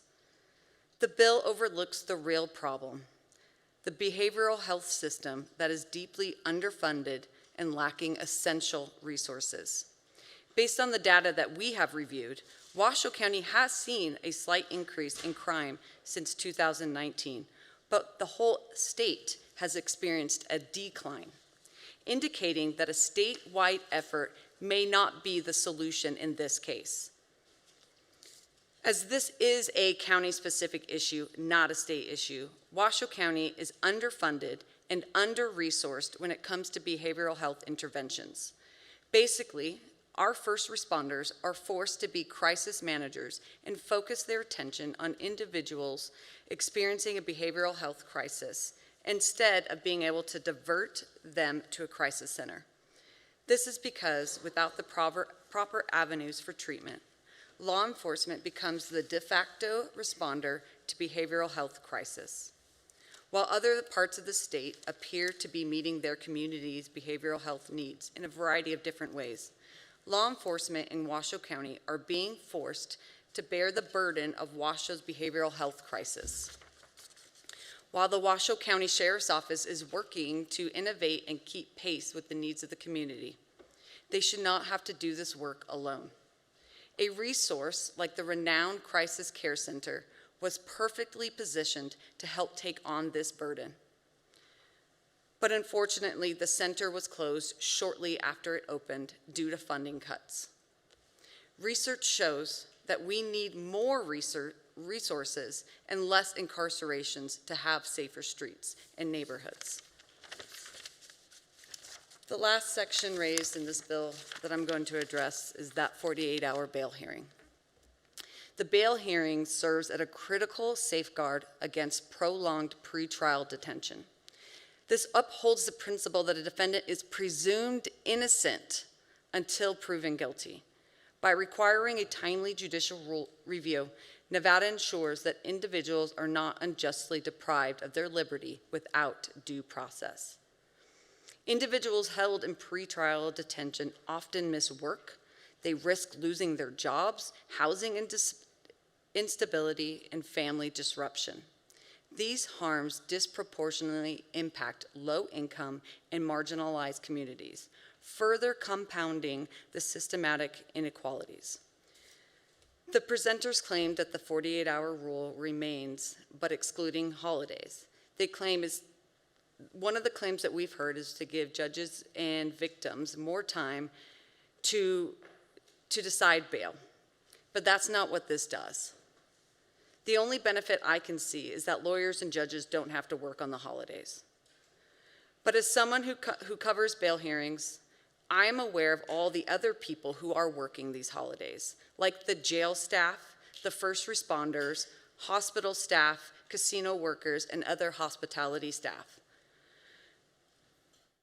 The 48-hour bail hearing is important for maintaining due process, and we ask that no changes be made to that one. Thanks. Good evening, Chair Scheibel, Vice Chair Flores, and members of the Senate Judiciary Committee. Paloma Guerrero, P-A-L-O-M-A, G-U-E-R-R-E-R-O. I'm a Clark County Public Defender, and I'm here on behalf of the Las Vegas National Lawyers Guild chapter. I'm going to talk about two specific sections of the bill, and I want to first start with Section 39. It's the part about allowing hearsay at preliminary hearings. Now, a preliminary hearing is like a legal filter. It's the gatekeeper for trial. When someone is accused of a felony or a gross misdemeanor, there's a hearing where the state must show there is enough evidence to move forward with that case. It's not a full trial, but it's a critical checkpoint, one that protects against weak, mistaken, or unfair charges proceeding through the system. And the legal standard here is already extremely low. It's slight or marginal evidence. It's the only opportunity before trial where a judge can directly hear from witnesses. SB 457 proposes to allow hearsay by law enforcement in place of in-person witness testimony during these hearings. And hearsay are statements made by someone not in the courtroom. So for example, this would allow an officer to get on the stand and say something like, yes, I am Officer Guerrero, and I responded to this call, and this witness told me they saw Senator Hansen skinning a mountain lion and preparing to eat it without a permit. So instead of bringing in victim or witnesses that the defense can cross-examine and that the prosecutors can test their case, this allows prelims to become useless endeavors. Imagine going to court where the only evidence against you is a second-hand story, and you have no right to challenge it. That's what this bill enables. Preliminary hearings allow flawed cases to come out early, sometimes saving an innocent person from jail, job loss, or worse. If we allow this, we wouldn't even know if the state had their witnesses, so a person could sit in jail all the way up to trial only for then the case to be dismissed. SB 457 removes this important safeguard. This change would turn preliminary hearings into rubber stamps, not the meaningful check they were designed to be. Allowing hearsay doesn't make our community safer. Continuances are not a significant enough issue for this to ever be the remedy. It just makes prosecutions easier, regardless of whether the state's case is weak. The second issue with this bill is with Section 8 of the Governor's Conceptual Amendment, which is on page 9, or on the mock-up amendment, it's on page 33. And that's the bit about one-party consent recording. And this language is from AB 275. It's a bill that was killed already this session in the Assembly. It was properly vetted by the Assembly. It had a full hearing. Legislators had great questions on it, and they chose not to advance this measure. And probably because the reason that they gave the Assembly for needing the bill is that getting a warrant is, and I quote from that hearing, expensive, time-consuming, and lacks practicality. And so now they're coming to you to ask you to erode the Fourth Amendment. If law enforcement has probable cause that someone is a suspect of sexual abuse against children, then they can apply for a warrant.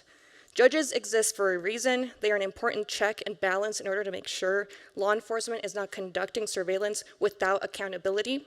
The neutral judge is the guardrail here. It is not onerous to get a warrant. And judges are on call. They can take warrant calls at all times, even at 2 in the morning. And recordings can be selective or misleading. Individuals can manipulate conversations. This sort of thing could be weaponized in criminal prosecution and family law cases, misuse in divorce proceedings, and child custody. Either parent could just make an allegation against the other parent, and then law enforcement can invade their privacy based on nothing but dubious, unsubstantiated allegations. And the key here is that there will be no judicial oversight. That's what we would be allowing with this bill. We all want these types of crimes to be prosecuted, but we should not tear down the Fourth Amendment when law enforcement can easily get a warrant.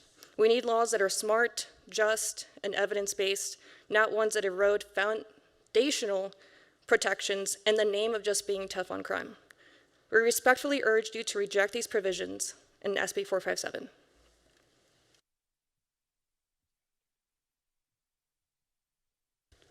I think I can project from here, hopefully. Okay. For the record, Attar Hasibullah, first name spelled A-T-H-A-R, last name H-A-S-E-E-B-U-L-L-A-H. I serve as the Executive Director for the American Civil Liberties Union of Nevada and a civil rights attorney by background. I'm not going to speak to the concerns my colleagues here already addressed, but I do want to touch on a couple things. First, with respect to fiscal cost and impact, and second, with respect to the shoplifting provisions. I recognize we've all been saddled with this bill 4 days. The last Wednesday of session, I don't know if we have 4 days left or 5 days left, depending on how we're counting it. This is a major piece of legislation. And regardless of what the bill looked like as of a month ago, the amendment came out at 1 p.m. today, which is when we were all able to see it. It's not a one-page amendment, right? It's an equally long amendment to the point where even reading through the amendment alongside the bill, I'm not even sure if the firearms provisions that were discussed are even touched on in the amendment for inclusion. It appears to be stricken. So there's some elements there that we still have to work out at length. But what I do have concerns about is the fiscal cost associated with this. This is not a knock on Director Zarenda. I think he's doing a fantastic job as head of the Department of Corrections. But that system is broken. I mean, we heard already at a committee meeting almost $60 million in overtime being paid out. They're not going to be able to recruit officers at scale to be able to bring this into fruition. The solution cannot be continuing to engage in lockdowns for people who are incarcerated that we ultimately end up releasing back into society and hope that things are just going to improve. Hope is not a strategy here. It's actually going to be quite harmful. Even if we look at the fiscal costs that are listed right now, and what I view as incredibly reasonable estimates, which actually contrast with some of the earlier testimony offered, it appears that in the fiscal note submitted by Corrections, that will start out with somewhere between 30 and 40 folks who are newly incarcerated in the Department of Corrections, and that number will seem to double year over year until we get to a higher number. But if we hear the initial testimony and the amount, allegedly, of these types of crimes that are being committed, this is inconsistent. We're not talking, the approach was not listed as 40 crimes that were being committed and 40 new individuals who are going to be incarcerated. Certainly, I can understand that from NDOC's position if that's what they're offering. That's certainly not what the initial testimony offered up. So whether this is going to be $5 million, $10 million, or $100 million, nobody is clear on. I don't know if this body's plan is to merge this with a stadium or something else like that when it comes to the Department of Corrections, but we have no money left to pay for this. I know we'll be back likely in the fall as we head into a recession, and my request to this body my request to this body would be to allow us to work through this maybe during that interim period, maybe come up with an actual solution. But putting this on the line primarily as we head into this economic turmoil, and as we come back to deal with revenue-related issues and probable shortages, that might be an offering there that does in fact make sense. The one other point I will add to that equation, I'm not even adding on probable litigation that's likely to be filed, including this summer, because the Department of Corrections' air conditioning system continues to break every summer, subjecting people who are there to immense harm. Director Zarenda has raised that publicly before. They've asked for money for repairs. I think the last quote I had seen last summer was $130 million to fix that system. We are working in reverse here. We need to fix the system of corrections first and then come back and figure out how we might be able to solve for some of those issues. There's additional issues which I won't get into, but I want to raise that concern about litigation-related expenditures so this body's aware of what's potentially to come in that regard. One other thing I'll mention, we have shopkeeper protections here in Nevada. There is a significant element of law here that allows those individuals to retain security guards, including big box retailers like Walmart, who choose not to do that, to allow for the detention of individuals who have been suspected of committing shoplifting at that point. If they choose not to pay their employees, that's on Walmart. But I don't think we should come here and make attributions with respect to what society looks like in association with that. I'd also question, and I hate to say this because I don't know that specific gas station that was referenced during the presentation, but $166,000 at one gas station during 1 year in retail theft. I heard Gatorade brought up. I don't know how many Gatorade bottles that is, but probably close to 166,000, I'd imagine. I'm not sure what was taken from these stores, but if we're going to do this correctly and engage in the concept of making really good, sound policy, every stakeholder should be present. That individual should be here, and everybody else should as well. I think we'll have enough time during the course of the next several months to be able to potentially work on this. But with 4 days left in session, I don't view this as being a sound approach to policy making, and that's through no fault of the committee or any of the presenters here. It's just, I think we're out of time. Thank you. Thank you. We appreciate you taking the time to be here, to share your perspective, and I am guessing that our members have some questions for you. I'll start with your biggest fan, Senator Hansen.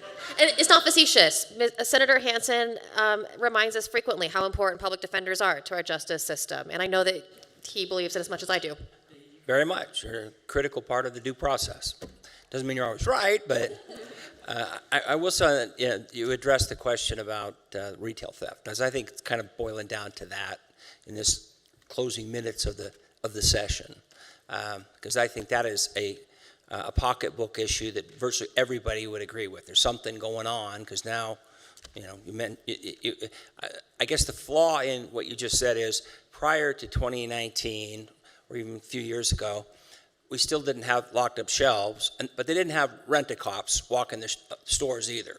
So I don't think we can really put the burden on Walmart and Home Depot and so forth at this point. Something has changed, and maybe it's rings of people that are stealing it. My experience with that was very personal. I would ask the store clerks working there, why are you guys locking this all up? And with one exception, they always said it was because of theft. So it's not like this is some thing, and to try to pin it on the big box stores or even the small, in this case, the Hispanic Chamber of Commerce came and said, it's not like the Hispanic community had a bunch of rent-a-cops basically in their stores too. So this is a serious thing that we need to address without trying to just come up with pin the blame on the big box store people. The one exception, ironically, was I asked why the deodorant section was locked up, and they told me because people come in and put deodorant on and then put it back on the shelves. Isn't that disgusting? Yeah. So anyway, I appreciate all you're doing. Obviously, there is some issues with maybe a lack of communication that probably should have occurred a little earlier. So at this point, I'm trying to salvage something out of this. I think the one area where I didn't notice anyone complain about the idea of dropping from 1,200 to 750. I did get your thing where you did say 1,000, but nothing in your testimony today. But my thinking is, we should do something even maybe below that threshold, because for some reason, there's definitely a lack of fear or deterrent, if you will, on the part of people that are apparently consistently stealing stuff. So bring in the sheet pack. All right, I got it. And if I might just jump in before Mr. Sheepak, for the record, Atara Hasibullah, ACLU of Nevada.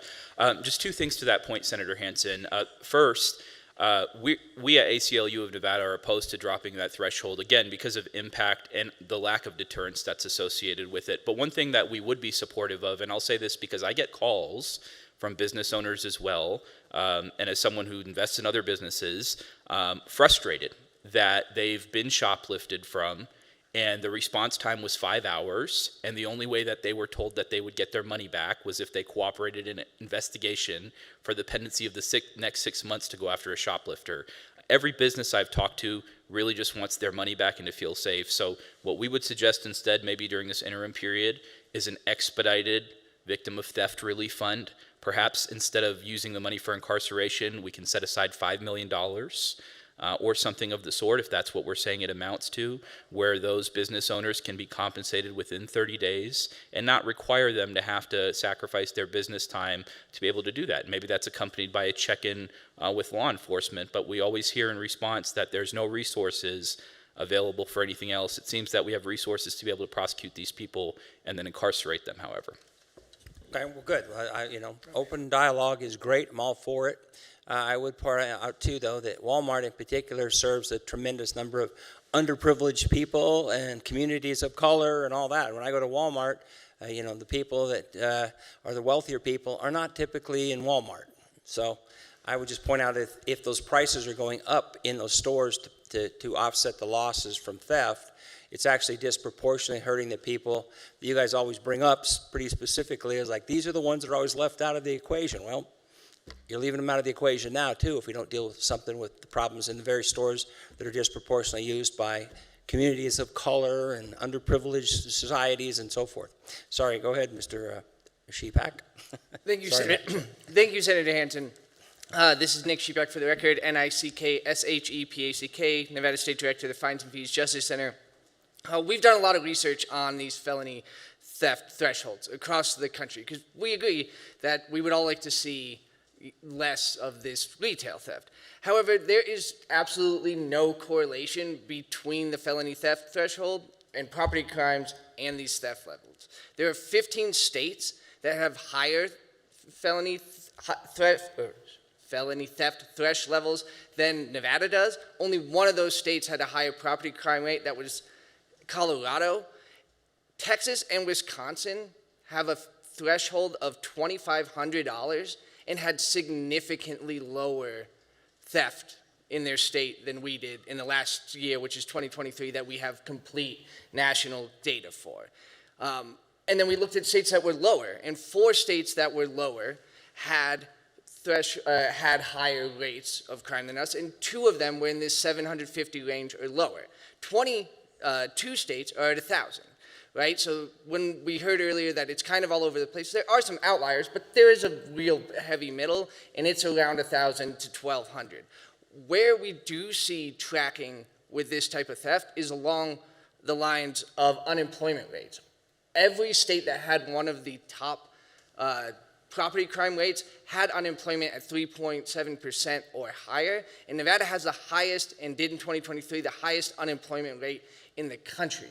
When you get that unemployment rate down and people are working, almost across the board, there's a few outliers, but we have the data, across the board, you see that type of theft drop.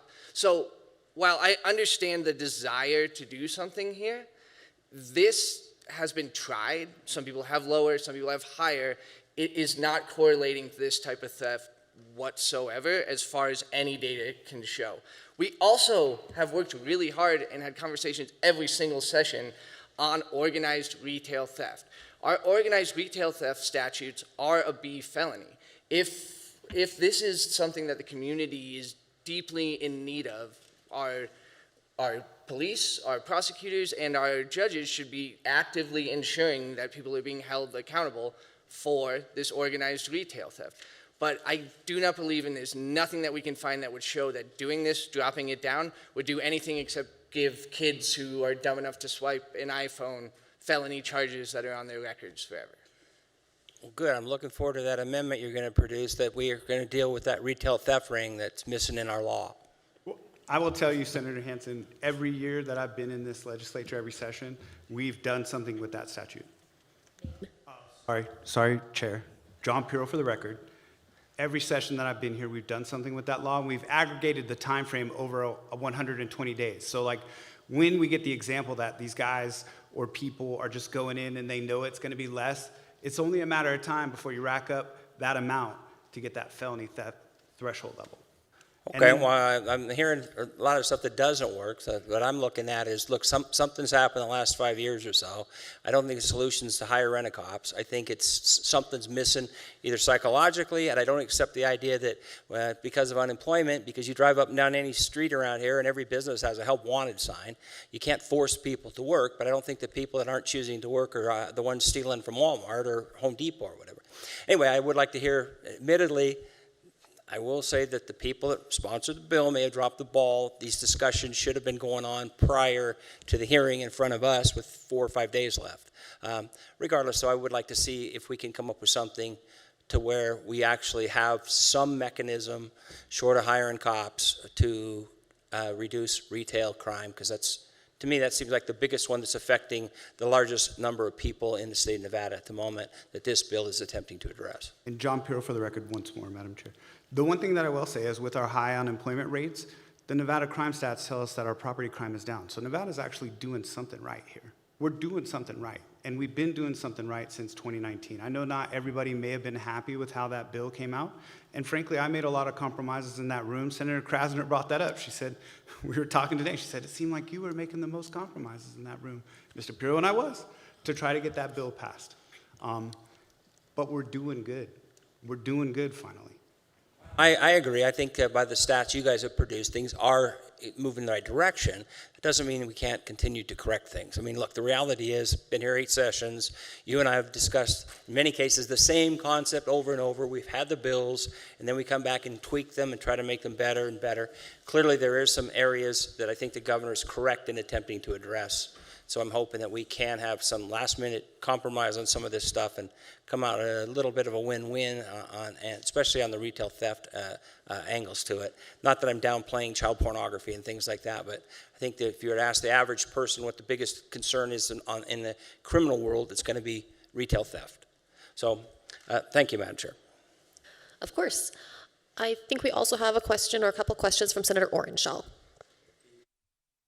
Thank you very much, Chair. And we heard from Mr. Pirro earlier that he was not invited to be at the table on the discussions.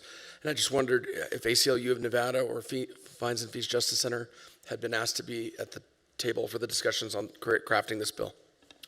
For the record, Atar Hasibullah, ACLU of Nevada, no. All I was told for the last month and a half, as I've asked, is an amendment's on the way. It'll be posted at some point. It was posted today at 1, so we did end up seeing it today at 1 alongside everybody else, but no, we had no discussions, which is disappointing because on other policies that have been offered by the governor's office in certain departments, we've actually been supportive of and aligned with, which is not necessarily always common. An example of that, which might be surprising to folks, was on boards and commissions, and we did support Business and Industry's proposal there because we thought it might be efficient and help reduce some of the barriers for things like occupational licensing, which as a civil libertarian, we take on. And that might not always be agreeable, but we have had lines on other ends. On this bill, there was no communication with our office whatsoever. And Nick Shepak, Fines and Fees Justice Center, for the record, basically ditto. We were not brought into any conversations on this bill despite attempts. We had worked with the stakeholders on this bill on many other pieces of legislation over the session, but we were in the same boat as all of my colleagues here at the table finding out about the amendment today. Thank you. And Chair, with your indulgence, one more brief question. Thank you.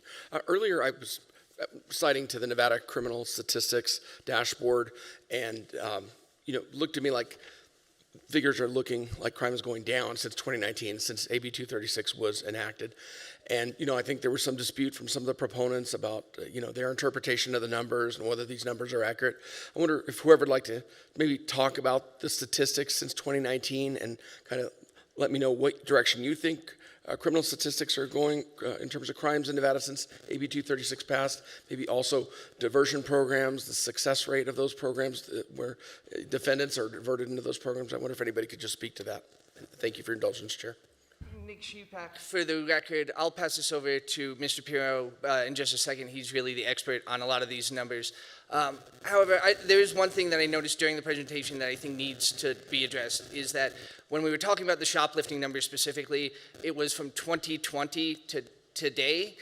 And 2020, if you will remember, most stores were closed for the majority of that year. Shopping was way down. We would just clearly expect shoplifting numbers to be higher today and every year following 2020. So I do think that that number may be a little misleading, but the overall statistics, Mr. Pirro can handle. Thank you, Senator Orenthal. John Pirro for the record. We finally have a Nevada Sentencing Commission. That's one of the things that we put in place that year as well, where we would track things, right? So we have that, and we know that it's down. But I do want to give a shout out to, I thought Sheriff McMahill would stay, but this was a very long hearing. I submitted to this body the presentation that Metro did in the Assembly Judiciary Committee. Why did I do that? Because Metro showed us that their crime is down. Violent crime is down. Property crime is down. They're making progress with what they're doing in Clark County, and they've told this legislative body that. Like, the document is on file. So we are doing a good job. The proof is in the pudding. The things are working. Our prison population is down. Crime is down. We still have a budget shortfall in NDOC, and this bill is basically erasing a good 6 years of progress. Thank you, Mr. Shepak. Thank you, Mr. Pirro. Thank you, Chair. Sorry, Chair. I forgot the success of treatment courts. The 8th Judicial District reported to this legislative body this year that people that complete drug court have a 92% rate of not recidivating. So like, our treatment courts are the one positive thing that we are doing in the criminal justice system, and so limiting access to those things for veterans is a problem, especially for veterans who are struggling. I am a veteran. I have a lot of friends who finished multiple tours, and they did not come back the way we were when we were first together in the Army. And so if they were to take a wrong turn, I would like to not prevent them from getting into a program that could help change their life. Ms. Guerrero is going to say that, but she said, just say it. The best part about being a public defender, my two favorite words in the English language are not guilty, but the best part of being a public defender is when your client finishes the treatment court and they're there and they're being a dad to their kids, they're being a mom to their kids, they're back invested in their family. There's nothing better than that in the work that we do. And so limiting access for those things would be problematic for us. We're a hard no. Thank you, Mr. Pirro. Thank you for your service to the country. And Chair, I apologize. I thought of one follow-up for Mr. Shepak. With your indulgence, thank you. Mr. Shepak, you mentioned 2020 being different, and that's, I assume, because of COVID. I wonder if you could speak a little more about how you think that might affect statistics. Nick Shepak, for the record. Yes, 2020 was COVID, and we saw a drop in most property crime across the state, significant. And especially when you look at the shoplifting numbers, people just weren't in shops. So if we compare 2020 to 2021, there's a big bump in shoplifting, right? So I don't know that that is the best time to start looking at if shoplifting is becoming more of an issue year to year. We should probably start looking 2021 or 2022 till today to get a more accurate number, because we really just didn't see a lot of retail theft when people weren't in retail shops. For clarifying that, thank you, Chair. Thank you so much. Are there other questions? All right, I don't see any questions from the members of the committee. Thank you again for taking your time and all the effort that you've put into this bill and analyzing it and joining us this evening. We will now move into testimony, continue testimony in opposition to SB 457. Let's continue here in person in Carson City. Go ahead when you're ready. Thank you. Good evening, members of the committee. My name is Carl Hart. I'm with the Washoe County Alternate Public Defender's Office. I am actually the chief deputy that's in charge of the Washoe County District Court Specialty Courts. So I have a lot of experience there, and I am one of the few people that get to see all those graduations and get to see the successes of a specialty court.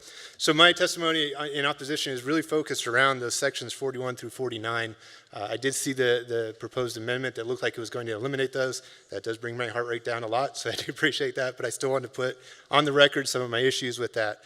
When we look at specialty court, it is the one thing we know that works. It works the best. We know that if we spend $1 in specialty court, we save taxpayers $27. And we see more impacts on crime and less recidivism through those specialty courts than any other program that we have in the justice court system. So any attempt, in my opinion, to weaken our specialty courts, to limit people that can get in there, is just moving in the wrong direction. The right direction would be actually to expand our specialty courts as much as possible. I heard the back and forth about releasing people from the Department of Corrections. We have a specialty court called Reentry Court. Fund reentry court. Let's get those people into reentry court. Let's get them the resources they need. Let's get them the places they need to stay. These are all problems that can be solved by specialty court. I'm with the chair. When I read this bill, it did eliminate people being convicted of child neglect and abuse from ever going to these programs. I don't know if that was a misprint or what that was, but that did eliminate them. I am strongly against that, and I'm strongly against them not getting diversion either. I think there was some miscommunication or a mistake in thinking that if you are convicted or if you have a CPS case that somehow you can get this dismissed and other agencies don't know that you had this on your record. I also work in the CPS division. I oversee 3 divisions in my office. CPS has its own internal substantiation they do. It is not based on any kind of judicial ruling.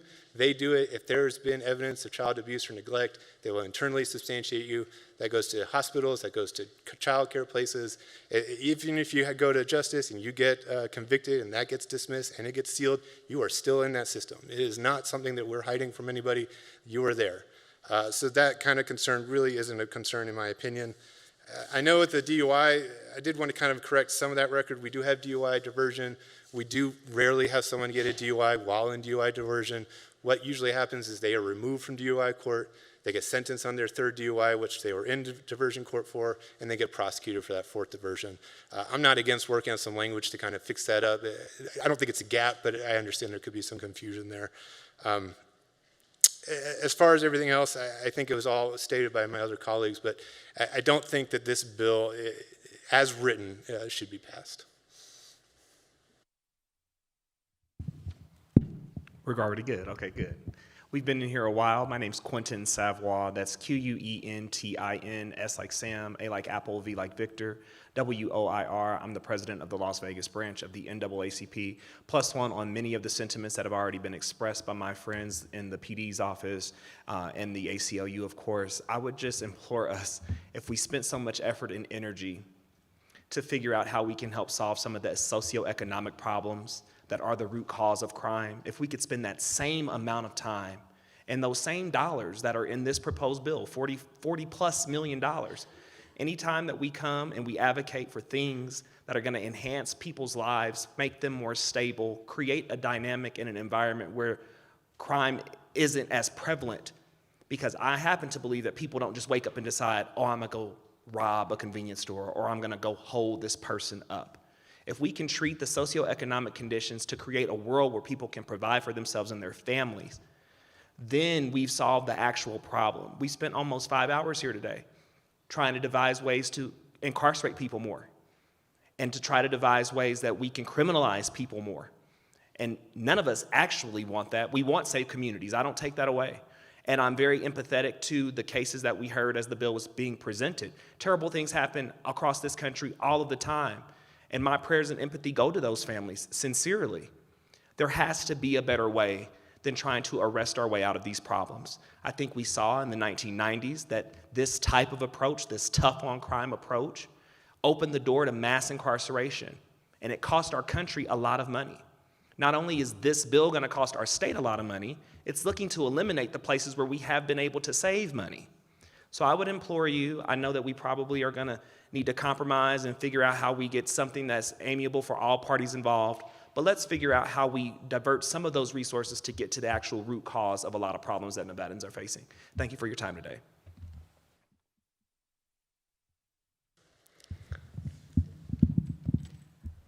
For the record, my name is Pamela Peck, and I am not an expert on anything. I represent the citizens of Reno. I represent myself.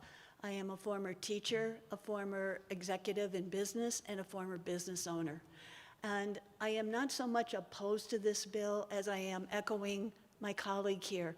There has to be a better way of incarceration rather than incarceration. So what I'd like to share with you briefly is some of my experience in the community, what I have seen, and some of my concerns, but also possibly an element of hope and some other solutions. My concern, just as Senator Flores said, is, let me ask you a question. Do you believe that the system right now, the correctional system, is rehabilitative? And if you say yes, then we won't have return offenders, right? They will be taken care of. Unless they are all given life prison sentences, these people are going to go in, come back out, and possibly offend again. So an answer is to make sure that our systems are rehabilitative. And the other question, just like my colleague, is are we solving the root problem? So let me share with you over the past 9 years what I have been doing. I have been working in the community with the school board, Boys and Girls Club, returning families program, the Solace Tree, which is working with kids with grief. I have been working with every kind of organization to give them tools to handle anger, to process. A lot of times, kids who have been abused had parents who were abused. They don't have a model. So they're not learning from a good parent. And so my struggle was, how do I do that? So I've been trying to do programs where the parent is involved as well. Let me mention 2 programs, and I hope there are correctional officers in here as well, because they were involved in the solution. One is the Alternative to Violence program that has been in the prisons for years, but it stopped with COVID. That program reduces recidivism a great amount, and we're now trying to get it going again. This last year, we created a new genre with the help of the Department of Corrections. Citizens from Reno with prisoners held a program where we learned about ourselves. So it's a step in the right direction. The other one is a man, excuse me, I'm nervous, a man named Rajan Zed, who you might know because he speaks at the assemblies and he offers peace prayers. But he's also in charge of Faith Forum. And if any of the people in here have been in one of his meetings, you know there's about 150 to 200 people. It is corrections officers, it is the sheriff, it is the mayor, it is governor's representatives, it is every nonprofit in the city of Reno. It is all kinds of people who are interested in making a difference. There is so much power in that room when I look at it because they can reach families. And never underestimate the power of a community who has tools. They will help solve some of your problems. Galena High School had problems with the kids going to Raley's and stealing the food. They had a community meeting with the parents, and it got taken care of. So I support people being held accountable, but I think that the people who have tools and are brought together with support of all of us can make a difference rather than incarceration. Thank you. Thank you. And if you were nervous, it didn't show. We appreciate your comments. Go ahead. Good afternoon, almost evening, Chair Scheibel, Vice Chair Flores, and members of the committee. My name is Denise Bolaños Heredia, Bolanosherdia, and I'm the Associate Director of Return Strong, and we're an organization that advocates for the human rights and dignity of people that are incarcerated in the state of Nevada and their families. We are in strong opposition to SB 457. We have thousands of letters from incarcerated people in our database. These are first-hand accounts that speak to the lived realities inside facilities across the state, and you can find nearly 6 pages of excerpts taken from some of these letters in the exhibits. We get correspondence daily that paint a troubling and consistent picture of the conditions inside of our prisons. Those conditions should make it clear just how dangerous and irresponsible it would be to pass this legislation as it is written. They report widespread issues across all NDOC facilities, like medical neglect, where care is delayed or outright denied, sometimes resulting in irreversible harm, like amputations. People fall through the cracks because NDOC simply does not have the staff or systems to provide consistent medical treatment. They report extended lockdowns caused by chronic understaffing and the mental health toll of long-term isolation, as well as a complete lack of meaningful rehabilitative or reentry programming. They also describe food that is insufficient in quantity and quality, and that is oftentimes spoiled or inedible, inadequate and unsanitary living conditions, and unnecessary and excessive use of force and all forms of abuse and violence by officers as well as within the incarcerated population.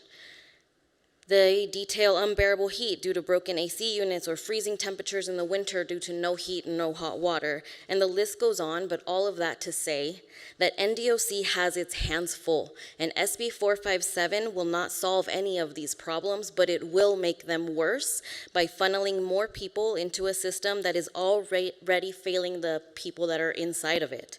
Nevada can't afford to incarcerate more people when we are not even meeting the basic standards of care and safety for the ones that are already behind bars. And for those reasons, we urge you to reject SB 457 as written. Thank you. Good evening, Chair and members of the committee. For the record, my name is Tara Webster, Tarawebster. I'm here on behalf of the Progressive Leadership Alliance of Nevada in strong opposition to Senate Bill 457. At Plan, we organize with frontline communities for policy changes and community investments that improve the lives of Nevadans, and we don't feel that this bill does that. The misleadingly named Safe Streets and Neighborhoods Act doesn't promote public safety. It fears and proposes costly solutions to an overstated problem.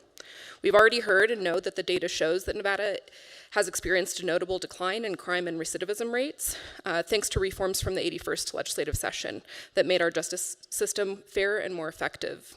In contrast, the governor's bill will roll back that progress. Plan believes true community safety depends on holistically addressing the root causes of crime, such as widespread poverty and housing insecurity, and funding shortfalls in education and mental health support services. SB 457 is neither evidence-based nor sustainable, and with that, we do urge a no vote. My name is Aisha Goins, Aeshagoins, and I am here as a constituent of Senate District 2. And I just ditto everything everybody else said, and thank you for being here, and thank you for making this important, and I appreciate your service. Chair and committee members, for the record, my name is Noe Orozco. That's N-O-E, accent over the E, O-R-O-S-C-O. I'm the Government Affairs Manager with Make the Road Nevada, and we are here in opposition to this measure. Mr. Pirro had mentioned it in his remarks, that the U.S. incarcerates more people per capita than any other country in the world. That is not because we are more dangerous, but because we have chosen punishment over progress. These are not accidents of justice. They are the reflection of policy choices, and for generations, those policy choices have fallen hardest on Black and brown communities. Our gente has lived under the weight of these policy choices. We know what it means to be over-policed and under-resourced. We've seen families torn apart, opportunities denied, and lives defined by a single mistake. Nevada is a microcosm of this nation, and this bill, instead of charting a new course, reinforces the old failed patterns. It reintroduces excessive penalties that blur the lines between accountability and cruelty. But perhaps the most damaging of all is that this bill refuses, what this bill refuses to do, which is it refuses to address the root causes of crime, and for that we stand opposed to it. Thank you. Thank you so much. I think that concludes in-person opposition testimony here in Carson City. We are going to go to Las Vegas, and I just want to let you all know that even though the hour is late, we do have time. While dittos and we agree are always appreciated, I don't want anybody to feel like they can't express themselves completely simply because it is late. This is important work that we do, and we all signed up for it. So please, with that, go ahead in person in Las Vegas.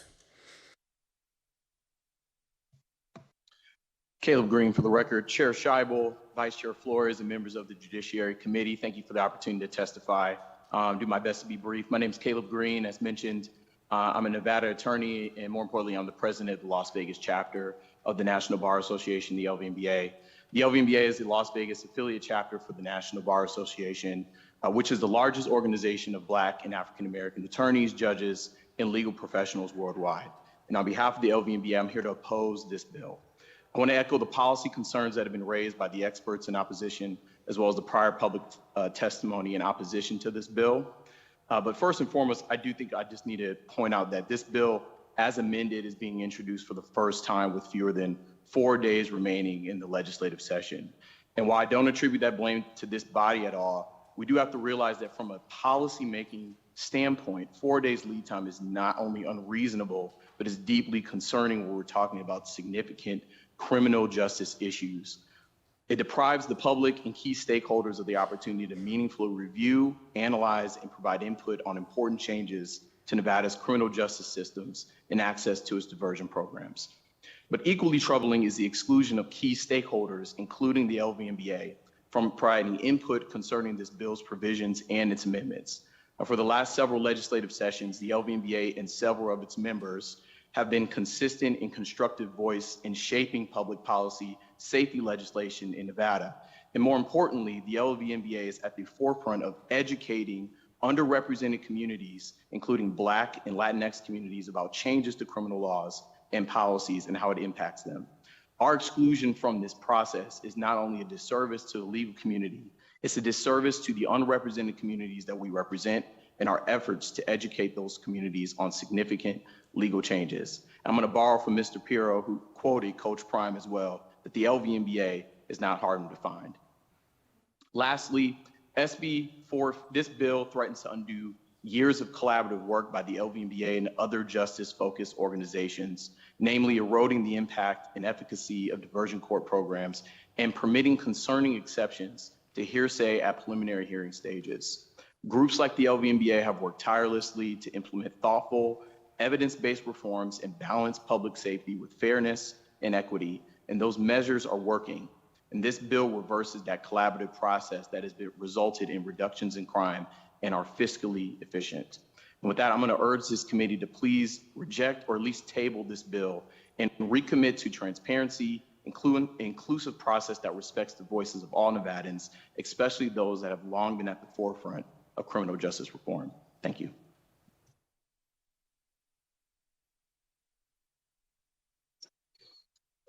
Chair and members of the committee, my name is Malcolm Greer, and I'm a member of many progressive organizations in Southern Nevada.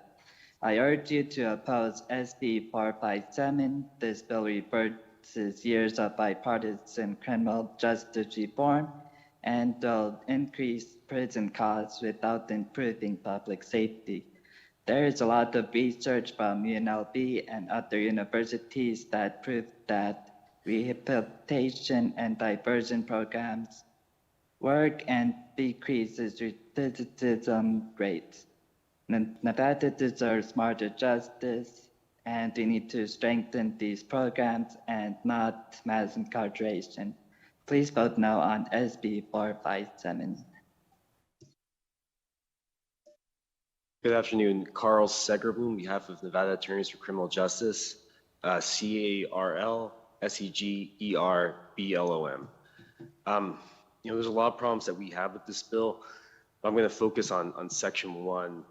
Given the limited time, I think most of the stuff has already been addressed by other people. This is a section that essentially doubles the prison time for crimes that are committed while out of custody on another offense. So I want to give an example of what happens under this bill. So say you have a drug addict they're using and they're arrested in possession of drugs. Let's say low-level possession of controlled substances, which is category C felony. They get released because it's a nonviolent crime. They maybe have some ties to the community.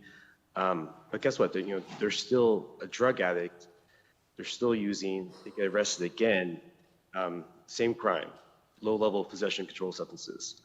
So now under this bill, they're facing potential 4 to 10 years in prison for that, which is double battery resulting in substantial bodily harm, more than battery with a deadly weapon, double battery strangulation.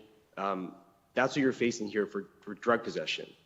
And that's on top of what they call the primary offense here, the original offense. And so in total here, you could be facing 6 to 15 years. These numbers get really big, really fast under this bill, and that should really concern every member of this committee. So judges can already detain you without bail if you pick up a new case while out in a different case. So that means you're going to be in custody for the entire period of those cases. You're not getting out. That's already the law. Judges already have the power to make sentences run consecutively. So they can run that secondary case consecutive to that primary case, which means you have to finish your entire sentence of that first case before you can start a day of the sentence or your second case. That's already the law. When we have these tools, these punishments, right, already, why are we adding another mandatory consecutive 1 to 6 year sentence to this? That's the same penalty as you would have if you committed a third battery with a deadly weapon, right? They're adding that on top of it. And again, this is mandatory consecutive time, right? So it doesn't matter what kind of mitigation you have, what kind of life story, what kind of tragic circumstances led to this crime.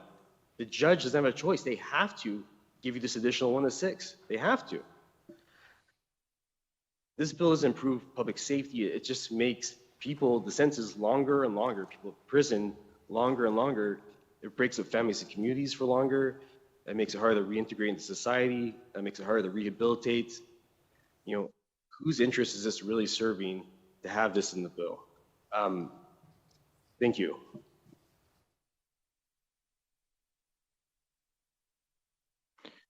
Good evening. My name is Brandon Figueroa. I'm from Las Vegas, Nevada. I'm here to represent, my friends and family. And so I strongly oppose Senate Bill 457.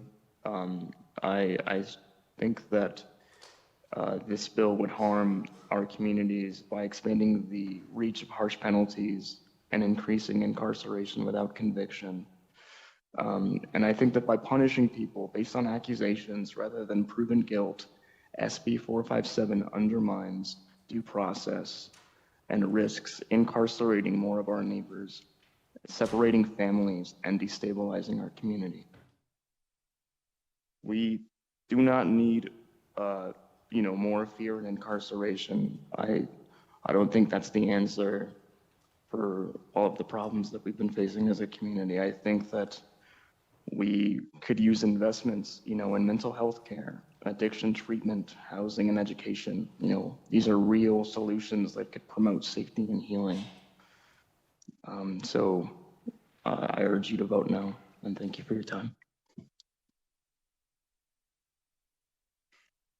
Hello, good evening. Doug Roberts here from Las Vegas. Thanks for this opportunity. I want to specifically thank Chair Scheibel and Senator Wynn for your excellent cross-examination of the presenters of this bill. You saw a little bit about the hypocrisy of the presentation versus what is actually in the bill and what is in the amendment.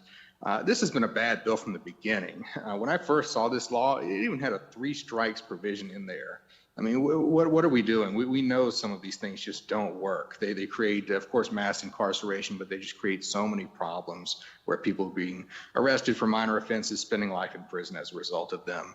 The exact opposite of what we need here in Nevada. Before I moved here to Nevada, I lived in one of those tough on crime states where police can arrest anyone for anything and they get prosecuted to the max. It just doesn't work. It's never worked. And we've got really good laws here in Nevada, especially after 2020. Some of those were really great laws, as you saw from Metro's presentation earlier this year in Assembly Judiciary. As they noted, in their presentation, crime is down in all categories. And of course, here they come and it's all gloom and doom, fear tactics about how all these terrible crimes are happening. But in reality, the crime is down, and we need to keep it that way. We need to keep the laws as existing after the 2020 amendments. And I appreciate it. Thanks for voting no on this bill. All right, I don't see anybody else present in Las Vegas to give opposition testimony. I understand we do have quite a few callers still, so we will go now to the phones for testimony in opposition to SB 457.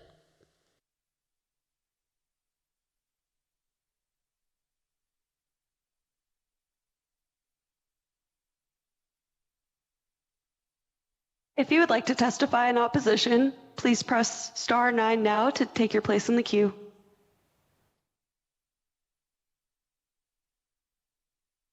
Good evening. My name is Nicole Williams, Williams. I oppose SB 457. The state is running a budget deficit, and this bill has a $43 million setback. Community safety means resources and investment in our people, not more incarceration. Please vote no on this poorly constructed bill. Thank you.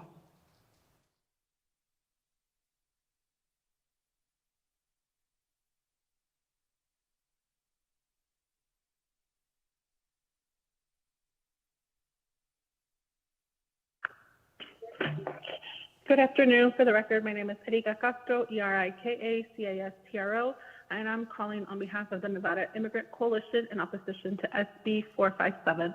As a statewide coalition of immigrant justice organizations, we are committed to defending the rights and dignity of immigrant communities. SB 457 would increase criminalization and deepen racial and economic injustices in our state. SB 457 would expand punishment rather than focusing on safety and waste millions of public dollars and punish more people into the prison system. Black, brown, immigrant, and low-income communities would be hit the hardest at a time when public services are already underfunded and under threat.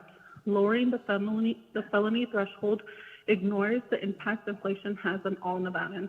Taking discretion away from judges who hear the full facts of a case will lead to higher incarceration rates and more instability in our neighborhoods.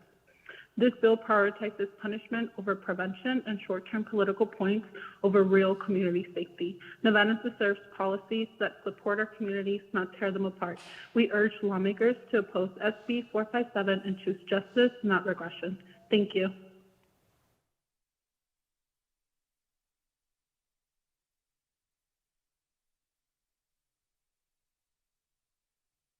Barry Johnston, Las Vegas, BERYJOHNSTON. I'm opposed not because this bill isn't woke enough, but because this bill does not provide justice.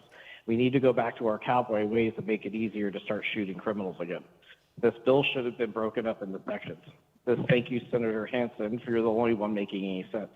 This legislature, social communists, created the retail theft, tourism, and other issues that we have with our crime, where tourists steal and then leave when they go out of town. I'll take you to my Smith's, my Home Depot, my Harbor Freight, my Sam's Club, and you'll hear from the managers and talk to them directly about what you did.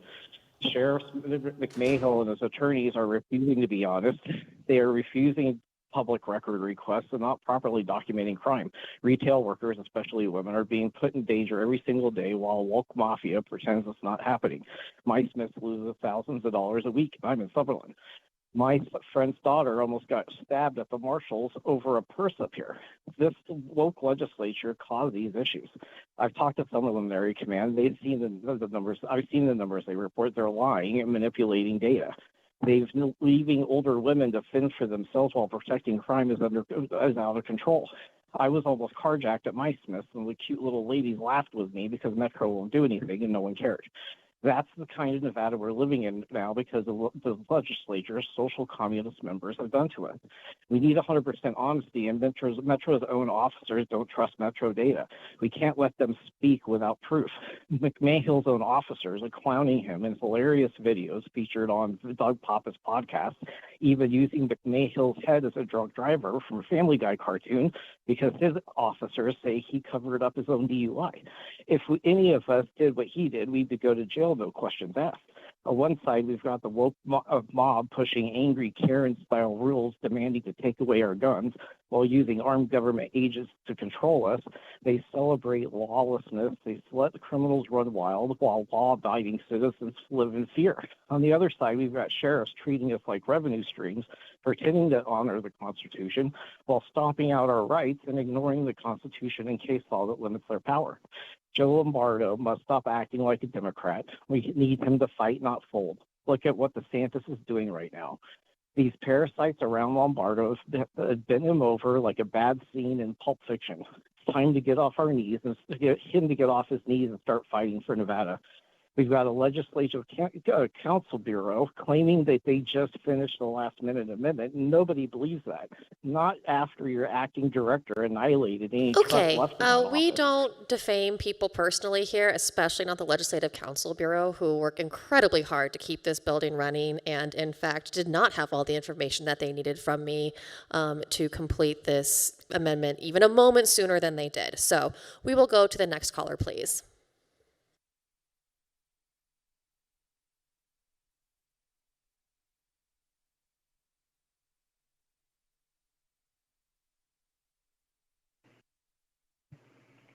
Hello, Owen Brown, OWENBROWN from Reno for the record. I, along with many in my community, am in strong opposition of SB 457. I think most people would agree that we are in difficult times right now, both as a country and as a state.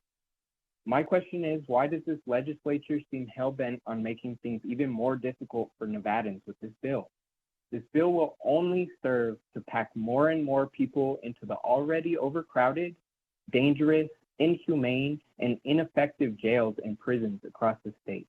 And a lot of this will be just for minor infractions or 3 strikes, you're out rules that have done so much damage to the entire country historically.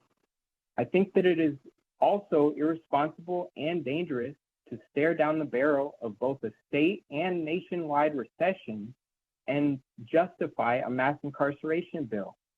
However, I'm less concerned with the fiscal cost and more concerned with the human cost that this bill will certainly bring. Here we go again, ignoring the root causes of the very issues that lead to people committing crimes. And we are instead doubling down on the historically losing strategy that partners this state's legislature with the overt fascism present in the mass detention and extrajudicial kidnappings that are primarily based on racial discrimination throughout the country right now. With this bill, you are telling the people of Nevada that those who actually need the most help and support instead deserve to be 1, ignored, 2, violently removed from their families and communities where they have the best support and the least chance at recidivism. And best case scenario, they will be packed with 3 other people into a single cell, or worst case scenario, that they deserve to die with the sheriff's deputy or corrections officer's knee on their neck. This bill is a slap in the face, and I am asking you for my community, do not pass this bill. If you do, you will be telling us all that the ultimate goal is for you to forcibly remove all of the people you deem as undesirables from their communities.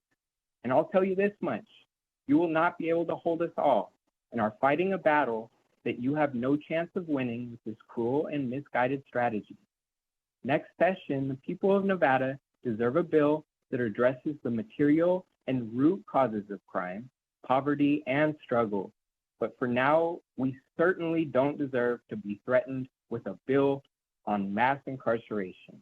Thank you.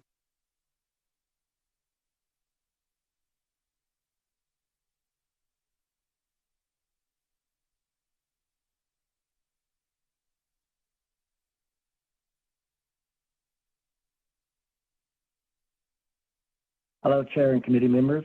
For the record, my name is Mark Diefenbacher. That's MarkDiefenbacher. I'm a resident of Senate District 8. I'm testifying today in opposition to SB 457. No matter our race, background, or where we come from, Black, white, Latino, Asian, Native, or newcomer, we all want the same things: safe neighborhoods, fair treatment, and our tax dollars used to build stronger communities, not bigger prisons. SB 457 takes us in the wrong direction. Just a few years ago, Nevada passed AB 236 with bipartisan support. That reform was based on the work of the Advisory Commission on the Administration of Justice, made up of judges, experts, and community leaders who came together to fix a system that was locking up too many people for too long, especially for nonviolent offenses. Since then, crime has gone down, fewer people are being incarcerated unnecessarily, and the state has saved hundreds of millions of dollars. Now, SB 457 threatens to undo that progress.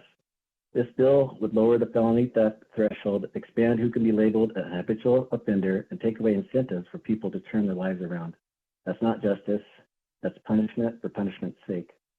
It means more people trapped in a cycle of incarceration, more broken families, and more public money spent on prisons instead of schools, housing, or healthcare to benefit white, Black, and brown communities alike. Let's be honest, policies like this don't make everyone safer. They just make it easier for certain politicians to stir up fear and division, pointing fingers at immigrants, Black, and brown communities instead of solving real problems like ensuring billion-dollar corporations start to pay their fair share in taxes, so that our communities and schools have the resources they need. We have a choice. We can join together as voters across race and place and move forward with smart justice policies that prioritize rehabilitation, accountability, and second chances, or we can go backward to a system that wastes lives and money. I urge you to reject SB 457 and stand with the people of Nevada who believe in justice, equity, and opportunity for all. Thank you.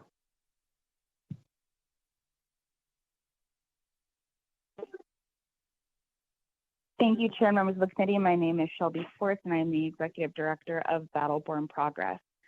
This bill comes with a hefty price tag and does nothing to solve the real issues facing Nevada communities. At a time when Nevada should be investing in solutions to support our communities, this bill does the opposite.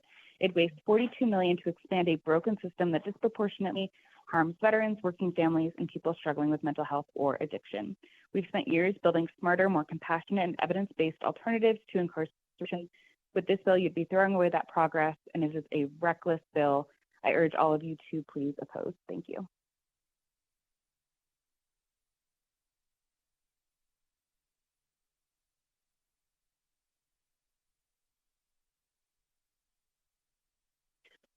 Good evening, Chair Scheibel, members of the committee. My name is Ashley Dodson, for the record, ASHLEY DODSON.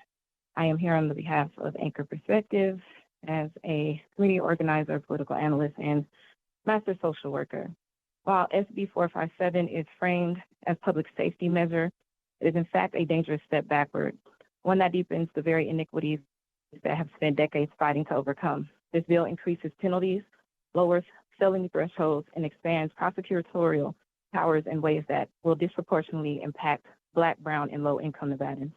We cannot ignore the data. Although Black people make up 9% of Nevada's population, they account for over 30% of the prison population.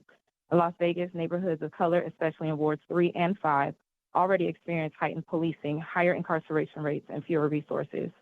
SB 457 threatens to funnel even more of our people into the criminal legal system, not because of increased crime, but because of policies that criminalize poverty, addiction, and systemic neglect.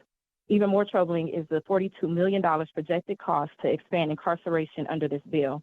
How do we find funding to arrest and detain more people, but can't fully fund affordable housing, mental health care, or education?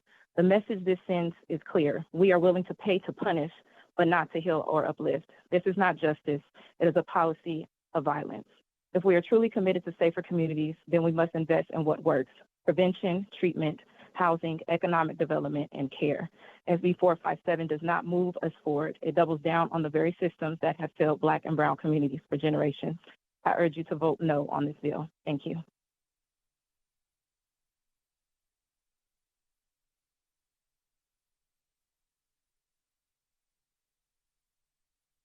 Hello, can you hear me? Yes, please go ahead. Okay, my name is Brian Begay, Brian Begay, and I'm here today not a part of any organization, but as someone whose life was saved by a diversion program.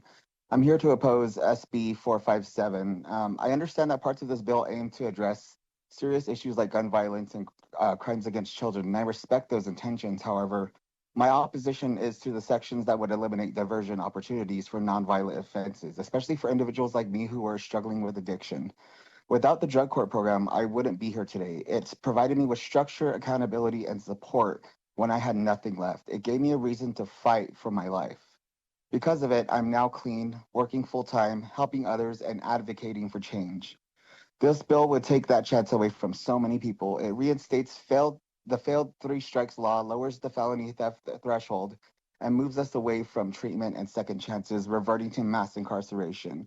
We already know what works. AB 236 passed for a reason, because treatment, support, and rehabilitation reduces repeat offenses and saves lives.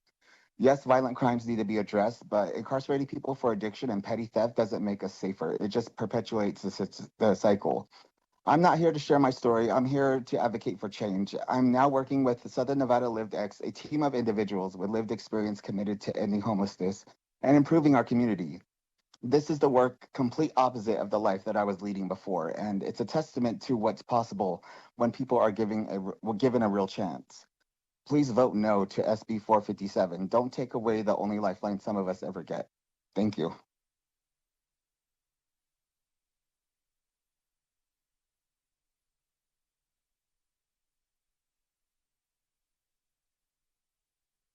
Hi, my name is Anna Robinson, ANAROBINSON, and I'm calling to oppose SB 457, and I echo everybody else's comments. I also wanted to add that I believe this bill is hiding behind what they're really trying to do. I'm a domestic violence victim. I would say survivor, but I'm still the victim. He has custody of our child, and he basically still has control. So I need the police officers and the judicial systems to do what they're meant to do, and that would help domestic violence. Thank you.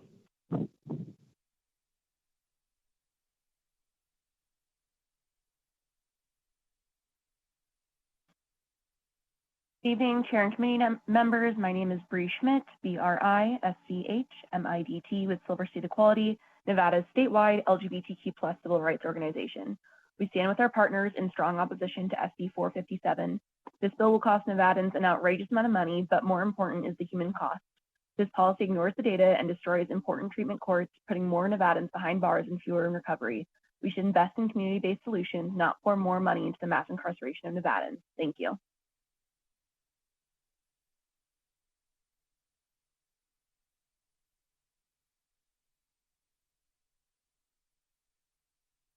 Hi, my name is Jordan Hankins, JORDANHANKINS, and I'm representing the Southern Nevada Black Educators Initiative. I am in strong opposition to SB 457, and I'm actually shocked that such a sweeping proposal has been introduced with little supporting data. So the primary justification I've heard centers around retail theft, like items being locked up in Walmart, yet the CEO of Walmart earned $23 million in 2023. So that's not reflective of everyone's reality. I personally choose not to support corporations where workers are paid so little that they're forced to rely on public assistance to survive anyway. But do we hear ourselves talking about groceries and hygiene products being stolen? Like, what are the root causes of these issues? But what I didn't hear today was any meaningful effort to address the root causes of petty theft or violent crime. So decades of research have shown that incarceration does not deter crime, and in many cases, it actually increases it by destabilizing families and communities, particularly those that are already over-policed and under-resourced. When families are broken up by incarceration, children suffer. They lose not only emotional support, but often financial stability, housing security, and their sense of safety. These are long-term harms that ripple across generations and do nothing to make our community safer. Crime is more strongly correlated with poverty, inequality, lack of education, housing insecurity, and access to health care than with how many people are incarcerated. Yet instead of investing in solutions that address those issues, we're seeing proposals like this only that deepen harm and expand surveillance and punishment. So as a director of a nonprofit that supports Black educators, I work alongside teachers who witness firsthand how Black students are disproportionately targeted and punished more harshly than their white counterparts and peers for the same or similar behaviors. This bill doesn't address harm at its root. It reinforces the very systems that create and perpetuate it. My organization worked to dissolve the school-to-prison nexus through research-backed approaches, and those $40 million can be poured into organizations such as mine to improve the education system and provide much-needed wraparound services to our children. What I do want to see is a real commitment to rehabilitation, reentry support, and community investment, not just in rhetoric, but in action. If lawmakers claim, and if this law claims to care about public safety and rehabilitation, then let's see the real policies that reflect that. Because right now I don't see it, and it seems like lip service, masking an attempt to expand mass incarceration under the guise of reform. So ultimately, we cannot continue to ignore the systemic inequities that shape people's lives and choices. We need to address crime. Addressing crime means addressing the conditions that rise to it and not punishing people for trying to survive in a system that was never built to protect them. Thank you.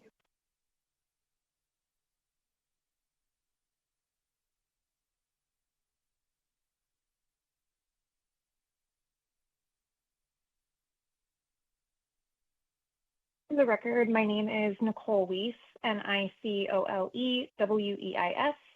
I am a constituent in opposition to Senate Bill 457. This bill is so harmful, and history has shown us time and time again that tough on crime is not only ineffective in lowering crime rates, but it is actually more harmful to our communities. Our most recent example is from Lombardo himself in 2023 when he signed a bill that increased the penalties for fentanyl. And what happened after that? Our overdose fatalities in Nevada went up.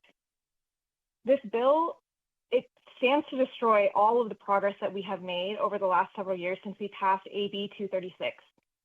With AB 236, we reduced crime, we saved money, we shifted to focus on rehabilitating people and providing them resources. These are facts that are supported by data and hard evidence. We should be treating people's mental health issues and addictions and providing them with these resources, not reverting to methods that we already know have failed us in the past. I've listened to the entirety of this Senate hearing, and there are so many glaring issues with this bill, but many people smarter than I have touched on those issues. So I will second the testimony of John Pirro and Paloma Guerrero. But I want to touch on the theft concerns because I heard that over and over, and it seemed to be such an important concern for so many people who testified, as well as many of the senators. There were so many anecdotes about minor thefts and petty larcenies, and insinuations that organized retail thefts are somehow missed through some kind of loophole or a gap in our laws, and that is just flat out incorrect. We have laws such as burglary of a business, NRS 205.060.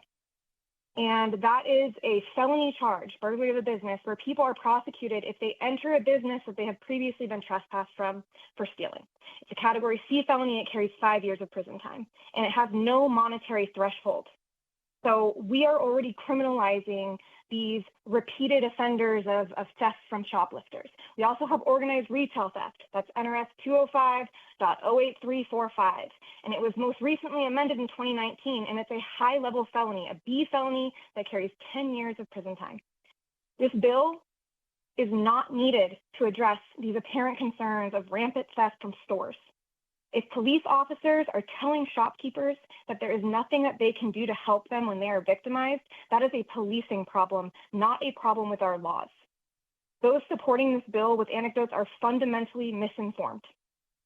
And we don't have the money to fund this bill.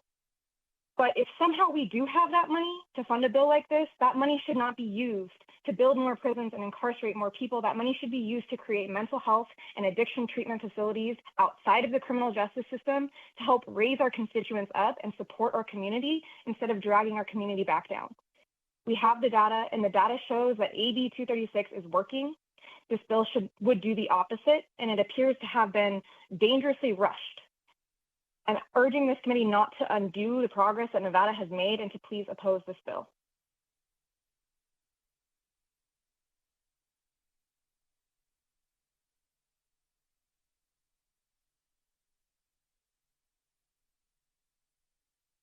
Hello, Madam Chair, Senator Nguyen, members of the Assembly. Sinatis Way for the record, SINATSOUHAITS. Sorry, my name's long. I thank you for the opportunity to speak and for your commitment to the people of Nevada. I'm an educator. I'm the former Clark County Poet Laureate. I was born and raised here in Las Vegas. And while I can agree with elements of this bill, I must oppose it as it's written. It's not because I dismiss the concerns of this bill's sponsor and its supporters. I think we all want to create a safer state with less crime and more productive citizens. I also agree that we should expand definitions of things like stalking to include digital harassment and to be included in domestic violence law. But by and large, this bill is a return to an outdated model of law and order that we've already seen doesn't work. Honestly, the system here is already known nationwide for having gotten things wrong by moving too quickly. And we see the waste and foreclosure on human potential that it causes. If our goal is to create a safe and prosperous state, it's just counterproductive to pass legislation that pushes the problem out of sight. Many people have talked about the failure of 2 and 3 strike rules and disproportionate sentences, but all of that is just in addition to the fact that educational and rehabilitative interventions have been proven through evidence-based research to be more effective. And as the gentleman from the ACLU said, hope is not a strategy. An analogy that I've been sitting with as I've been listening throughout the course of the day, I've been here for like 5 hours now with you guys, is that you could imagine a city where everyone just dumps their trash in the center of town. And rather than addressing the problem of excess waste by building a sewer and water reclamation and a trash disposal system and educating the people on public health problems of dumping, the legislator instead just voted to move the landfill out to the desert. Eventually the stink is going to reach you again. And it will be harder to push away, and it will feel more impossible to clean up every time you push it further up the road. And we do have the capacity. Nevadans are some of the most creative, savvy, and toughest folks in the nation. We have urgent issues that need our attention, and we all know what they are because we're all kind of saying the same things. Our education system cannot meet the needs of the moment. We're worried about the education our kids are getting. Many people feel strongly convicted that it's just insufficient and that the resources of the schools are a big part.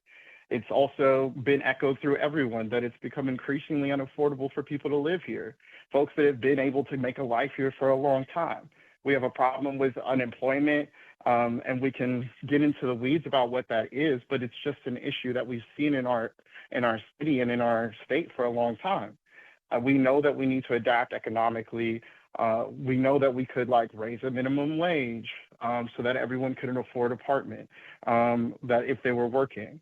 And the question that I had as I was listening to so many people talk about these retail thefts is that do you really believe that the people that live alongside us are so depraved that if they had their basic needs met, or a guarantee they could practically get their needs met legally, that they would be risking imprisonment with petty theft?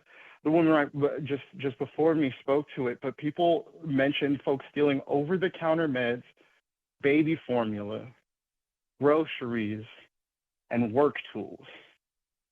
These are not people looking to live on criminal enterprise. These goods themselves make the needs obvious.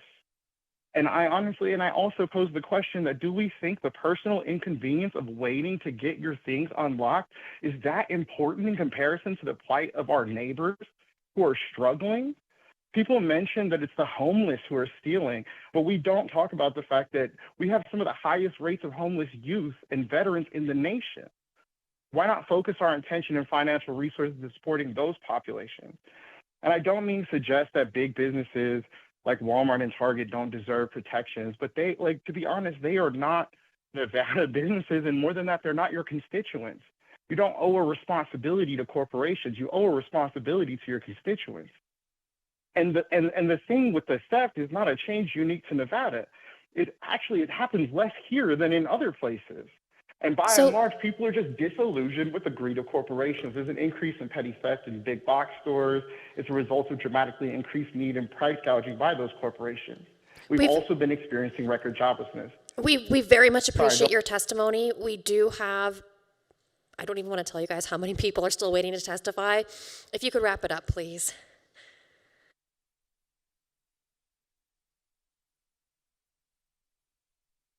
Sorry, my apologies. But we just know that we need more support for people with mental health and substance use disorders. And we know that we need to create more housing. We deserve legislation that uplifts us, not sets us against each other. We deserve legislation that reminds us that we're in this together. This is not a question of being tough on crime or soft on crime. It's a question of whether we're going to keep pointing the finger at one another, pushing the blame onto some other group, and the work of fixing the problem right along with it, or if we're going to start seeing each other with humanity, treating everyone with dignity as a principle, and taking responsibility ourselves for creating safe, prosperous communities. Thank you.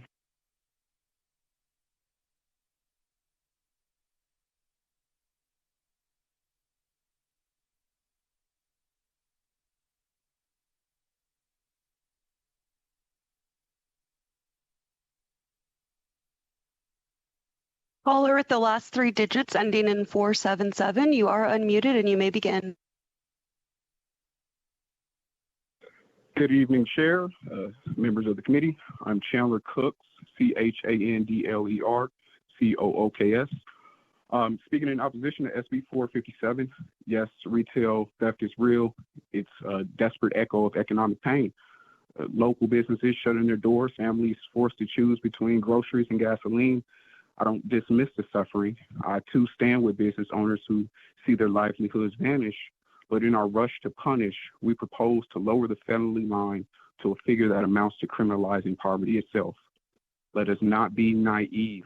This bill is not simply about removing the locks on socks in Walmart. It's about expanding cages. Project 2025 explicitly promotes carceral imperialism, a national strategy to reward jurisdictions that build more prisons and lock up more people. And make no mistake, we will pay.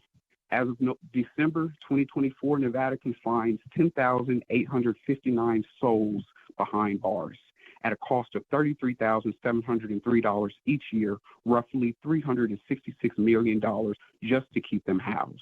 Lowering the threshold by even 15% would add over 1,600 inmates. That's another $54.9 million annually, drawn from our schools, our health clinics, our road repairs, our communities. Our Department of Corrections already has a $53 million overtime gap, cutting back on programs that teach skills, that offer visitors a lifeline, that remind those inside that they are still human. SB 457 will deepen that abyss with furloughs of counselors, fewer therapists, fewer family visits, fewer chances at redemption. Meanwhile, this bill bows towards diversion, expanding drug, mental health, and veteran courts, but with not a dollar set aside. We must staff these courts, build the infrastructure, and train their judges, tens of millions more in the next biennium, just to make good on promise of alternatives that do not exist on the page. And then there's the gravity of rights. Section 39 of this bill strikes and replaces subsection 4 of NRS 174.035, which governs what evidence a magistrate may consider in deciding whether there's probable cause to bind a felony case for trial. Under current law, only the sworn testimony of witnesses and any other legal evidence may be used, but most extrajudicial statements, such as hearsay, are excluded. When we strip the right to face one's accusers, we strip away the very soul of a fair trial. By removing the traditional bar on hearsay at the preliminary stage, that expansion of admissible evidence, while arguably speeding some cases along, raises significant due process concerns. Yes, theft must be addressed, violence must be rebuked, but punishment without purpose is just cruelty masquerading as a policy.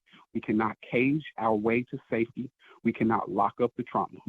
Our federal administration has already signaled that DOJ grants will go where incarceration rates are highest, not where harm reduction is deepest.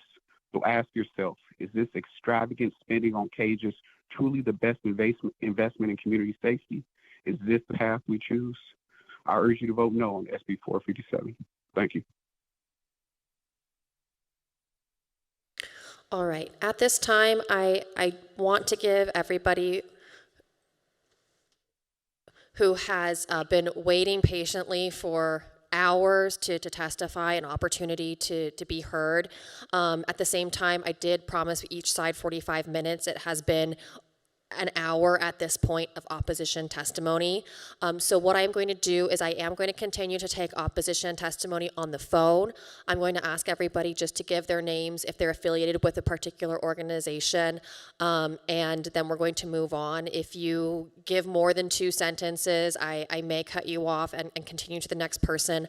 I'm very sorry to do this. It is never my intention to squash public conversation, but it is 7 p.m. We have multiple committees who still need to meet today, the chairs of whom are here in this committee, so we are slowing down all of the rest of the business of the building by continuing this hearing, which again is incredibly important. I do not mean to downplay that. You're also more than welcome to submit your comments in writing. I personally read all of them. I encourage my committee to do the same. I also have to apologize. I am needed in another committee where we are voting, and so I will be stepping out to attend to that business, and I will be back if we are not finished by the time I'm done in that committee. So with that, let's move on to the next caller in opposition on the phone for SB 457, and I will turn it over to my very capable Vice Chair, Senator Flores.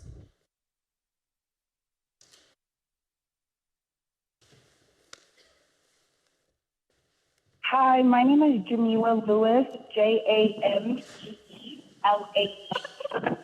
last name Lewis, Lewis. I oppose the bill 457 specifically because it doesn't seem like even the legislators are on the same page as what we should be doing in this legislative cycle. So maybe we should wait until there's more research. Thank you for your time.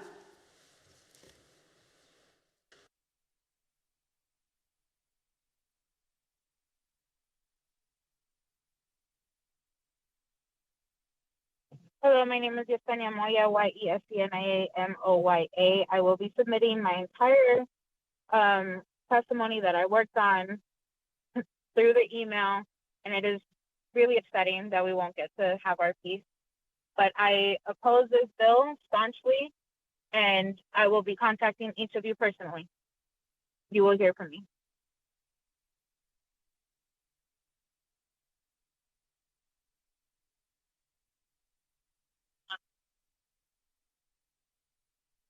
For the record, my name is Laura, Laura Cadeau, Gadot, representing myself, and I am a strong ditto. I'm going to drop the portion of my talk that I was going to bring up about financial impact, although I do think that's important, and just briefly say how appalled I was to learn that this amendment was put forth without the input from opposition speakers and other stakeholders. Dropping it at the last minute makes me suspicious of the true intent behind SB 457. The lack of transparency, lack of cooperation is outrageous behavior on behalf of the governor and no way to bring forth a bill of this magnitude. I urge you, vote no on SB 457. Thank you.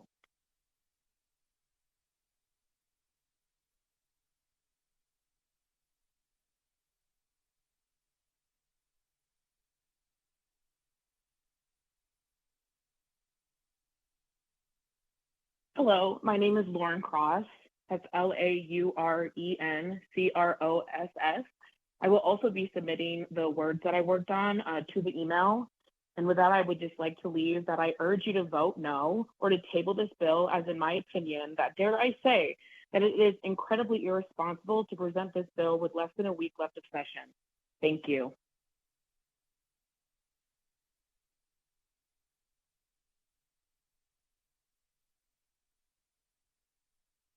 Hello and good evening to the committee. My name is Mark Bettencourt, MarkBettencourt, and for the sake of us all at 7 o'clock with less than a week left of the session, I will say ditto and strongly urge all of the members to vote no on this legislation. Thank you.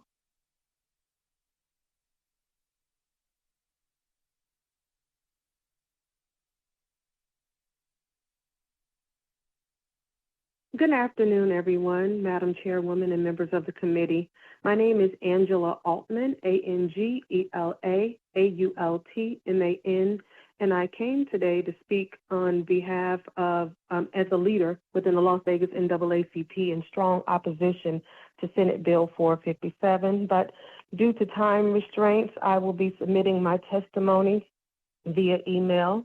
But again, I would like to urge you to vote no on SB 457. Thank you.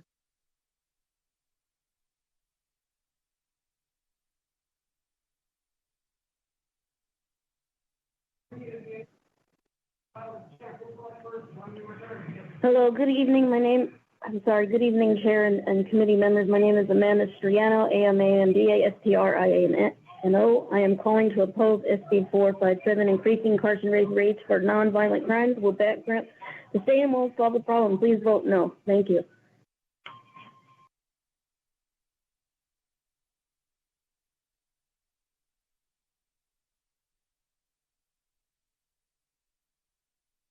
Good evening, Chair Shebel and committee members. My name is Leila Saad-Sfar, Leila-Saadfar, and I am calling to oppose SB 457.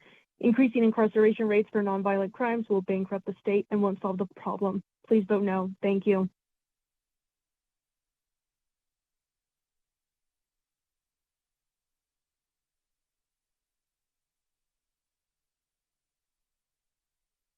Hello, my name is Bishop Jackson, BISHOPJACKSON, and I would just like to say I oppose the bill, SB 457, and for all the reasons all the previous callers have mentioned, and that's it. Bye.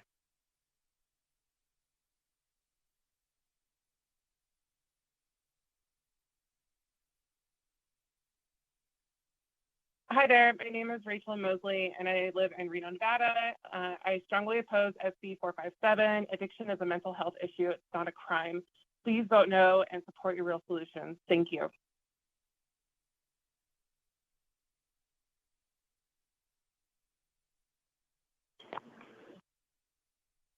Anne Marie Grant, advocate for the inmates and the innocent, ANNEMARIEGRANT, ditto. We'll submit our comments by email. Thank you.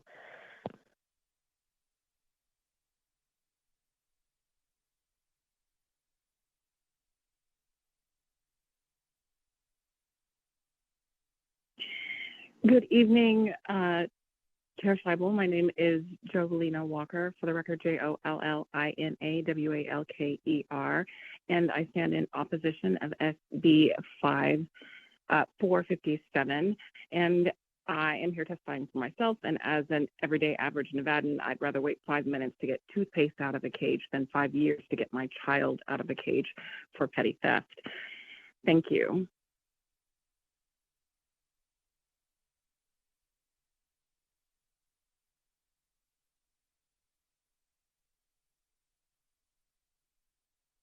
Good evening. My name is Tanisha Brandon. That is TANISHABRANDON. I am a leader speaking on behalf of the NAACP Las Vegas branch 11111. I stand in fierce opposition of SB 457. SB 457 is a reminder of how cruel the system that prioritizes the punishment over compassion. Excuse me. It is a cruel reminder of a system that prioritizes punishment over compassion, incarceration over rehabilitation, and oppression over opportunity. I ask that the committee rejects SB 457. I will submit my full testimony via email. Thank you for your time.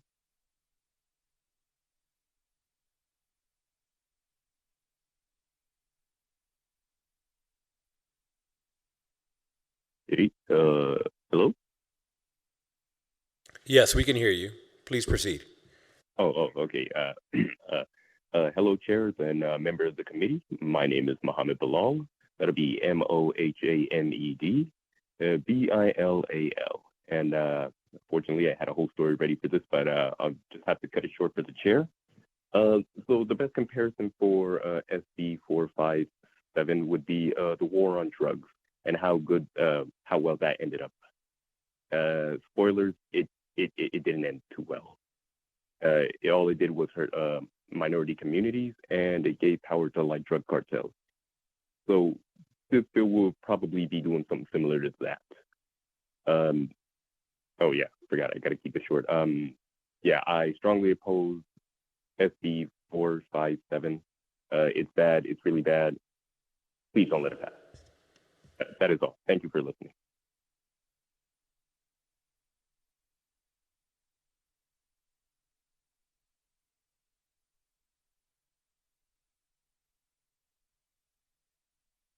Hello, my name is Shanika Cooper. That is Shanieka.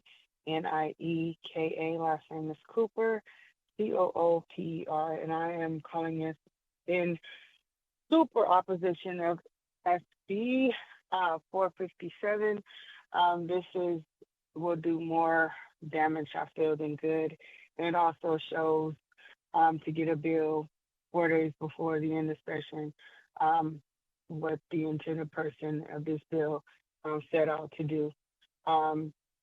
Again, we could spend that money on, basically just creating more programs and resources for impacted people instead of ultimately building the prison system. So again, I urge you all to oppose this bill.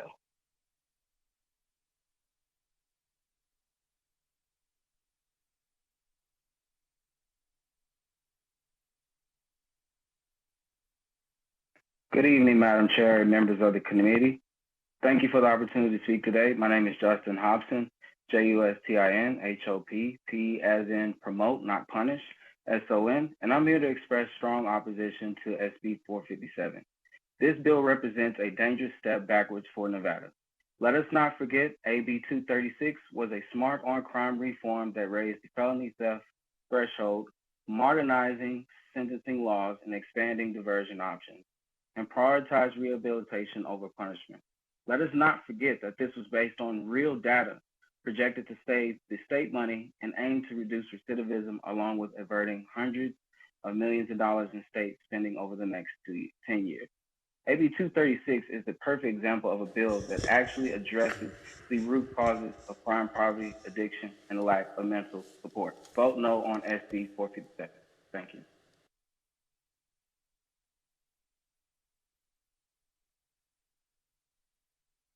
Hello, am I coming through okay?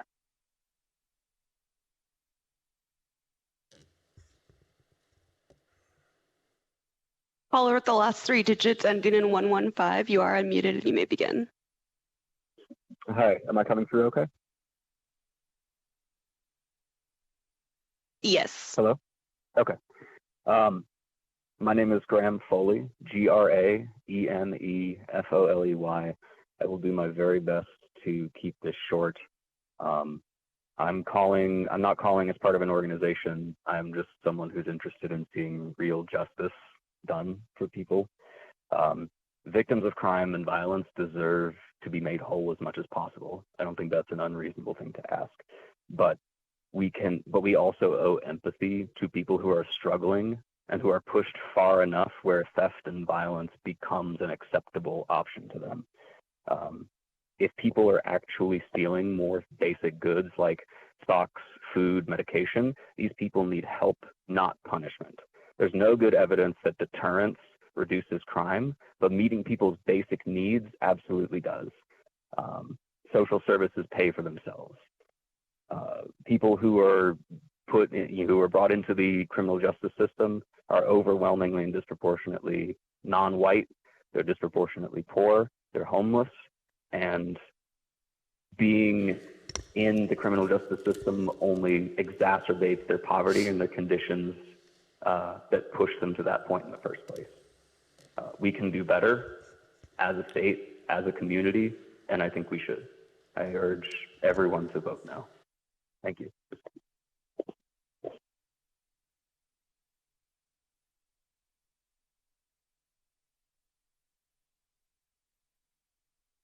Good evening, Chair and members of the committee. My name is Jenny Stepp, Jenny Stepp, and I'm a licensed clinical professional counselor in Las Vegas. I also serve as the Healthcare Action Team Chair for the Nevada chapter of the National Organization for Women. We are strongly opposed to Senate Bill 457. And just to keep this brief, I want to speak to my mental health experience of over 25 years in the field, working in court-mandated counseling, drug and alcohol treatment. I've seen firsthand how people need greater access to mental health care. And as mental health providers, we need more community and government support. I could go on about that and how that actually costs all of us in the long run. But I echo what's been shared today, and I urge you to vote no on Senate Bill 457. Thank you.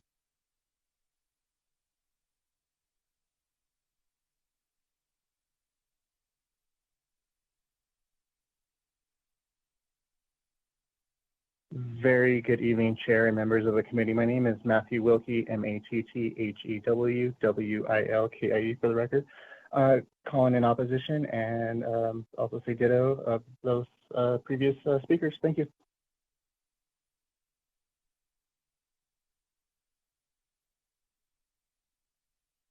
Thank you, Vice Chair. There are no other callers wishing to provide opposition testimony. Thank you. We'll go to those wishing to testify in the neutral position, either in Carson City or Las Vegas. Seeing no one coming forward, we'll go back to the phone lines. Do we have anybody wishing to join us for neutral testimony? If you would like to testify in neutral for SB 457, please press star 9 now to take your place in the queue.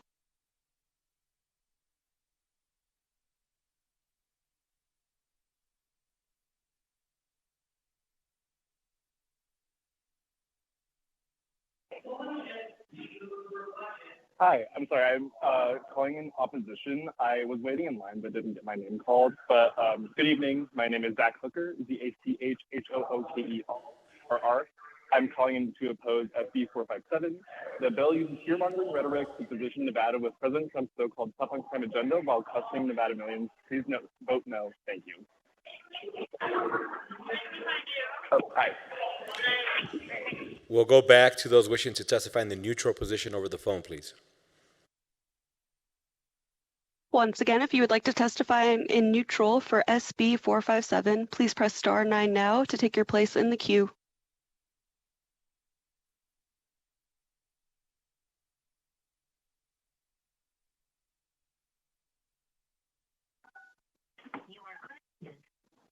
Good evening, everyone. I was in the queue for opposition and it never rolled around to me, so I'll give my opposition testimony real quick. Good evening, everyone. My name is Gerald Mays. I'm the Executive Director for the NAACP Las Vegas Branch 1111. I will submit my full testimony in writing, but I want to be clear. I find it deeply disrespectful to push a bill of this magnitude just days before the end of session without the input of the very people who serve as the voice for those this bill will impact the most. SB 457 rolls back reforms that our communities fought for, and it puts more Black, brown, and low-income Nevadans at risk without making our streets any safer. Please vote no, and thank you. We'll go to neutral testimony, and I'm going to ask that if anybody calls in support or opposition, that you please skip them and go to those only wishing to testify in the neutral position. We have closed out opposition, and we have closed out support.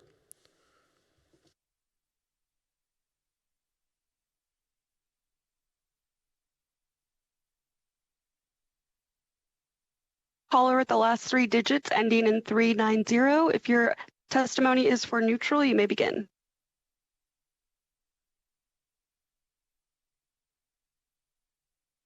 Hi, my testimony was not for neutral, but I oppose SB 457. This is Naomi Joy, NaomiJoy, former business owner and Nevada resident. Thank you.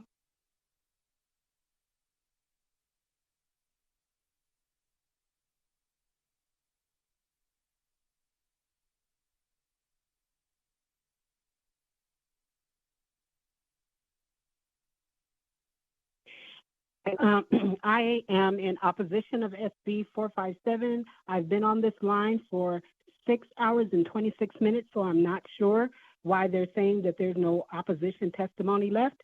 But my name is Teresa Yancey Benson, and I'm a constituent of District 9 in Las Ma'am, Vegas, we've already and I'm closed speaking out to strong opposition opposition. testimony, but if you'd like to send us an email, we can take it then.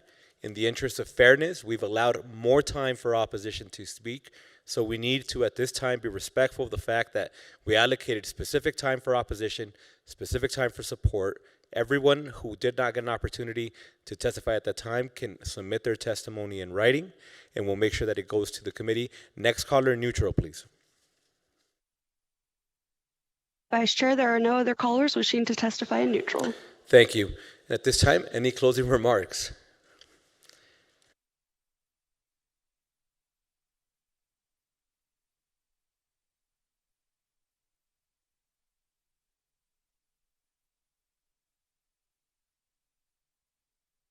There are so many chairs here, I didn't know where to sit. Thank you to this committee. Jennifer Noble, on behalf of the Nevada District Attorneys Association, I will keep this brief.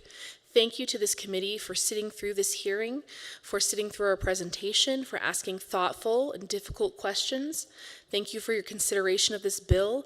There may be parts of it that you don't like. I'd ask you to not let that keep you from considering the parts that you might be open to. Nevada has made considerable efforts to offer resources and specialty court programs to those impacted by the criminal justice system. But we must not lose sight of the everyday Nevadans who follow the law and deserve to feel safe in their communities. The Safe Streets and Neighborhoods Act is about ensuring that our laws protect the most vulnerable among us, our children, our families, and our neighborhoods.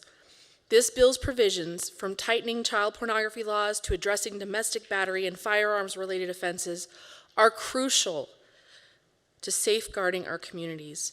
By proposing this legislation, the governor is choosing to stand with law-abiding citizens and ensure a safer future for all Nevadans. And the Nevada District Attorneys Association and Nevada Sheriffs and Chiefs are proud to stand with him.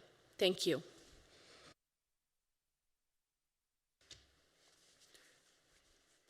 And thank you for those remarks. Members, appreciate everybody's thoughtful involvement in this process. And we should have a few days that are going to feel like very long days when it comes to this bill. So thank you for the work, and I expect that we'll be able to continue working offline. With that, we'll go ahead and close out the hearing, and we'll go to the very last item on our agenda, which is public comment. At this time, we'd like to invite anybody in Carson City or Las Vegas to join us for public comment. Seeing none, we'll go to the phone lines. I want to remind those wishing to call in that we will not entertain reopening a bill hearing for public comment. Any testimony or comments that fall within the general purview of this committee are welcome, but we will not reopen or retry a hearing. Do you have anybody wishing to join us over the phone? If you would like to provide public comment, please press star 9 now to take your place in the queue.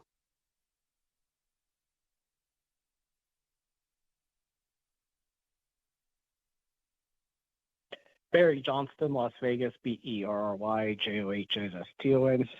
Thank you, Vice Chair Flores, for allowing me to speak. And you're usually really good about allowing people to speak and do their thing. I know that sometimes you just can't, but I appreciate you not stepping on us. Unfortunately, your chair just shut me down while I was talking about the LCB. I didn't mention anybody. So how are we not supposed to talk about the very people who are supposed to protect us?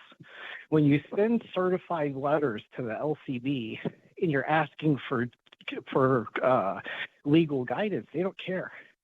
For decades, since Brenda was there, they've talked about how the LCB doesn't help the GOP the same, how they only go for the woke stuff, how they're just purposely helping everybody who's on the woke side.